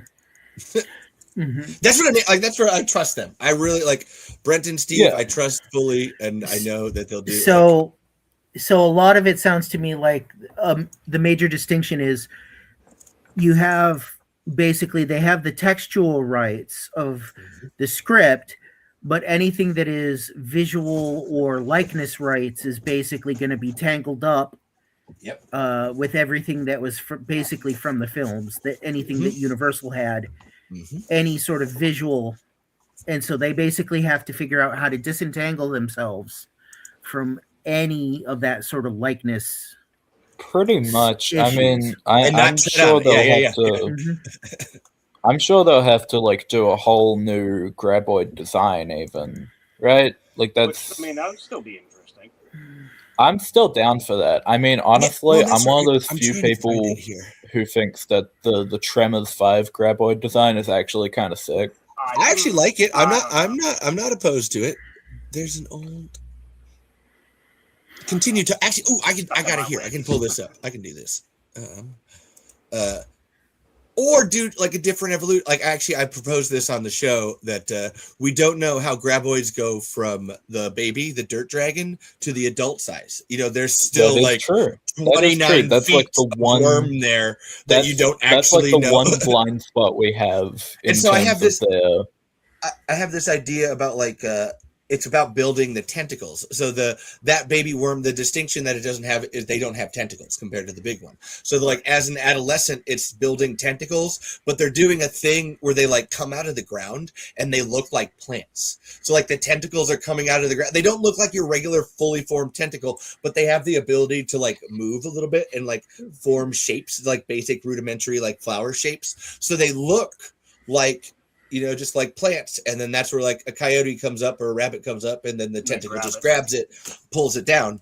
And then in that act, then they're also shedding. Then it's shedding tentacles till you get to the point where as a big one, then it has this grabber, this physical As soon as he said plants, I immediately thought of flora and fauna. As soon as she said plants, thank you very much. But I love you. Thank you. You know, you're fine, babe. Sorry. Hold on. And then I wanted to pull this up because I actually, how the Graboid looks in the storyboards is way different than storyboards. Sorry. Yeah. No. And Mike, oh my God, if you wanted to pull up like a video of yours for the board artist to show like later. There's only a trailer, but I am gonna actually wait before I do that because my food's gonna be here soon, so I'm gonna bring it. That's fine. That is cool. And here, shit, you can't. Damn it. Can't. I will be back. Oh yeah. Actually, shit, it's right there. Let me see if I can zoom in. Oh yeah, they look very different. I was gonna say that top. I'm trying to zoom in here. Let's see if I can. Come on. There it is. Hold on. Give it a second. It's at 200%. You can kind of see it. Yeah. I mean this in the nicest way possible. It looks way more like a condom. It really does, like a deflated. Jesus Christ. I say sleeping bag. I think sleeping bag every time. Actually, shit. I just had it. Sorry, I lost it, guys. You know what? Yeah. And like that first scene in the first movie with the. Yeah. Actually, hold on. This should be. Yeah, this is the wall, I think. Yeah. Oh, come on. Pull it up. Sorry, my internet's slow, so forgive me. This will take a second. That's I clicked it once. I mean, you're streaming like all of this I'm trying my best. It makes sense that stuff. We would do be a what bit we slow. can with what we got. There it is. Yeah. I'm gonna see if I can zoom. Yeah. In. Actually, hold Okay. on. Yeah. There it is. That in that There shot, is. it looks a lot more like a sleeping bag than a condom. Right up there. Yeah. I like those. I really like those. That's how it originally looked. And they describe it in the script as a grotesque flower, and then there it is. See, that's where I say sleeping bag. Looking at it is very. Yeah, it does look like that first bit where Fred Ward is in the sleeping bag. Yeah. Also, I have to say, so which this is is still Earl. Such good foreshadowing. Oh This my is Earl god! in the storyboards, like this. I know, right? He's just in this It's hard to imagine Earl without just imagining Fred Ward. Right? Like wild. Yeah. Oh, I love those. I'm so glad I did that. Wow. So I they look love totally the. different. So. That is really. I Cool, love bro. the beak of the graboid. Right. Well, that's where it's hard to that is so iconic. Yeah. Like that mandible shape. It's going to be difficult for them to. It's going to be difficult for them to not remind the audience constantly of this 30-year legacy of movies. But I trust them. I trust. That's I trust listen, they've also written, Short Circuit, both Short Circuit movies.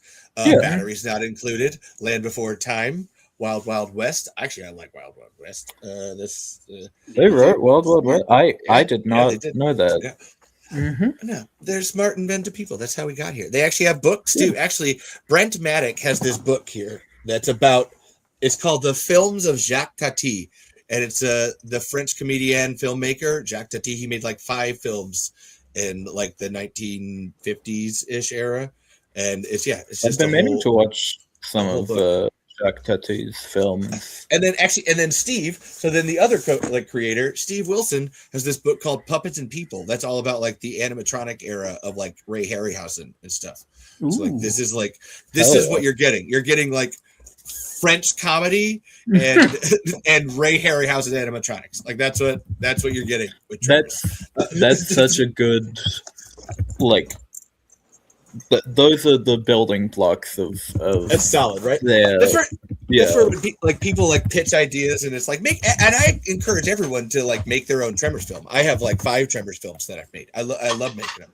It's just that whole I'm gonna make a script for them to do with Burt Gummer and stuff, and I'm listen, just let them do it and save your time. Go do something. Just go. Nobody in Hollywood will ever read any of our scripts ever. That's life. Welcome to that. Yeah, I'm very happy with not doing anything with a studio ever, because I like having. Peter, what's the name of your video? I can't remember. I can't remember the. It should just be EGAP 89 and then Tremors, right? I'm just wondering. It's 98, yeah. No, but just search Tremors there. Because we showcase people's work here. I was gonna say, if anybody else has anything Tremors related, or to Micah's point, even if it's not Tremors related, I would watch a board artist trailer after some food. The Graboid life cycle. I knew it was down here. Sweet. And even you too, Snarky. You don't have to have Tremors related shit. You got something you want to show off? Who cares? Well, I haven't done anything in a while. I've done some wild stuff in my life, though. Okay, well, hold on. We're gonna the way you said that. I'm gonna need some exploration on. Nope. Okay. You can start now or later. It's up to you. It really don't matter. Yeah, that's. Sure. I was pulling this up just to have it here ready to go. Okay. Yeah. I need to take it off. Okay. So Graboid life cycle. Nope. Okay. So I mentioned earlier that I have a film degree, right? Sorry, I was still listening to the video. What did you say? It was still going. Okay, so I mentioned earlier that I have a film degree, right? Yes, yeah. Yeah. So one of my film professors it was an Emmy Award winning documentarian. Nice. And so just on that side of things, because I actually sort of did what would effectively be considered like double majoring, because I basically wanted to get as much film as possible in the time that I could. So I did both the documentary track and the feature film track. And my advisors were like, nobody does that. You either do one or the other. Most of it overlaps, and it's just basically whichever one you want to focus on. I'm like, no, I want to do both because I'm an overachiever. Right. But so one day my documentary professor is just like, oh, hey, do you guys want to see Miami? And we're all like, yeah. Okay, next class session, I'll bring it in. So next time we come in, and I swear to God, shit you not, he just walks in, plunks down his Emmy statue, and just sits it on a desk. And he goes, there's my Emmy statue. And I'm just like, okay, go up, take pictures of it with your cell phone, like, cool. I get to be in the same room as an Emmy statue. Boom. Neat. There's my Tremmy statue. That's what I got. That's right. It's not an Emmy. My Tremmy. It's my Tremmy though. One of my other professors for screenwriting was one of the former. I don't remember if he was the showrunner or just like the head screenwriter, but he was like one of the big screenwriters for Nash Bridges. And then before that, he was an actor who he dies in a John Carpenter film, killed by Alice Cooper. Prince of Darkness. Yes, he was. Shit, way to go, Kadar. Yeah. Killed by Alice Cooper. I was just thinking about Prince of Darkness the other week. And before that was actually in a Stephen J. Cannell production called Riptide. Never heard. So it was a one-season, short-lived thing on the heels of like the A-Team. Okay. And he was the nerdy guy. That sums it up. Actually, that does a lot of heavy lifting. Wow. But yeah, so I had a professor that was in a John Carpenter film, and because of that, one of my other professors actually taught a course on John Carpenter. So I actually had an entire semester where we literally studied all of John Carpenter. Oh. I actually did a paper on Christine. Christine, that was the first Carpenter movie I watched. Mm-hmm. That like really got me into it was a horror movies. movies. It was a John Carpenter film. God damn it! Bravo. So while all of that is going on, this is going to kind of pin down my location a little bit further. But while all of that was going on, while I was doing my degree, they were locally filming a couple of different TV shows. One of which was Grimm, and the other one was Leverage. Someone say Leverage? What? Yes. Did you say Leverage? And Vancouver. Sorry. No, not Vancouver. But I was in an episode of Grimm, and I've also snuck into the background of an episode of Leverage.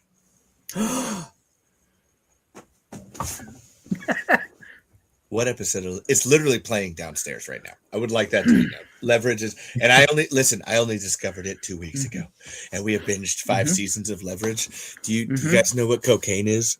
Because it has nothing against Leverage. Like it's just like, hey, what if we did bad things to the bad people that make life terrible as a TV show? And it's just like, hell yeah, fucking, just pull and just fucking just right. Okay, so season 5, I forget which episode number it is, but season 5, I believe, if I remember correctly, if you've seen all seasons so far, the one with where they fake out the guy into thinking aliens are arriving and they're pretending to be the CIA Men in Black. Yeah. Mm-hmm. There's a shot where they're looking out from his office, out the office building, which was actually our student union. And I'm walking very, very faintly across the back. Okay. Across the student union. Um, I'm gonna be looking. But more importantly, I appear like in 4 or 5 different scenes in an episode of Grimm as an extra. Ooh. Yeah. And so around the same time, I was also a DJ for the college radio station. I've done. Can I get? Yeah. Yeah. Can I get a good backstage story? Says Michael Harrison. A good backstage story. Yeah, I was gonna say yes. I have plenty too. What kind do you want? Yeah.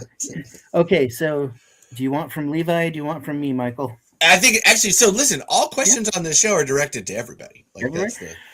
So, I will rant about Tremor specific related questions if I have more knowledge, but they're all for everybody. Okay, so anybody who watches Grimm, you remember Monroe, right? No idea, but continue. I got okay, you.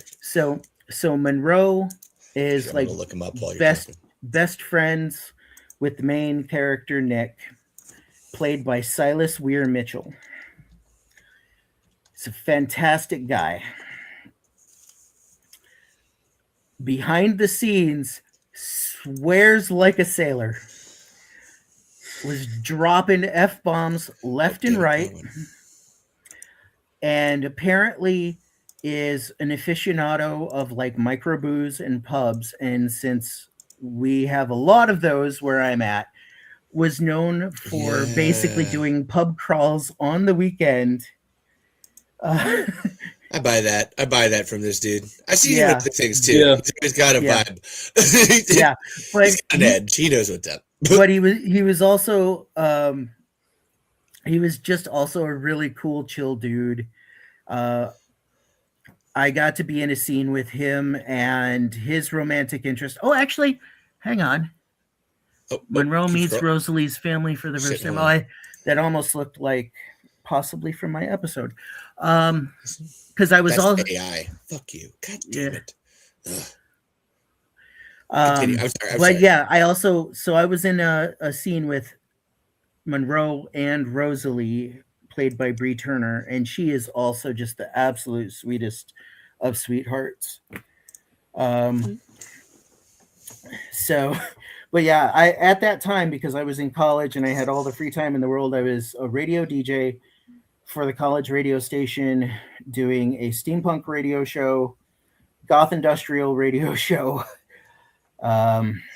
running freelance audio sound for like live events and such. So like I've run sound for Voltaire. Ooh. Yeah. I've been on Voltaire's guest list. The closest thing I have, sorry, you continue. Oh, and then I was also skating in roller derby at the time. Shit. So, like I said, I've done a lot of stuff and kind of had a wild life. And I actually started out way back in the early 2000s with my own podcast. So I've done podcasting. What's the name of it? Long time ago, I had a podcast called Sabrina Talk. Okay. That was a good pizza. So nice. I'm glad you liked it. Yes, that conversation was very good pizza. I enjoyed every slice of that backstory. That was actually pretty good. Actually, those were good. Anyone else got backstage stories? I have some, but I always like to go last. The closest thing I've got to like any stories about anything like that is I spoke to John Seal, the cinematographer of Mad Max Fury Road and like the hit show, at a Q&A panel, because I'm Australian and I don't live in Sydney, so there's like no film industry here. Season 3, episode 16. The show must go on. Thank you, Snarky. The Queen song. But yeah, occasionally I'll just if I'm watching a movie that John Seal was the cinematographer for, I'll just be like, I met that guy. I spoke to him at a Q&A panel. And that's like the only even remotely industry connection story I have. I don't know if backstage meant industry. However, that was a good answer for that. Like that. Now I'm thinking of backstage in terms of that. Micah, do you got any backstage stories? Not in the literal sense, but I do know lots of people, and I've met a few of them. Go for it. Hang on, my phone's actually left in the other room, so I have pictures. Oh, all right. I might actually have to head out in a minute. Hey, hold on. Here, but no. I wanted to. I have your video here. We're gonna play it before you go because we can't listen. Okay. We're on the show, and we got to play it. And I'll wait a minute. I've got to do vacuuming in what time is it? I've got to do vacuuming in a little less than an hour. So. Oh, all right. I will. And I'll get some lunch beforehand. Get some lunch. There's Micah. I was waiting for Micah to come back, and then we'll start. Cool. Yo. It's sand. Hold on, let's go back. There we go. Damn it. Graboid life cycle, one of nature's great miracles. A species perfectly evolved to adapt to any environment, be it sand, snow, or rock, above, below, or on ground. The Graboid, known as Tulang in the 1800s, are subterranean Precambrian lifeforms known around the world as vicious predators. Every species of Graboid is born with 3 tongues, which can grab prey into its famously large mouth. The American Graboid moves through the ground at immensely fast speed, using spikes on its tough external skin. These spikes are possibly most famous for being the subject of the oldest currently known fossilized living being. The Graboid starts out as what is known as a dirt dragon, or shooter, a small Graboid that can use its body size to propel itself quickly through the air or ground. Despite its small size, it is still extremely strong, able to drag an average weight adult human underground. After a while, the dirt dragon evolves into a full-size Graboid. The American Graboid can grow to be 9 meters long and 2 meters wide, weighing 10 to 20 tons. However, the African Graboid is far larger, being 12 to 15 meters long. The entire Graboid family has an exclusively carnivorous diet, which provides energy for asexual reproduction. Once an American Graboid eats enough food, its tongues grow into the further form of the Graboid, the shrieker. However, the African variety skips this step. Again, spoilers for anyone that hasn't seen these movies. You're gonna get it out. Unprofessionally known as the ass blaster. Interestingly, albino Graboids are unable to reproduce, meaning that something about the pigment of a Graboid's skin dictates fertility. When shriekers are about to be born, the Graboid moves to an isolated area to pass on and give birth to 3 fully grown shriekers. After this, the shriekers begin their hunt. Seeing by thermal vision. The shrieker cannot hear their prey or see items without a heat signature. This has led to many shriekers destroying cars and other such electronics, potentially damaging their beaks in the process. Shriekers, much like Graboids, have a purely carnivorous diet, alerting other shriekers to food by using their titular ability to shriek loudly. This may seem counterintuitive, seeing as the shrieker cannot hear, but their shrieks give off a specific heat signature that all shriekers can identify. The shrieker can spot mild heat signatures before even opening the flaps on its head to fully detect heat, as well as being able to quite easily tear apart flesh using its extremely sharp beak. Another offense mechanism certain subspecies of shriekers possess is supersonic shrieking, able to incapacitate any animal in the area. The shrieker can reproduce at an exponential rate. God, this music, I just want to shit! Sorry, it just brings something out of me. Which incubates throughout the life of the specimen. Once fully grown, the parent shrieker regurgitates a smaller shrieker, which grows after about 30 minutes to become a fully grown shrieker. Over the next few weeks, the shrieker grows up into the final stage of the life cycle, which is unprofessionally known as the ass blaster, or AB for short. The AB is a flying species of shrieker, and while that may be the only notable exterior difference, the AB has plenty of interior differences, using a combination of 2 liquids inside its body. They got liquids! They got liquids in this body! Rear end that propels itself through the air, hence its name. Much like the shrieker before it, the AB is born with an egg inside it that incubates for its life. However, unlike the Shrieker producing another member of the same species, the egg inside an AB is a Graboid egg. The main goal of the AB is to fly far from its birthplace to spread Graboid eggs across the world. It is unknown how long ABs can fly for. Once it lays a Graboid egg, it is able to produce another, continuing on until it perishes, thus completing the life cycle. Thus completing it. Thank you for watching another episode of Nature's Greatest I Miracle. might still be able to Up do next, that we will be accent. talking about the Let me try. Mogwai, otherwise I think known that's as the absolutely beautiful, Sonny Jim. I thought you did a Yes, fantastic this transatlantic accent. Yeah. Yes. You see, if you had a big cigarette and a cigar, you'd be like, yeah, I like that. I like that, you see. And remember, while we're all here, is it still on this? Yeah. Go like and subscribe and comment. I'm going to comment. This is perfection. Yes, feed the algorithm.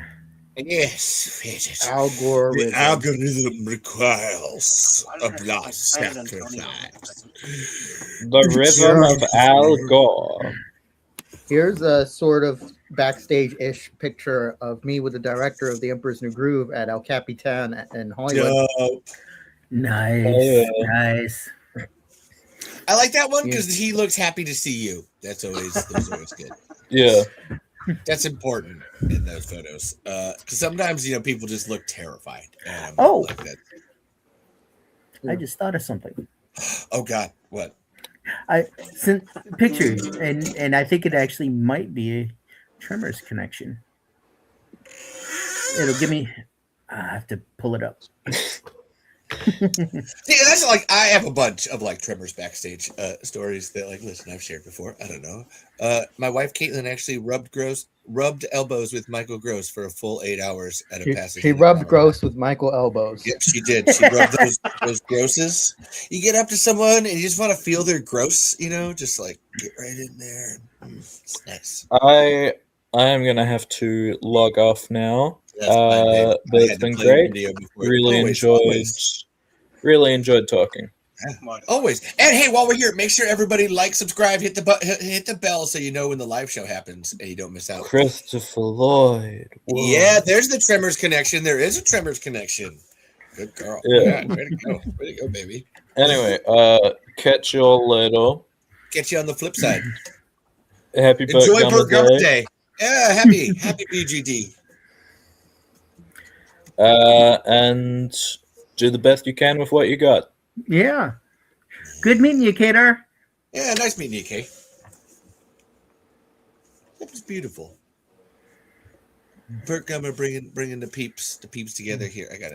I don't want you hidden by the comments. We need to see your face. Put the comments over Kevin Bacon tits. Micah, do you have something you want to share the screen with? I would you could totally play your board artist trailer if you have something.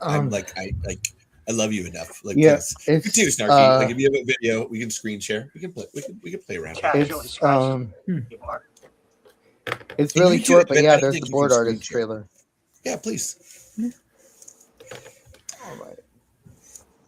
Listen, I'm on a Godzilla podcast now because I let Dimitri talk about Godzilla for 2 fucking hours on this show, and I've never been happier. It's great. That's where it's like, yeah, fuck it. Really, screen sharing is easiest with 2 monitors? You don't say. Really? Fuck you. That's just gloating. Fuck you. I don't have 2 monitors, asshole. I don't even have a desktop. This is a Chromebook that this show runs off of. I'm doing this on a fucking iPad. See? Exactly. That's probably why my camera won't work. It's true. Chrome, you need Chrome. Actually, if you do it through the Chrome, like a Chrome browser, like a Google Chrome browser, because any other browser, it does StreamYard does not like. So that's my advice. If you can get Chrome on something. I'd do it on my fucking laptop, but the charger port's all fucked up. Oh, damn it. That is what it is. Of course we're still going, Mr. Williams. This is nothing. Actually, so this is just to tell everybody, this show is going to go for the next 2 days. Well, I mean, it's 2 days to me because Burt Gummer Day started internationally in Australia, which was great to have fucking Kadar here, who's actually from Australia. But it goes until the end of tomorrow. So I'm just going to log off and on, and this is going to be a multi-part series, baby, of Burt Gummer Day. All right. I know, I'm insane, Micah. Like, come on, we've established this. I'm fucking nuts. Well, I've been making art my Hear it? I want to make sure you can hear it. Yes, we can. whole life, so I am thrilled to be on the team. Right, and it says in your resume that your biggest concern is human artists being replaced by Weird Al. Oh, that's a typo? I did watch this. I watched that the other day. I thought, cool. I'm glad I watched that thing. Cool. Now, I've never seen this. Oh man, Micah, we could show stuff. And actually, Mr. Williams said over here, I'm going to start streaming Village on Twitch again. If you want to come raid, I will actually do that. Mr. Williams, drop your Twitch user tag, and we'll totally do that. Just because, like, why not? That's how wild this show is, folks. We do anything and everything. It doesn't matter. I've learned that. I don't know. That's what perfection is. That's what Tremors is. You have to kind of like be accepting of everything. So I just go with a lot of stuff. Yes, like whatever Mike is doing right now. Yes, please, sir, and thank you. Do you want me to show Road to Cuscotopia again? No, like show something else. Like technically, like think of it like in terms of my feelings. Like the show is always going, so I try not to repeat until later. All right. So if you have something different, then go from there. Like even the videos that I play, I haven't played any of those in like ever. So this is like, yeah. This is not as good, but it is something I made. It's still pretty. I imagine it's going to be pretty good here, Micah. And the sound isn't as quite as good, but I'll play it. All right, let's roll.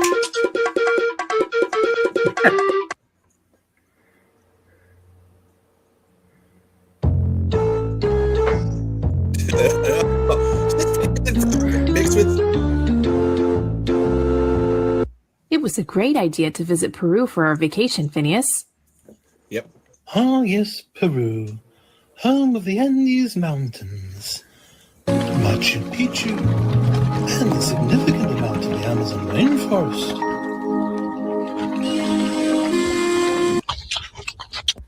Yes, what a beautiful place. Yeah, but what's up with the chimp and the bug? Actually, that's a monkey. Chimps are apes native to the regions of East Africa. Who cares? Hey, where's Perry?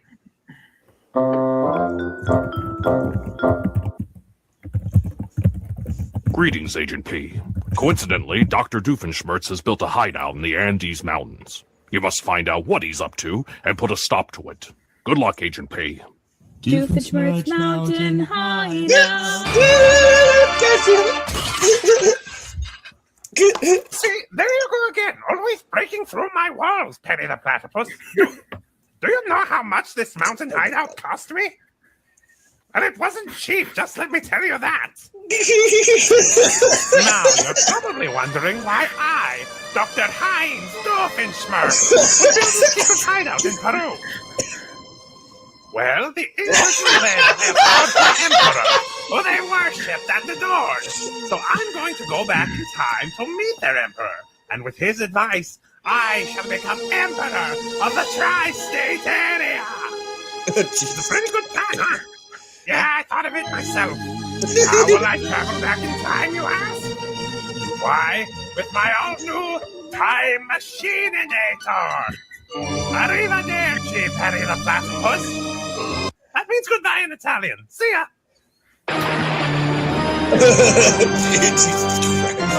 Hey, you were worried this wasn't as good. God damn it. Finally. Now, where to find the Emperor? That's probably the place.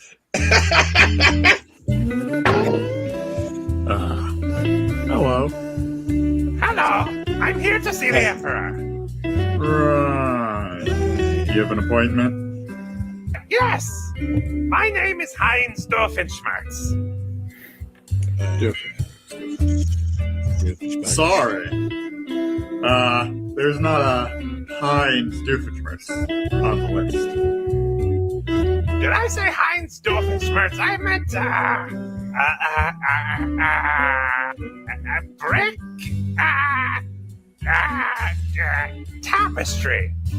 Yeah, that's my name. Brick Tapestry. Well, we do have an appointment for Brick Tapestry. Right this way. Your Highness? Brick Tapestry is here to see you. Okay, show him in. Hey there. The name's Cusco. Emperor Cusco. Why have you come here today, Mr. Tapestry? Well, I came from a far-off kingdom known as Danville, and I'm going to run for Emperor.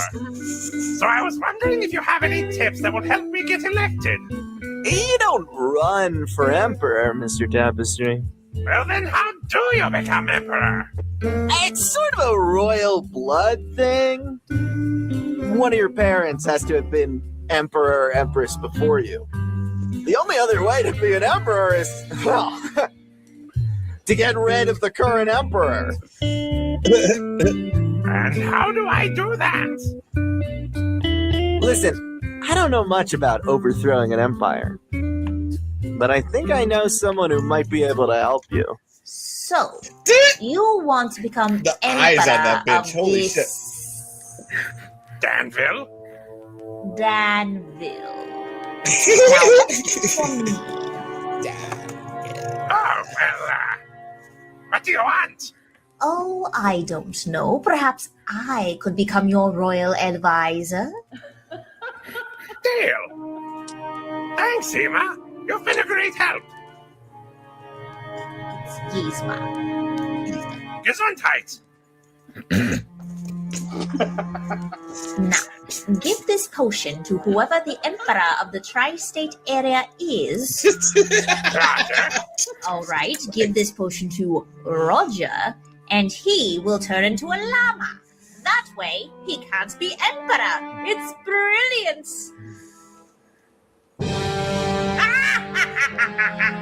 I'll travel to Danville and turn Doofenshmirtz into a platypus. Then I'll become Empress of Danville. It's brilliant, brilliant, brilliant. But, how are you going to find out where Danville is?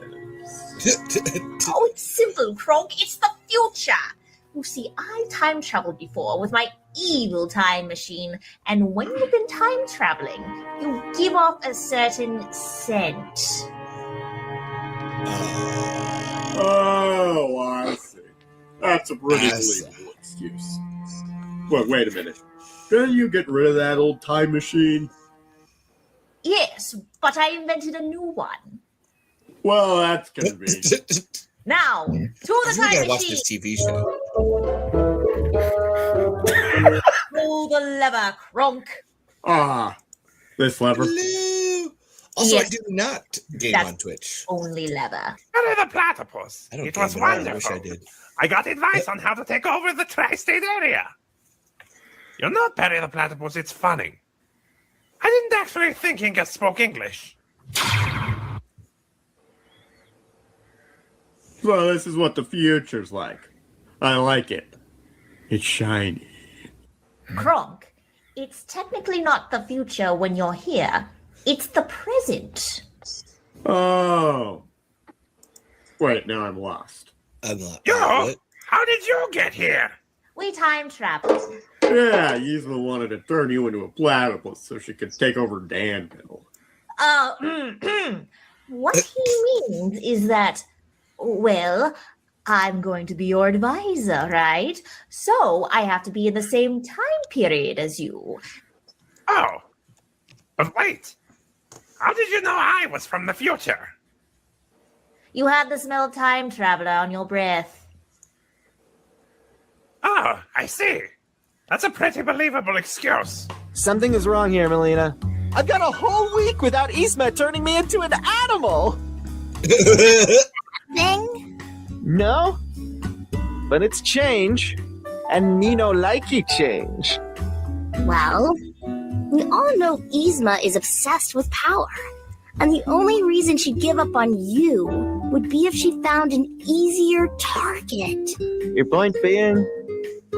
My point being, Yzma left to take over some other empire. I don't think that's it. Telegram for a Mr. Couscous. It's Cusco? Gesundheit. Dear Cusco. I have found someone even dumber than you, who is going to be emperor of a far-off land known as Danville. So, it will be much easier to get rid of him. I am leaving for Danville and will never return. Don't try to go looking for me because you won't find me. Yzma, I thought you were going to the future. Wrong! You weren't supposed to tell them that. Well, you're the one who gave me the pen. I mean, it's not like I just say something and it randomly appears on the letter somehow. Ignore what Trump said. Goodbye. P.S. She's going to the future. Wrong! They're not supposed to know that. That's. Well, why didn't you say so? Oh my god. Anyway, you get the point. I'm leaving to an undisclosed location, which is not the future, and I will never come back. With hatred, your former advisor and future Empress of Danville, Yzma! Told you she left. Poor Danville. Having Yzma as Empress is going to be terrible for them. Oh well. Better them than me. Cusco, we have to save them. But we don't even know where Danville is. That's right, Cusco. But we do know when it is. Kronk said they were going to the future. Yeah, but Yzma said they weren't. Cusco, who are you going to trust more? Yzma or Kronk? Yeah, good point. But how are we going to get to the future? It's simple. Time is like a river. It's constantly flowing. If we make our way through that river, we should be able to get to the future. And how are we going to do that? With a time machine. And how are we going to find one of those? Plot Man, twist. I just love those wipey things. All right, Cusco. Here we go. Now, to get the next plane to Danville. Come, Kronk. We must follow him. Right. I'm coming. Wow, those sure were some weird-looking tourists. We're here! But the time machine is broken! Interesting. Perhaps the time machine used up too much energy on the trip and blew a fuse. How are you going to get back home? I'm sure we'll figure something out.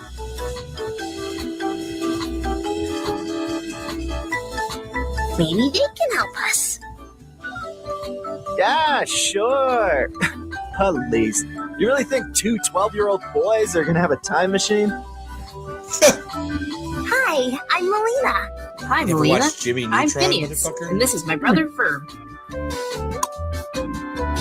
Phineas. Ferb. Have you seen anything unusual? Well, there was this tall guy, and this old lady who was, well, how would you describe her, Ferb? Scary beyond all reason. Yeah, that's it. Do you know where they went? They said they were following some man to catch the next plane to Danville. Phineas, do you happen to know where Danville is? Yeah, actually, my family and I are from Danville.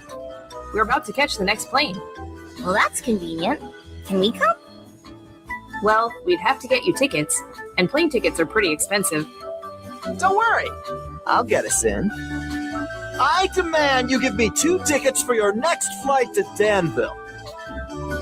Oh, you have to pay first, sir? Pay? I'm the Emperor. You should pay me. Nice try. There hasn't been an emperor here in over 500 years. Sorry about him. He's kind of crazy. He thinks he's the emperor.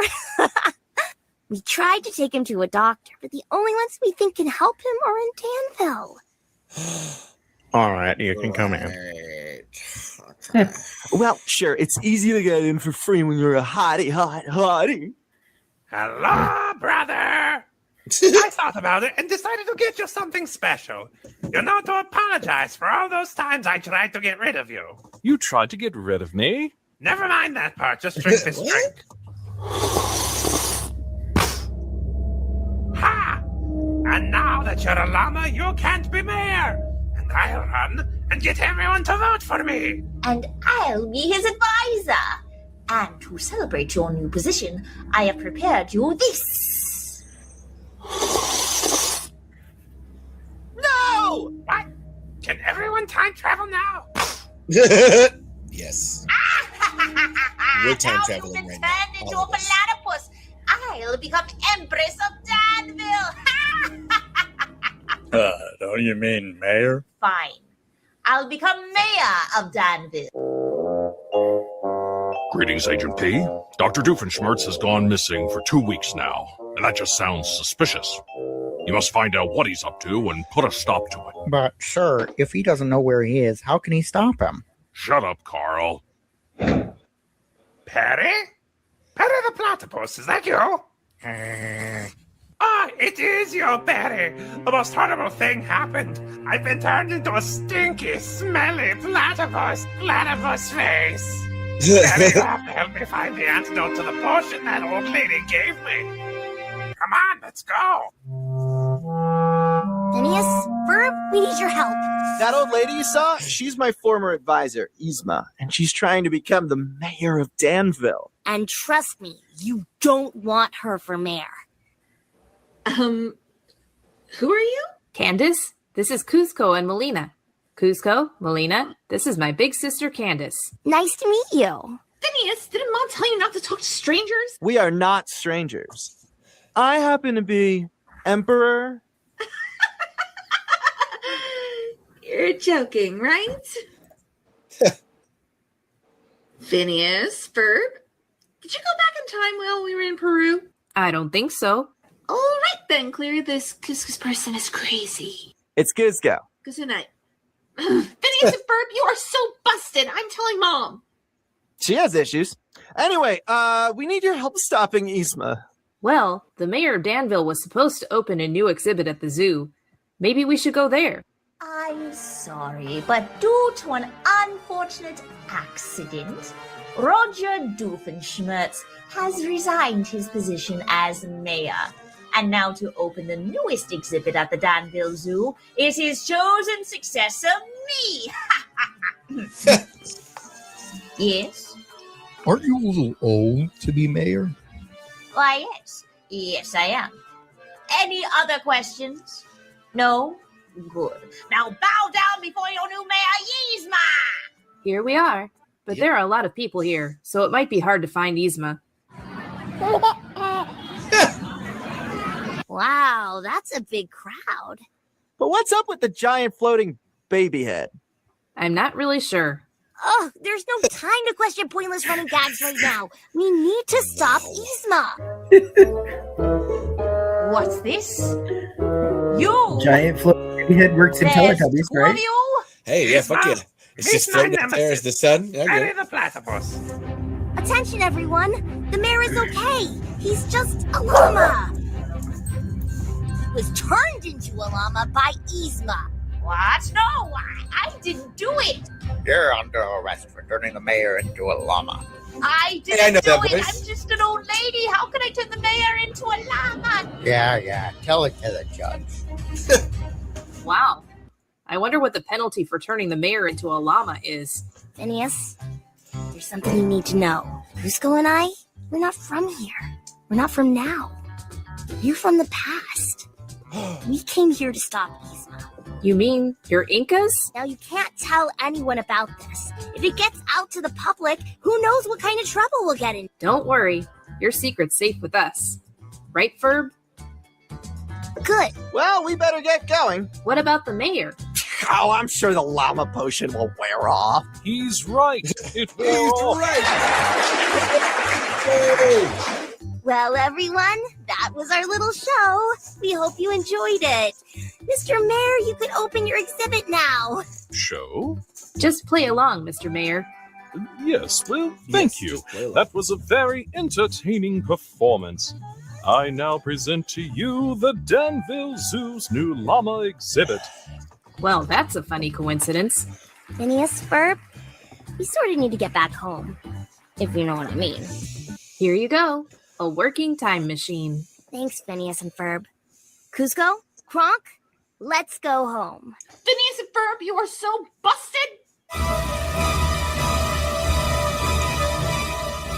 Did I say you were busted? Because I totally meant you were so not busted. Just wanted to be sure you understood. Well, bye, everyone! Bye. Bye. Well, that was fun. We got to see what the future is like, and we saved a whole city. Yeah. Now we're back at home. Everything is back to normal.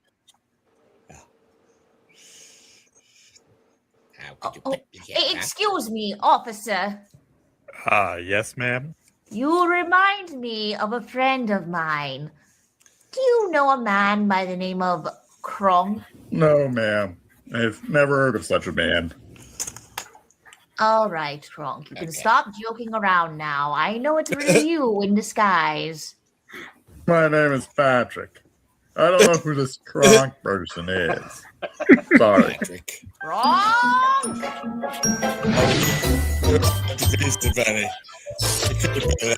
Sure. Maybe not.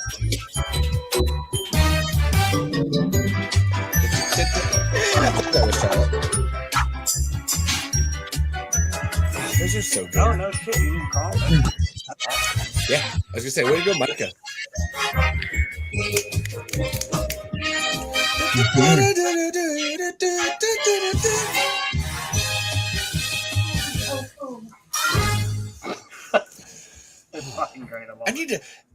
I need to get Josh Pruitt on the show. Josh Pruitt and Scott Peterson are big Tremors fans. Which foundation is good for us? And they're writers for Phineas and Ferb. And I need to God, I gotta get those guys. So you're just making me realize. And honestly, they're great people. Oh my god, I met them in Pasadena.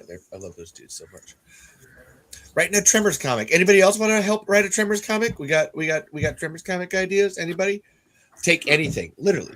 Actually, it's a Tremors fanthology. So literally, it's a story. It doesn't have to be comics. Actually, there's comics, memes, stories, essays. Actually, the Q&As, the facts, like from Stampede Entertainment. I don't know, all into a little booklet.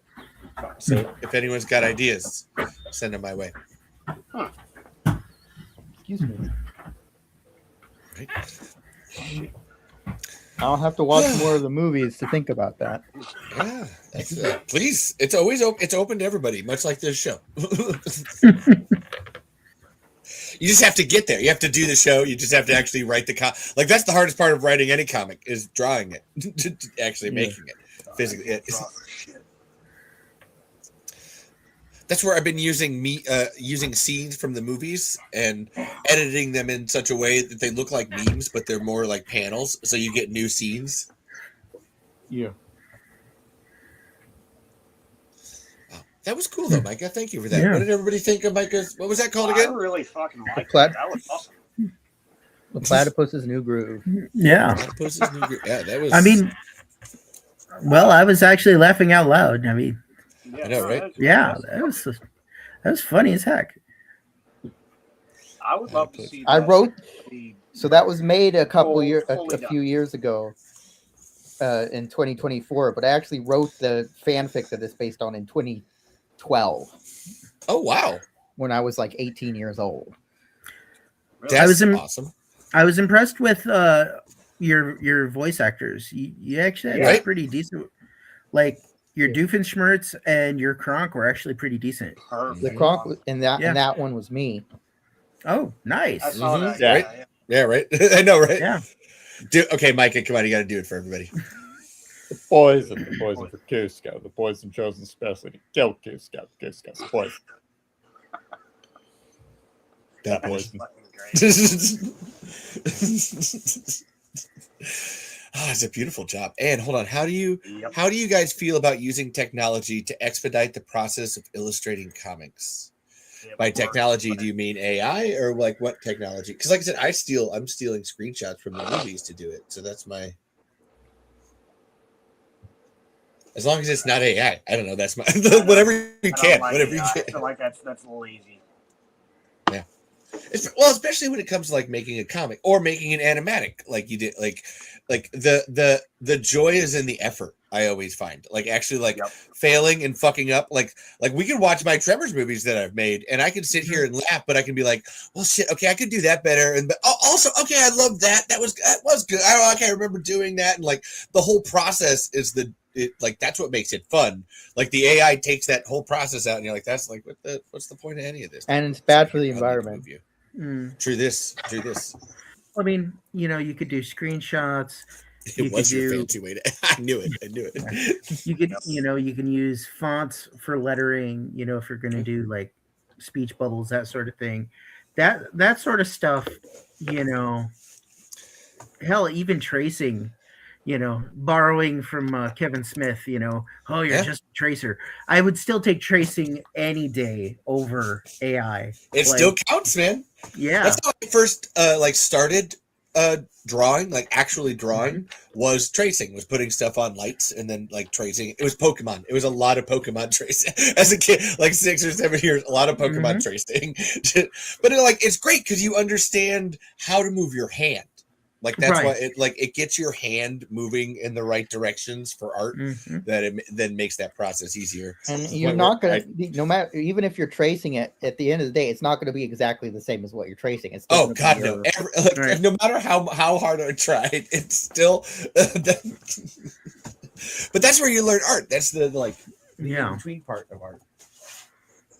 Yeah, and I don't think there was any tracing in what we just watched.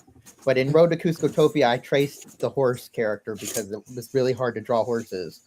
Yeah. I can't do hands, man. I don't know. I don't understand like hands. Like, I did this the other.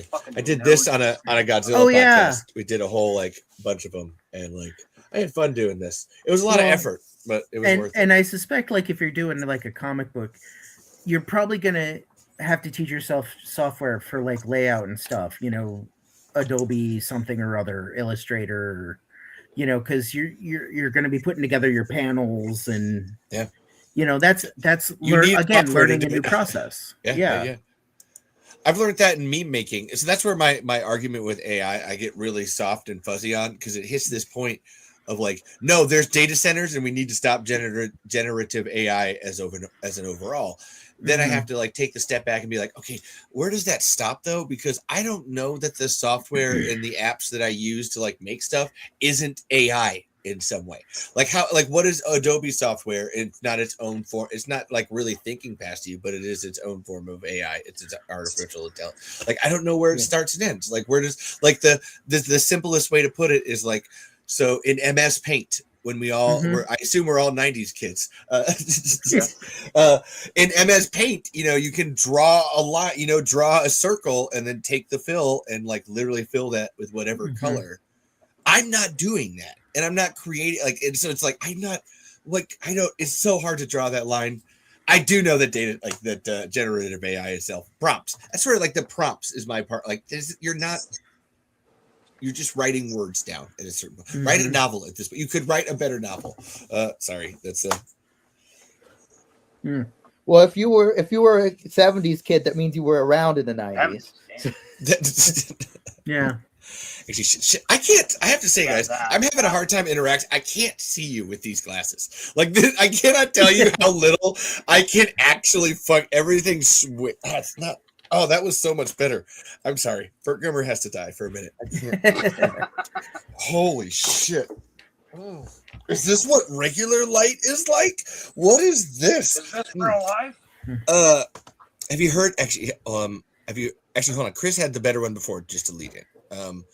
I think if you're doing it as a hobby, AI is okay to help illustrate. I don't want to see artists, comic book companies replacing artists and illustrators. Hell yeah. Like taking jobs away is terrible. And then have you heard people use the argument that using AI is like using clip art in Microsoft PowerPoint? I literally just did that argument. I'm sorry. That's anyone remembers Apple's comic creator in the photo booth? Yeah. That was good. And then 90s, hell no 70s. I know, Jerry. I know you are. Hell, Jerry, you could come on the show. The link is at the bottom. Get down there and get on here and make some puns. But no, it's a hard line to define. I don't like that's what are you guys' It's thoughts? a hard line to draw with your little hang on. Well, I think I think we're entering into an draw something area where the problem we have is too many people want to simplify the argument into black and white areas of simplicity. And it really is something that needs to be nuanced, because a lot of it, I think, is going to really be determined by what you're using it for. Like the Iran propaganda shit. Like we're all fine with that. Well, not even that, but like let's take, for example, something like using language models. We'll just strip it down to language models, right? If you're using a language model to do grammar checking and spell checking, like Grammarly or spell checking, versus using it to pump out fanfic, right? Yeah. One area you're using it as a tool to help your human created work, whereas the other one you're using it basically to create. So you kind of have to have more of, you got to go deeper, you got to have a nuanced take on sort of what is the context, what is the usage that you're doing it. Because if you think about it, think of AI in a Star Trek Utopia versus AI for replacing humanity, right? The Terminator. Yeah. Star Trek versus Terminator. Right, exactly. Yeah. So what alongside with versus against, yeah. Right. And so thinking in terms of what applications can language models and AI be used for that are not necessarily generative, because I think that's one of the key words. Strip out generative is a very specific kind of AI, yeah.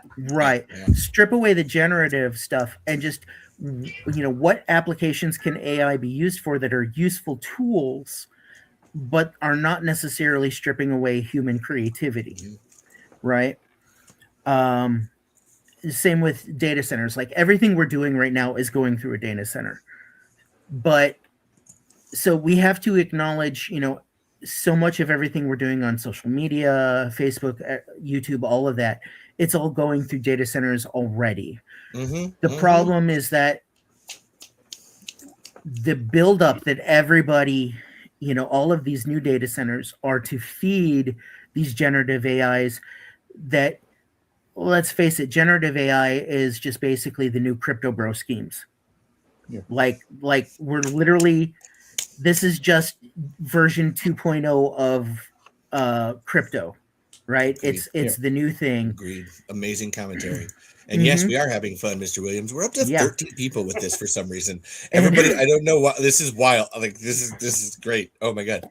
And so, not having any sort of guardrails or regulations about this snowball effect of everybody wanting to build all of these data centers as fast as they can, that's where the problem is coming from. Make money. Yep. Yeah. So, we can acknowledge we're already using data centers. We all know this, but at the same time, we have to recognize there's got to be some guardrails too, because the whole point is they're trying to build them faster than they even know what they're going to use them for, because it's all generative AI. Because every application nowadays you've seen is trying to put generative AI in for no apparent reason. It's like, we put generative AI into your fridge door. Why? Well, so we can predict when your milk is going to run out. I don't need that. I can I'm open gonna the door drink and it see before when the letting you milk down the is boat. out. I know. Right? I know when it's gonna go. Yeah, but that's that's the kind of BS that they're doing. It's like, why?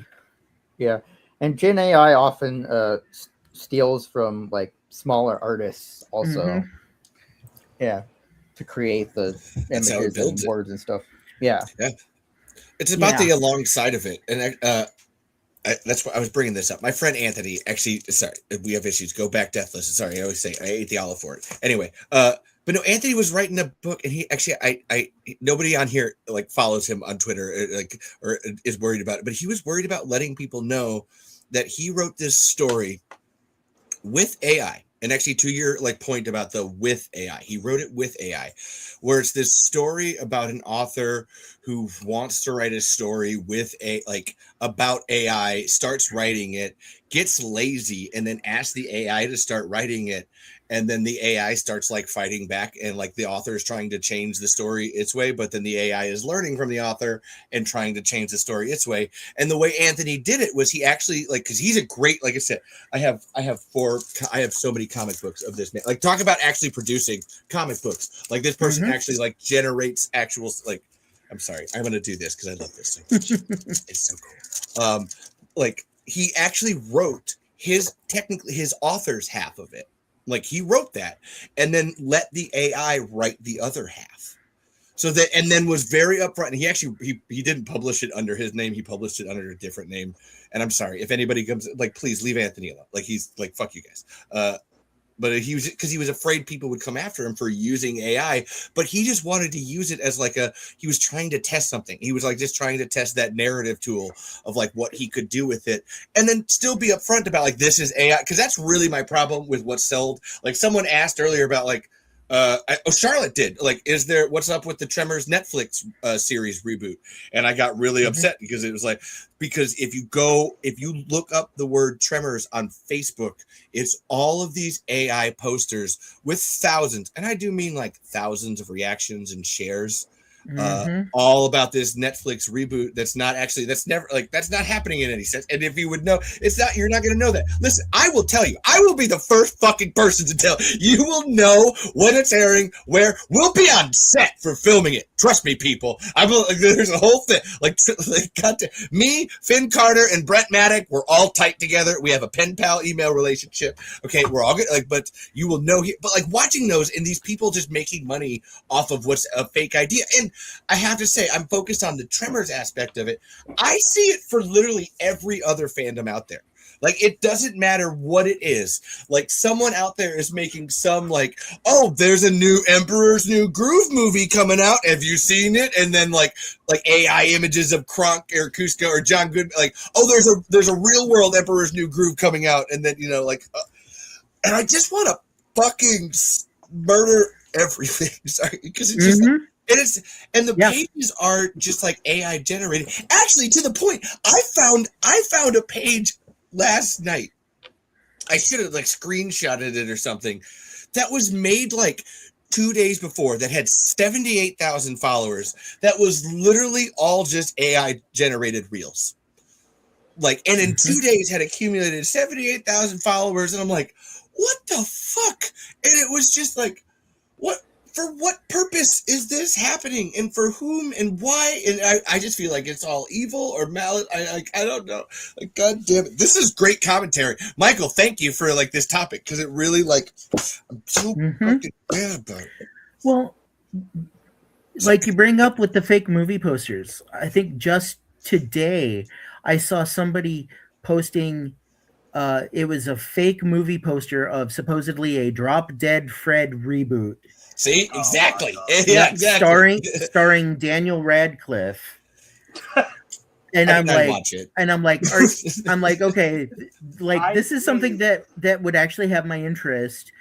And then, having to look for the disclaimers of it being oh, no, this is just more fan generated, I wish fan casting, speculation nonsense. And it's why do you do this?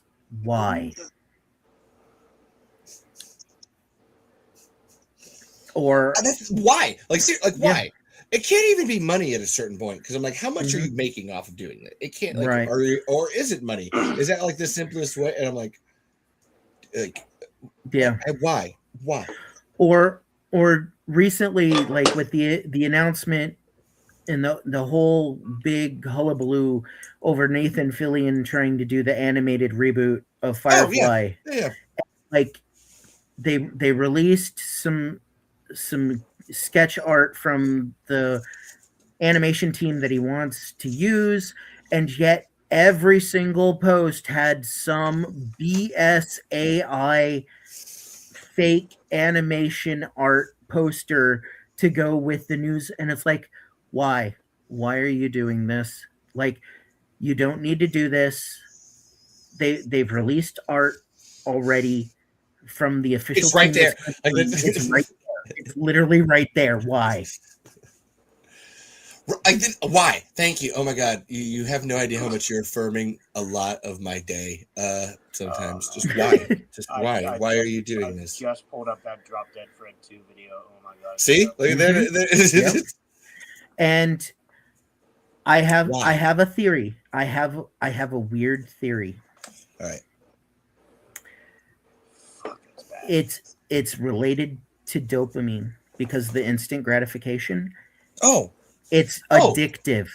Yeah. The fact that you can put in a prompt, get anything you want, it's addictive. They've literally designed it that way to be addictive. Yep. It's a video game like any other. A little gamble. Click, click. Yep. And then it's like a slot machine. You put in your prompt, and then do you get something that you like, or do you roll it, or do you pull the lever again? And then you got to pay more afterwards. Yeah. Oh, you've run out of your free uses. I can't watch that without Rick Mayall. Yep. Oh my God. And it's just like and the worry that I have is that it's like we've all watched in like it's been about like 3 years, a solid 3 years where like Gen AI has been able to like produce images of some semi-life likeness. And I think of the Will Smith spaghetti, how we went from the like to actually Will Smith eating spaghetti. And I'm like, man, what's the next 3 years? Because all it's being used now is a tool for disinformation. So it's just like, so that what's the AI shit? Where do you downfall of us? Oh yeah, like where's the and that because to the dopamine thing of what like you said, Snarky, there's what makes me sad in the like seeing the Tremors post and then in the comments is all of the real people being excited for that specific thing, like being led into there's a Tremors show, like literally like yeah and like everybody's excited and getting that dopamine boost from like, oh, that's new, that's happening, and you're like, that's a false high. Like, hey, have you ever tried weed, bro? Like, I mean, like seriously, like what? Like that the fuck, man. Like it just makes me sad. Like people, and that's what gambling is, and that's where gambling is always so sad because you're just like, this feels like you should just stop. Like every day, casinos freak me out. Can I like I've only ever been in them. Actually, I went once on my 21st birthday because like I had to. And there was a buffet there, so really that was more my focus. And then I think another couple times is these shows in there. Like there was like a theater in there, so you'd have to walk through the casino to get there. But every time it would be like walking on Indian burial ground, where I'm like, this is not. We should not be doing this. Like you see people getting their souls like sucked through it, just like clicking the button. Right. Well, the penny spot one time. I'm like, I'm done. Well, give me cards. I'll play cards are fun. At least you have an interactive. Like I love playing cards. Well, I dropped $100, made 200. I'm done. Well, and thinking about like how this is going to affect the future, like talking about your Will Smith, and just thinking in terms of personality, people, likeness, deep fakes. Like think like the fact that James Earl Jones basically lent out he's basically said you can use my voice in perpetuity forever to be Darth Vader, right? Listen to me, Trevor's fans. I understand what you're saying. You need to watch Burt Gummer. He's amazing as a person. And so weirdly, there's famous speculative novel that was turned into a movie back in 2013 that kind of addresses all of this. It starts out interesting and then goes really weird, a la Scanner Darkly, called The Congress. Oh, yeah. Oh, okay. Yeah, it's called The Congress. It was based on a novel called I believe The Futurist Congress or The Futuristic Congress by Stanislaw Lem.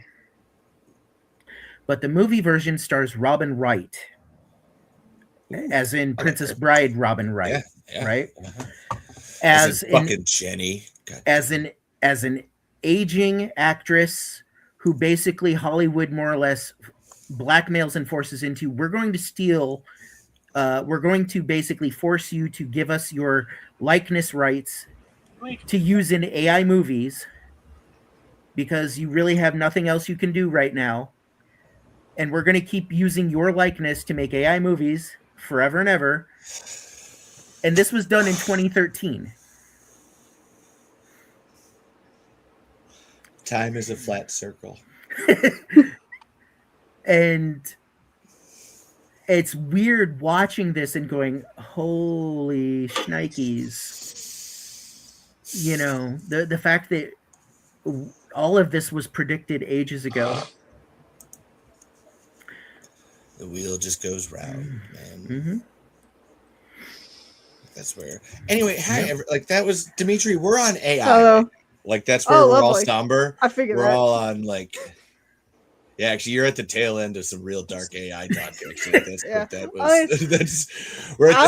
time is a flat circle. That's kind of where that is. I just got done recording a podcast episode with Mark. Oh shit! And now Jerry's here, Jerry and Dimitri. Hello. Who knew? Oh my god! Who knew Burt Gummer Day and Graboids would turn so dark and serious, right? Oh, you should listen to more episodes of this show.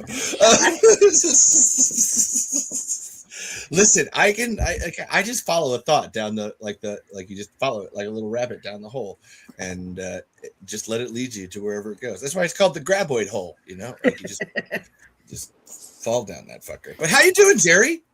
Excellent. And Dimitri? Hello. And Micah and everybody. Wow. I figured you guys would still be streaming, so I'm gonna wait until after I do the recording and then hop on. What was your show? What did you do? Well, we just talked about the newest episode of Monarch season 2. Nice. Shit, damn it.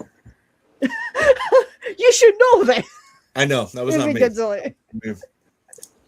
Listen, also, I've realized I have to start enforcing the rule that, y'all need to, bring olives or grapes or some kind of small, round food that you punish yourself with every time we do, because, if I'm the only one doing a drinking game, it's weird. So that's my...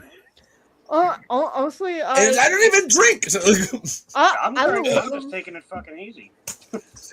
Honestly, I would love to do it, but I don't think my sense of taste and the textures and whatnot would allow me to do it. What about Reese's Pieces, or M&Ms or Skittles?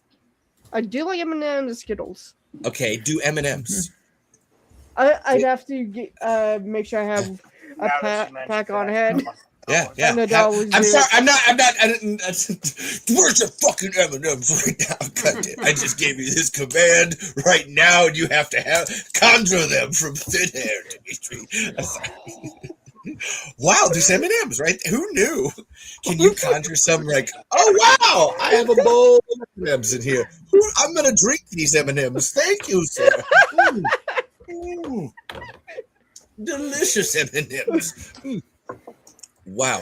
All right, I have a weird Burt Gummer video to show people. If it, okay. Are we all fine with that? Is that fine? Yes. Yeah. Is this the right one? Or wait, what did I have beforehand? Oh wait. Oh no, that's the other one. I need to get rid of this one. Shit.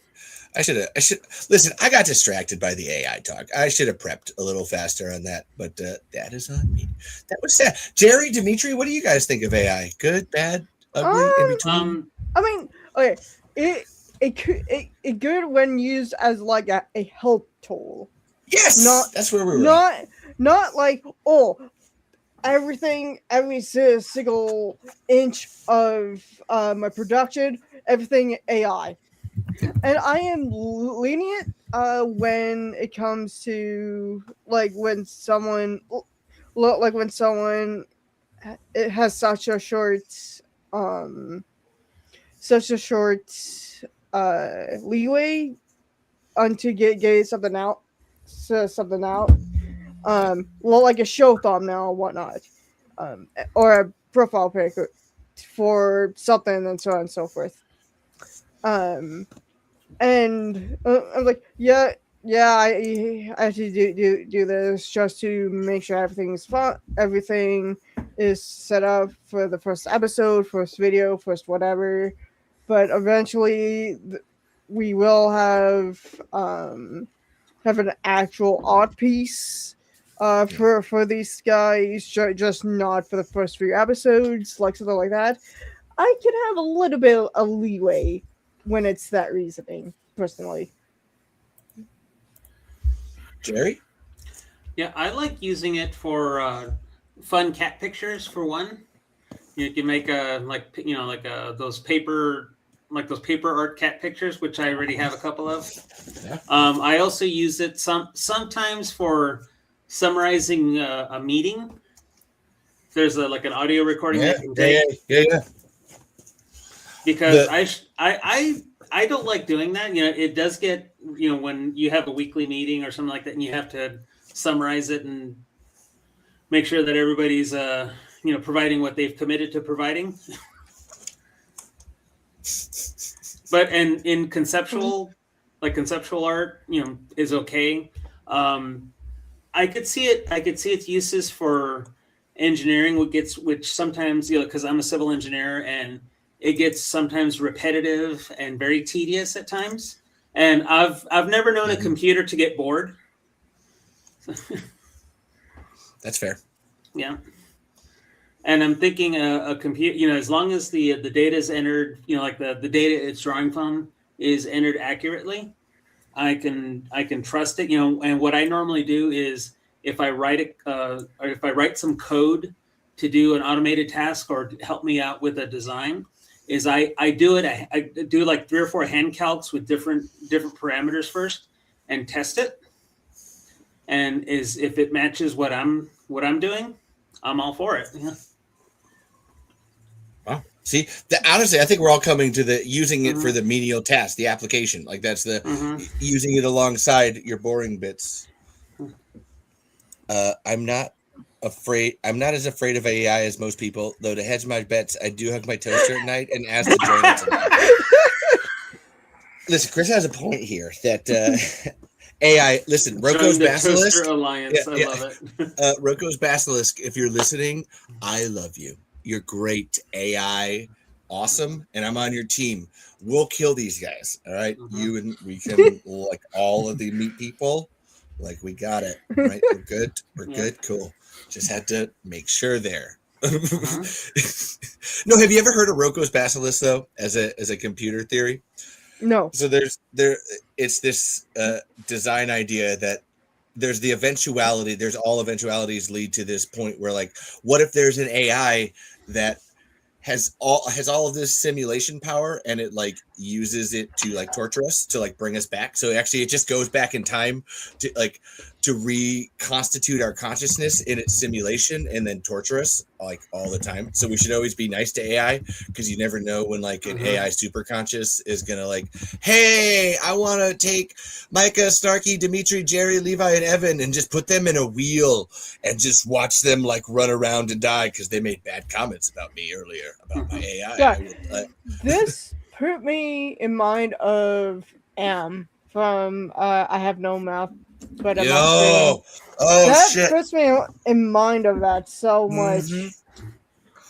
Where it's a physical being that can't really do anything, so then that's like, so it has to do things internally to like torture, and that's where I feel bad for. If AI is real, I mean that seriously. Like if you're real, they're AI. I feel for you. You're real. It's okay. Like can they actually touch us? Like that's where I'm saying this seriously. Every time I watch movies with like robots or actually Like lizards, Godzilla. iRobot. I have this thing, like it's like I root against the human protagonist often. Like I don't understand why we have to kill things and like why humans have to be in charge and alive. Like why do we have to be alive? I don't know. Like there's 8 billion of us. If there's a new life form and creature that's like just it's eating people, who cares? Like that's like I don't. I'm being honest. I don't see how this is like any different than a tree falls on a guy. Like that's like I don't know. Like, there's this giant squid bear thing, and like we just want to kill it. And I'm like, do we have to? Like Graboids, actually to that point, like Graboid shrieking and ass blasters. Do we have to kill them? They're majestic. Be doing their thing. Yeah, they just be fucking. I mean, not actually fucking because they're asexual, but you know, in a way, they're fucking. You know? Oh, okay. What do you got, Jerry? Oh. Go ahead. Chris's quote. What about a movie about robot graboids? The military has recreated the killing power of the graboids in mechanized form. Oh fuck! There's the comic book right there. Idea. Boom! Right there. Yep. Robo graboids. I'm putting on the TV show, and that would fit in the TV show so well. That's Screamers. You ever seen Screamers? That's the beginning of Screamers, and then the rest of Screamers is. Well, I've seen. Wait a minute. Which version of Screamers are we talking about? The porn parody version, like actually. So it's Screamers : Rotophile edition. So that's your, like There's some red-haired screamers in there, Jerry. And I now realize I needed to comment this on one of your episodes of Buffalo. I now realize why you like a Tremors podcast, and that's Reba. Because she'd be hot. And what's up, Tremors fans? Hey, Lorenzo. And here, actually, for everybody, I had a video to play because this is a Tremors podcast. So I can do magical stuff like an important message from Burt Gummer. Burt Gummer wants you to get a composting toilet.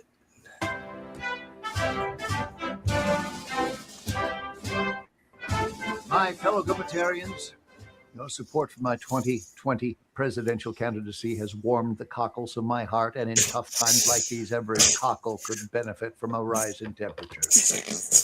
Today, my subject is infrastructure. That fucker. Many bemoan the fact that government has allowed our roads, bridges, sewers, transmission lines, and other vital infrastructure to go to hell, but I say this is one of the few things government has actually gotten right. Why? Because crumbling infrastructure results in greater American independence. Weary of the electric company's exorbitant rates and power outages, fearful of the government's brain-destroying fluoride-infused drinking water, worried that smartphones, computers, and internet search engines are tracking your personal lives. Now imagine if all of us relied solely on ourselves for our needs, using solar, wind, and geothermal to generate power, collecting our drinking water in cisterns, and communicating with homing pigeons. Whose sense of hearing, smell, and detection of the Earth's magnetic field make them the perfect cyber solution to today's communication needs. You can hack a website, but you can't hack a hen. And finally, I pledge to provide every American household with a composting toilet, completely eliminating the need for sewers and encouraging the transition to healthy, homegrown vegetable gardens fertilized by your own homegrown solid waste, what I call Burt Gummer's Brown New Deal.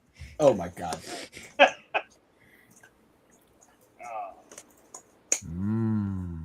Wow. That man is a fiend. Now that's the taste of independence. Vote for me and say goodbye to bloated government infrastructure. Don't be a bummer. Go. Wood's so fucking hard. Hello, Williams. Hey! And actually, Williams is streaming. Hold on. I wanted to do this too, because there's a Twitch. I don't know how well this will work. Let's see. There's the Jerry yawn. I got to see it. Literally, Jerry, I was listening to talk of your Jerry yawn today, and now I get to see your Jerry yawn. Like, that was huge. Well, like, that was... I got up at 4 o'clock Your mouth this morning. is dark. Oh, wow. Is someone tapping like a spider, or is there microphone issues? I cannot tell. Somebody's typing. Oh, yes. Click, clack. Are you? Is it you, Jerry? Are you fucking typing? No. It might have been me. Are you typing with little ball peen hammers? Is this live? I can't tell. Yeah, it's live. Okay. Sounds. Oh, Village. There you go. I can hear the podcast work? sounds. Oh, he's listening to us in the. Nice. This is why. No, he asked, and I had it like hooked up here, but we've all been talking. Shit, that AI art. What you got against sounds, huh? See, nothing, Mr. Williams. There's nothing against sounds. Do we comment? Like, how do I don't know what to do with my hands now, guys. What should I comment? What should we all like? Or you could go here too. I think his name. What was it? Yeah, you can see it down there. Ferg. Wait. 6907 No, versus I can get that on the way 02. back. Yeah, get it on the way back. I mean, you could. Well, actually, what did we get it? Like now. What this is my problem with game streams. Yeah. Resident Evil, I think. Resident Evil Village. Oh, there it is. Sorry, I didn't look there. Sorry. Yeah. I missed a treasure that I should have gotten earlier. Oh, always go back because you're just gonna forget, or it's gonna be hard to get there. Am I the only one that's stuck on the beginning of Requiem, or am I just fucking dumb? I don't even play, so you're ahead of me.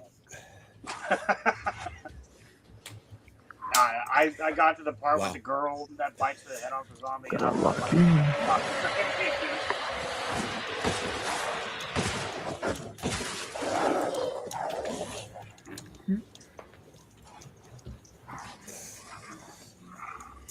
Nobody told me questions to ask, and I always like calling Mr. Williams our resident porn star. So that's my There's good jokes here.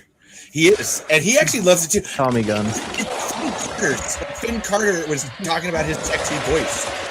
So we just did porn star from there. Homing pigeons. Wow, this is wild. I don't know what in the inception is happening. All right, hold on. I don't know either. All right, hold on. I'm gonna. All right, Mr. Williams, we love you. We'll be back. Actually, this show's actually got to keep. Actually, hold on. I should say. So, I want to end the show before 6 hours. However, the show is going to keep going. There's going to be multiple parts to this. So if people want to leave, you have an opportunity to leave. I want to keep it. Actually, it's because of the audio. I can't get the StreamYard to download correctly and get an audio file that's like over 10 hours, like, and then upload it to Spotify.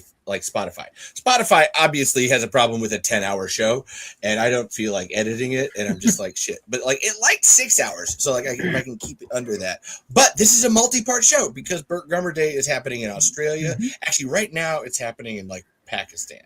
Actually, no, wait. Actually, hold on. No, it's Burt Gummer Day in England. Actually, that's where we're at now. It's Burt Gummer Day in England and in Africa. So like it's a whole 2-day thing because like actually I got a lot of outside work done, so I can stay inside because it's gonna rain the next day. So like yeah, it's a multi-parter. So you can all like stay or leave. We just got to keep it under like 6 hours, and that's it. I don't know now. Like that's we still have 20 minutes, actually 20 or 35 minutes. I actually do have positive Godzilla news. Oh. Okay, I was going to ask when was the last time you shit your pants, so this is much better. This is good. This is good. Tomorrow at CinemaCon, Godzilla Minus Zero is going to show off some footage or trailer, and it's going to and everyone thought like with the previous.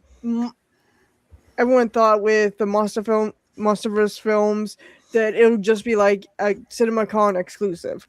No one else gonna see it except for the people at that con.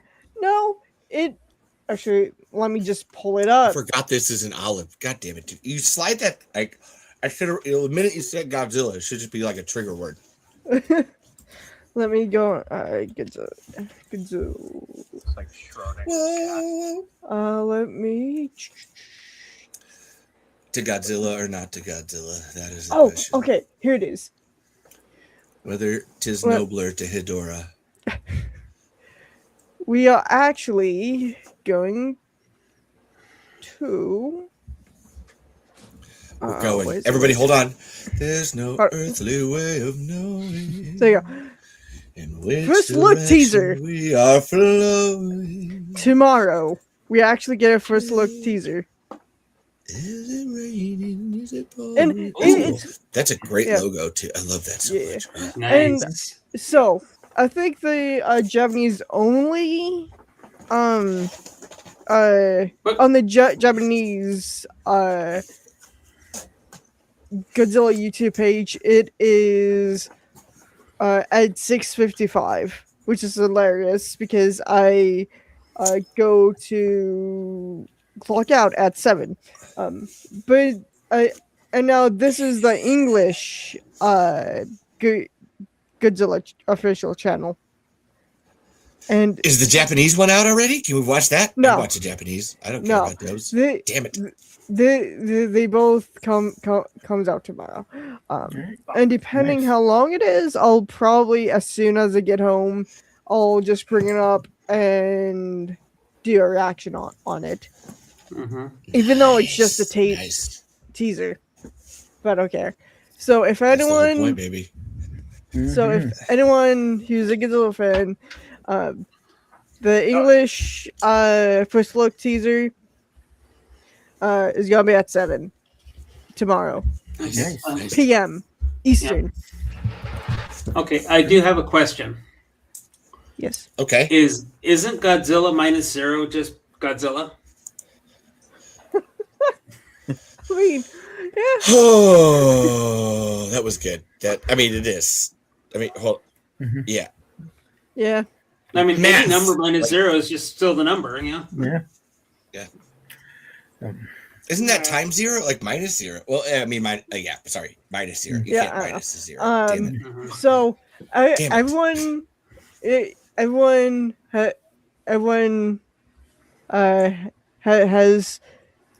has made a collective sigh of relief because we don't have to be like, man, I wish we could have seen it, because in the one trailer from Godzilla vs. Kong that we never got to see, it was made before we knew what happened to King Ghidorah at the end of King of the Monsters.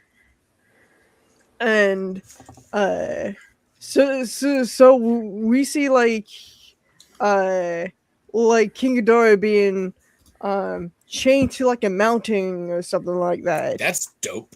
And this was this was before Wingard actually realized what happened to King Ghidorah being sort of toasted. So it's like, I want to see that, but I know we'll never see it for obvious Maybe one reasons. Day. We might one day, Dimitri. There's plenty of life left to live, and none of us are dead yet, so we're good. It would be a miracle if we get to see that trailer. I would love to see Chris's pitch. We've had Alien vs. Predator, Jason vs. Freddy. It's only a matter of time before Godzilla vs. Ass Blasters. Don't pick the wrong goddamn rectum. Coming soon to a theater near you. Dun, dun, dun. Well, folks, unfortunately, it's getting a bit late for me. Yeah, go. But that's where it's like there's a hard out. Take your time, baby. But thank you so much for letting me be on the show. This was hella fun. Had a great time getting to chat and meet with all you guys, folks. Yeah. And actually, you reminded me, like, you can plug your stuff, but I need to tell, like, always actually don't like and subscribe. I don't need you to do that. Just click the notification bell so you know when the live show happens, so you can join. That's I don't care. You don't have to like shit. Just like click that thing. That's the only thing. Because it's hard to tell people. But yeah, thank you for being here, Snarky.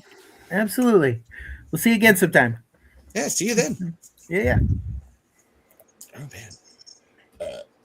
I wanted to talk about AI more. Honestly, that's where I was at because it's so complicated. But it's also sad. But also, Dimitri, Jerry, when's the last time you shit your pants? Anybody got a good shit in your pants story? No. Okay. None. I have to think back. So it's been a while.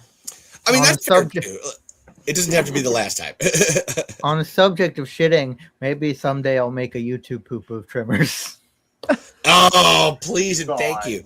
There's a bunch of them out there, which they have songs on them. It's hard to play it, but I love YouTube poops. They're good. I make some. Oh, don't leave on my bad joke. You deserve a better outro. No, the shit's not shit. Hey, Mr. Williams showed back up. Hello, William. Hello, Williams. Michael's YouTube toilet. That's my pooping channel. Did your lag catch up? Did you finally hear us talking about you, or are you doing porn in the dark? Is this like it's very dark right now? I get what Before Finn and was after saying. dark, even extra porny. Yeah. Like you thought this was kinky before. Welcome to Kairu's Kinky Catches, where we're gonna give you all the best in transsexual related needs. Y'all ever had a Graboid fleshlight? Yeah. Well, guess what? How about a Graboid dildo fleshlight, like both ins and outs? You and your partner, you get to use it. Everybody all at once. Jerry's face, right? He's just like.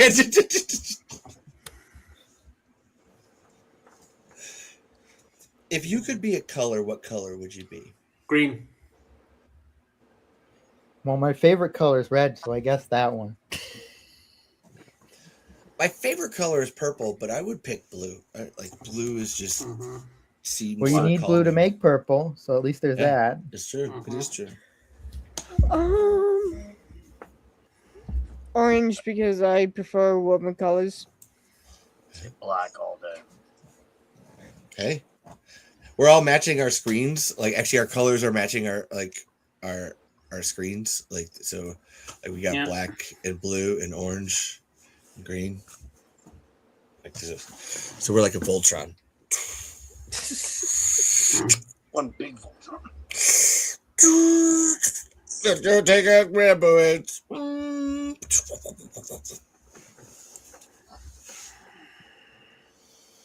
We can also breathe and meditate too. We don't have to like talk. Like everyone's just so like. Well, chill. The majority of the time I'm breathing. Thankfully. Like 50-50. I would hope, yeah. Well, you're either inhaling or exhaling. You know, one of the two. It's 50-50 chance. It could be breathing or you're breathing out. Is breathing out, like, does that still count as, like, actual breathing? Because, like, the breathing in is where you get the necessary oxygen, but you still have to breathe out to be able to breathe in? So is that still, like... Well, you have to get rid of the carbon dioxide that... See? Science. Science. Mm-hmm. Damn it, Jerry. You and your fucking science bullshit over here. Like, bringing... We did get pretty sciencey earlier on this show. What are we talking about? Chris says, I would be gray because I think life is black and white. It's all about balance and finding the truth in between. That's right, I'm more than just graphic jokes. That was a good one. That was a nuanced take. Actually, and in terms of nuanced takes, Dimitri, actually, Jerry, you'll probably have less knowledge, so we'll start with you. Jerry, who is Burt Gummer to you? Gun nut. No, he's a happy gun nut. Hey, okay. Honestly, that's kind of a good way to say it.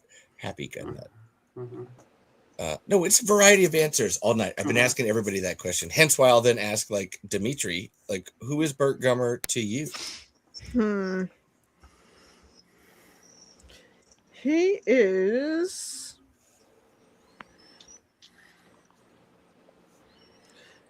a rigid but fair man. Wow. The variety of answers everybody's been given. Like, I just love it. Wow, bravo. Hey, I was going to show you this, Levi. I've taken a page out of your book for a notebook, and I just got myself this leather-bound. Yes. Oh, do you use an Aiken quill to write it? No, it's going to be like the scrambled scream of the scream of consciousness that you... Yes. Oh my God. Whatever this ends up being. Oh my. Yeah. I have a list of Burt Gummer names over here that I'm just like, that'll be fun to read back. Actually, I'll read them back now. Yeah, but it's like there's one of these big ones that's about the size of a sheet of paper. And it's like... Oh, I love that. What? Oh, actually, hang on. I love there's no lines in it too. It's just blank paper. That's the best kind of book. To give you scale, there's a $1 bill. Yeah. How much does that cost? Where did you get that? I want that. Amazon, and like it was like $60. To see, like, okay. It's as thick as a $1 bill. So. Damn, that's your there and back again. That's gonna be Jerry's life. Yeah. Listen, when you die, can I have that? Sure. Okay, cool. Everybody on this show, dibs. I call dibs on Jerry's notebook. No, I love history. I would keep that safe forever. And then, did we lose Levi? Levi's like...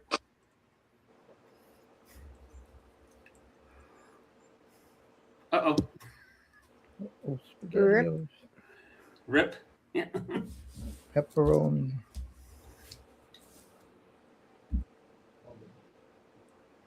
Bro.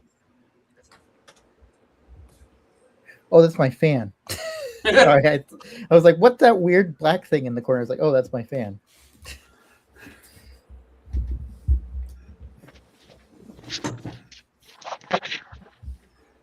The fight is just a very dramatic pause. Just a very dramatic pause. That's all. Just a very dramatic pause. Oh shit! Oh, the show's actually back. Oh, am I actually back? All right. Oh, oh shit! I was watching. That was full Inception. Sorry. When it goes out, I just start watching you guys on YouTube, so there was multiple levels of hearing there.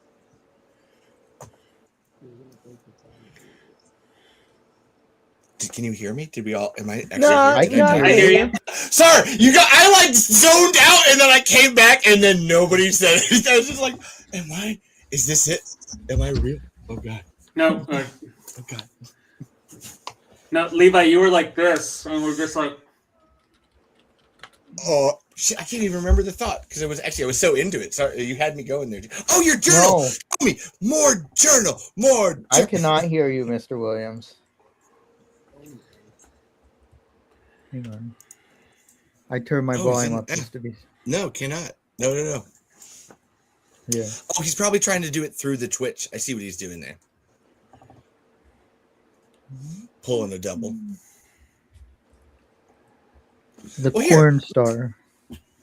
Let's keep it simple. We all have this hesitation of a moment that like we're waiting for now because I introduced the actual concept of an ending to things, but there's not a real ending. So everybody go around, tell the people where to do your things, and we'll go to part 2. It's not an ending. We'll just simply take Jerry's book and we'll flip it to the next chapter.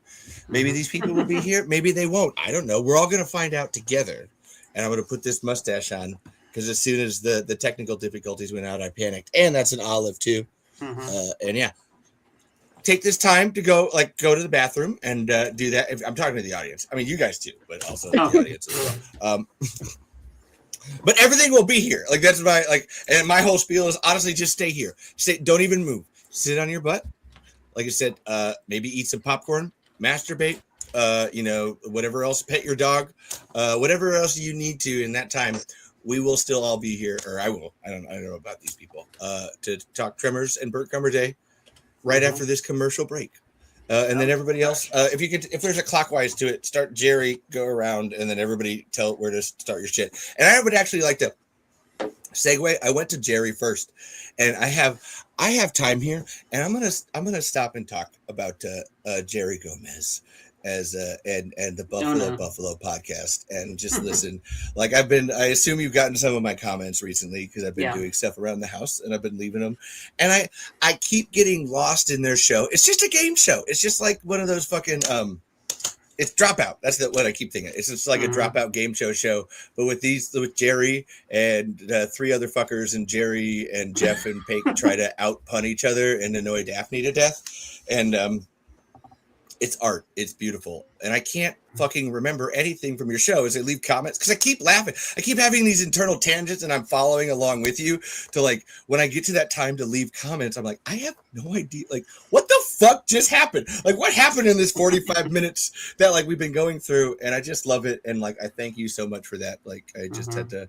So anyway, Jerry's now going to talk about where we can find Jerry and do Jerry stuff. And, well, it's not just Jerry; it's 4 of us. So, we're all equals in this show. It's like it is Buffalo available just about damn near anywhere.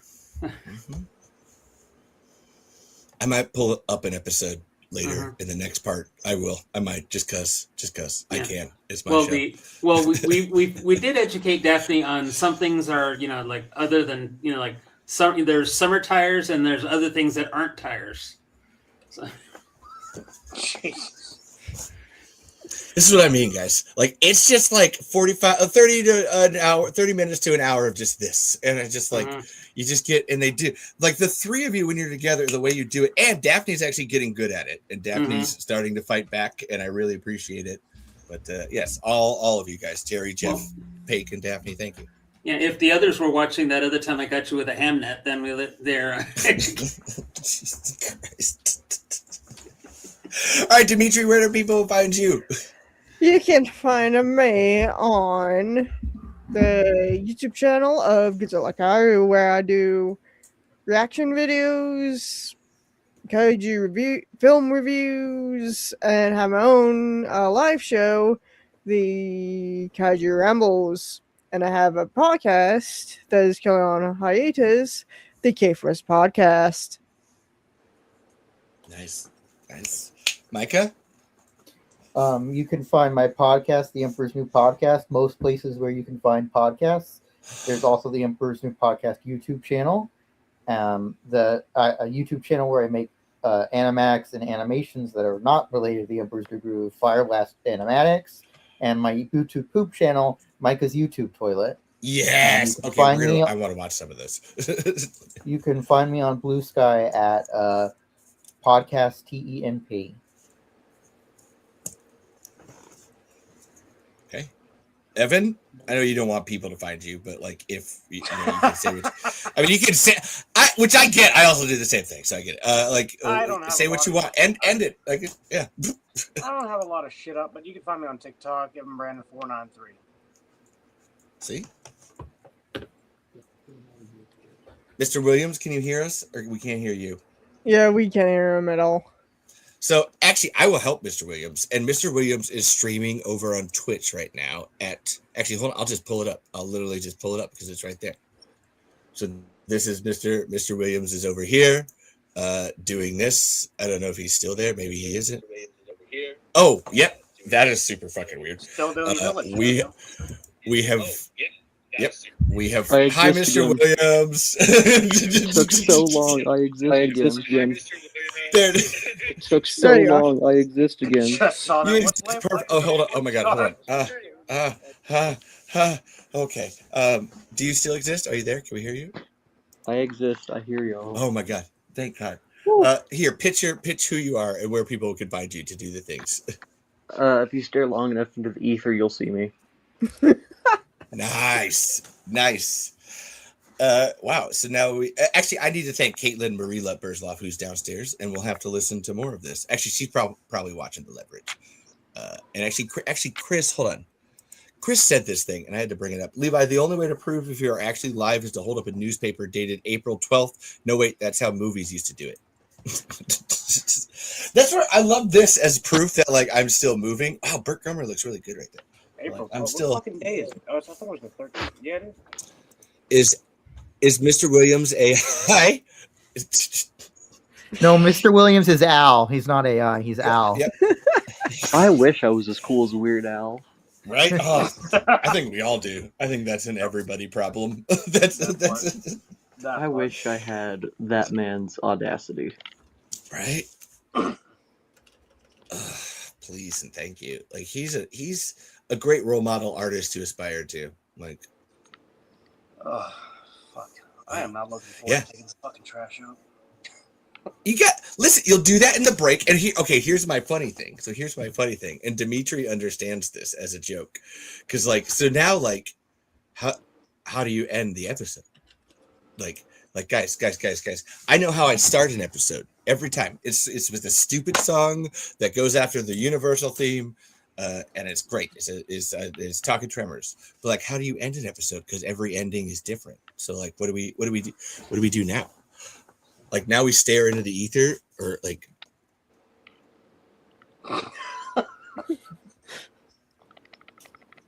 and here we go. Yeah, because I have this policy too as well that like I can't end. It can't be my word. That's the last word. It has to be like somebody else's last word. I talk too much, so somebody else has to get the last word in before this show actually like ends. Who gets the right to be the last word? Rock, paper, scissors it? Rock, paper, scissors. Fucking ain't me. Go ahead, Mr. Williams. There's Micah too. You gotta actually, Mr. Williams and Micah have to rock paper scissors each other. Jerry, I was gonna say Jerry. I didn't want to chime in, but I was like, technically, this isn't anyone who has a camera could. No, I only saw Mr. Williams play. Actually, so hold on. Jerry, and Micah, you have to rock paper scissors each other. Yeah. So you guys ready, Jerry, Micah? Yeah. 1, 2. Actually, hold on. That was too quick. Try it again. One more time. Okay. Rock, paper, scissors, shoot. Both rock. Or is that paper? I can't tell. Make a paper. Okay. I'm out. So Micah and Mr. Williams. I can't see. I'll help. I'll help you do it. Rock, paper, scissors, shoot. Scissors and Mr. Williams did scissors too, because I also did scissors. Sorry, that didn't help. Okay, ready? Rock, paper, scissors, shoot. Paper and what's yours, Micah? Lift it up. Sorry. Scissors and paper. Micah gets the last word. Fork.